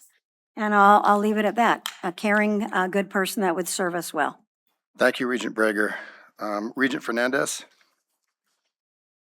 Thank you, Chair. I'd like to nominate Regent Amy Carvalho. Regent Carvalho brings steady, thoughtful, and experienced leadership to this board. She has served through significant moments for NSHE and understands the importance of keeping our work focused, respectful, and centered on students and the long-term strength of the system. Her prior service as chair of the board, along with her current chairmanship on the Business Finance Facilities Committee, gives her a strong understanding of the issues before us and the responsibilities we carry as regents. She approaches the work with preparation, seriousness, and a willingness to listen, which are qualities that matter deeply in this role. At this moment, our board needs leadership that can help us stay focused, work collaboratively, and continue building confidence in how we govern. Regent Carvalho brings the experience, temperament, and institutional knowledge necessary to help lead that role. For these reasons, I am honored to nominate Regent Amy Carvalho as chair. Thank you, Regent Fernandez. Are there any additional nominations for chair? So Regent Breger nominated Vice Chair Goodman, and Regent Fernandez nominated Regent Carvalho. I'll ask once again if there's any other nominations for chair. Hearing none, the nominations for chair are now closed. And I'll ask Chief of Staff Nick Lajewski to please take a roll call vote for chair. Regent Breger. For Regent Goodman. Chair Brooks. Regent Carvalho. Regent Brown. Carvalho. Regent Carvalho. Carvalho. Regent Del Carlo. Goodman. Regent Downs. Goodman. Regent Fernandez. Carvalho. Regent Goycochea.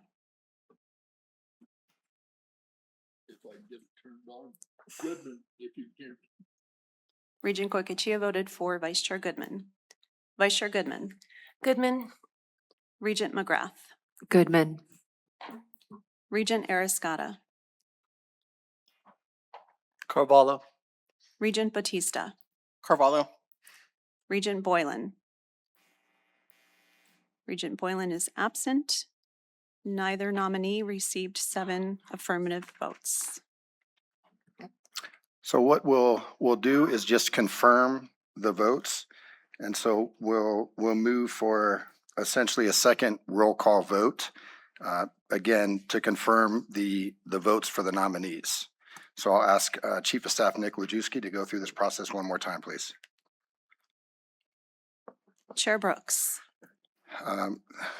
Regent Carvalho. Regent Brown. Carvalho. Regent Carvalho, Carvalho. Regent Del Carlo, Goodman, Regent Downs, Goodman. Regent Fernandez, Carvalho. Regent Goycochea, Goodman. Vice Chair Goodman, Goodman. Regent McGrath, Goodman. Regent Ariscata, Carvalho. Regent Bautista, Carvalho. Regent Boylan. Absent, Regent Breaker. Goodman. Mr. Chair, no nominee received 7 votes. So here's the way the process moves now. Since no nominee received the 7 votes to affirm, the election for a new chair will be included on the agenda for the next scheduled meeting of the board, which will be held on Monday, June 22nd. I will now open up the floor for nominations for vice chair. Regent Batista here. I'd like to nominate Regent Heather Brown for vice chair. Regent Batista nominated Regent Brown. Are there other nominees for vice chair? This is Regent Goodman. I'd like to nominate Regent Del Carlo. Thank you. Regent Vice Chair Goodman nominated Regent Del Carlo. Are there any additional nominations for chair? I'm sorry, for vice chair. My mistake. Since there are none, then the nominations for vice chair are closed. Chief of Staff Nick Lajewski, will you please take a roll call vote? Regent Brown, Brown. Regent Carvalho, Brown. Regent Del Carlo, Del Carlo, Regent Downs, Del Carlo. Regent Fernandez, Brown. Regent Goycochea, Del Carlo. Vice Chair Goodman, Del Carlo. Regent McGrath, Del Carlo. Regent Ariscata, Del Carlo. Regent Bautista, Brown.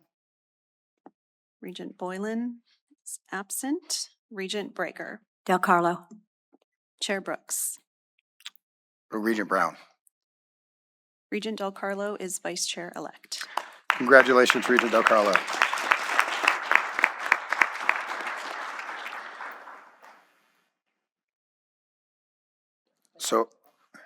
So other than that, in terms of the agenda item, we have our new vice chair, and again, the elections for chair will happen at our next board special meeting on the 22nd.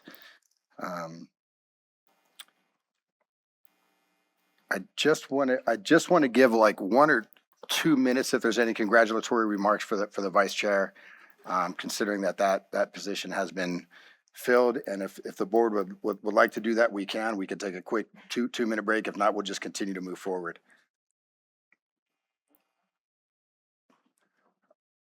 Okay, we'll just continue to move forward to get the agenda complete. We'll now move on to agenda item number 40.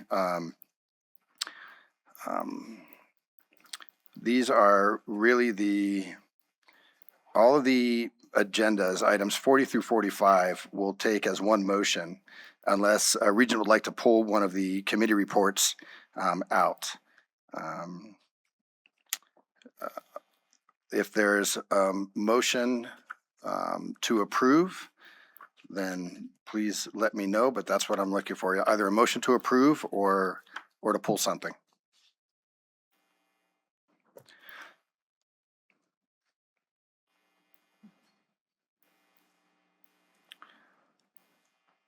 So on the committee reports, it would be a motion to approve all the committee reports. I move to approve the committee reports. So there's a motion to approve the committee reports by Regent Downs. Is there a second? I'll second. There's a second by Regent Batista to accept the committee reports. Is there any discussion or conversation? Is there any committee chair that during this time would like a moment to talk about anything that's happening within their committee that would be related to anything that we're voting on in terms of the reports? I don't see any. All those in favor of accepting the committee reports, please signify by saying aye or yes. Aye. Aye. Those who oppose, please signify by saying no or nay. Thank you. We'll move on to our last agenda item. Actually, agenda item number 46 is new business. Are there any considerations for new business for future meetings? Sure. Regent Downs. Thank you, Chair. I'd like to have the board review binding arbitration, possibly take a position on inclusion of binding arbitration in collective bargaining agreements. I would like this discussion to include both sides of the issue. I know that there are two sides of the issues. I'd like to see both presented. I might take an outside body to present one of the two sides. And I invite anyone to join me on making this request. Any other additional new business? Regent Del Carlo. Thank you, Chair Brooks. I'd like to request that we do a complete review of emeritus status and go to our aspirational and our comparison institutions, both for community colleges and for universities, and see what they do, and hopefully have a committee or something to do that and have the recommendations brought back to the board for review and vote. That's my first item. And my second item would be a presentation at a future meeting where we look at, we're a system, and I know we have NSHE, which is a national organization. We always talk about the staffing in the system administration office, and I've been told by multiple chancellors that it's not where it should be. And I know it's all part of funding, but I'd like to see where we really should be if we feel we're low in comparison to other systems of fairly similar size. Thank you. Regent Arascata. So with the recent purchase of the house in Carson City, I'd like to get a full report from either the chancellor or from the NSHE representatives who will be there at the house, or the NSHE offices, to get a full report regarding the accessibility and the construction of the renovation of accessibility standards. So we're 6 months away from the start of the legislative session. This needs to be done by the legislative session with the full, going under the full ADAG, the Americans with Disability Act architectural guidelines, to make sure those are done and secured. In addition to that, also make sure that because that is an NSHE office, looking at the city codes, I believe there does need to be a designated disabled parking spot, not just one for the city, but also designated to the office if it is going to be under NSHE, the NSHE umbrella, and or how many parking spots, spaces are designated to NSHE staff that are going to be there at the office. Thank you. And that can be for both BFF and the full board, please. Any additional new business? We'll move on to agenda item number 47, which is public comment. Is there any public comment at GBC?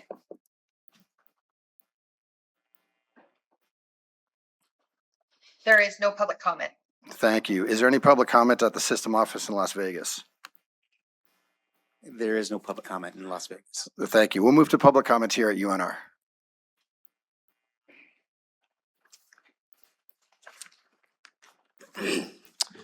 Good afternoon, Chair Brooks and Regents. My name is Aiden Casey, for the record. I serve as the Assistant Director in the Department of Government Affairs for the Associated Students of the University of Nevada, representing the undergraduate student body at UNR. I'm here today to discuss the financial situation among students at NSHE institutions, including our university. We would like to remind the Regents of the rising costs of being a college student in today's economy. As you all know, tuition will be increased 12% over the next 3 years through recent changes to NSHE's predictable pricing program.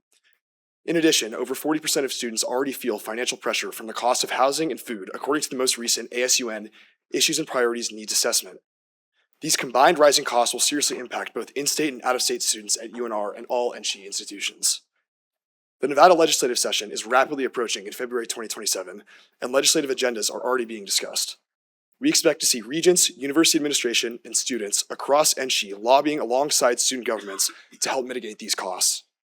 The biennial legislative session is the most important time to help the staggering number of students experiencing food and housing insecurity. NSHE prides itself on Nevada's higher education affordability, with Nevada being a top state for affordable college. We need your help to push towards solutions that will benefit students academically and economically in this legislative session to retain our state's status of affordability. Thank you for your time, leadership, and dedication to Nevada's higher education. We look forward to working with you all in the future. Thank you, and as always, go Pack. SES, is there any public comment on the phone?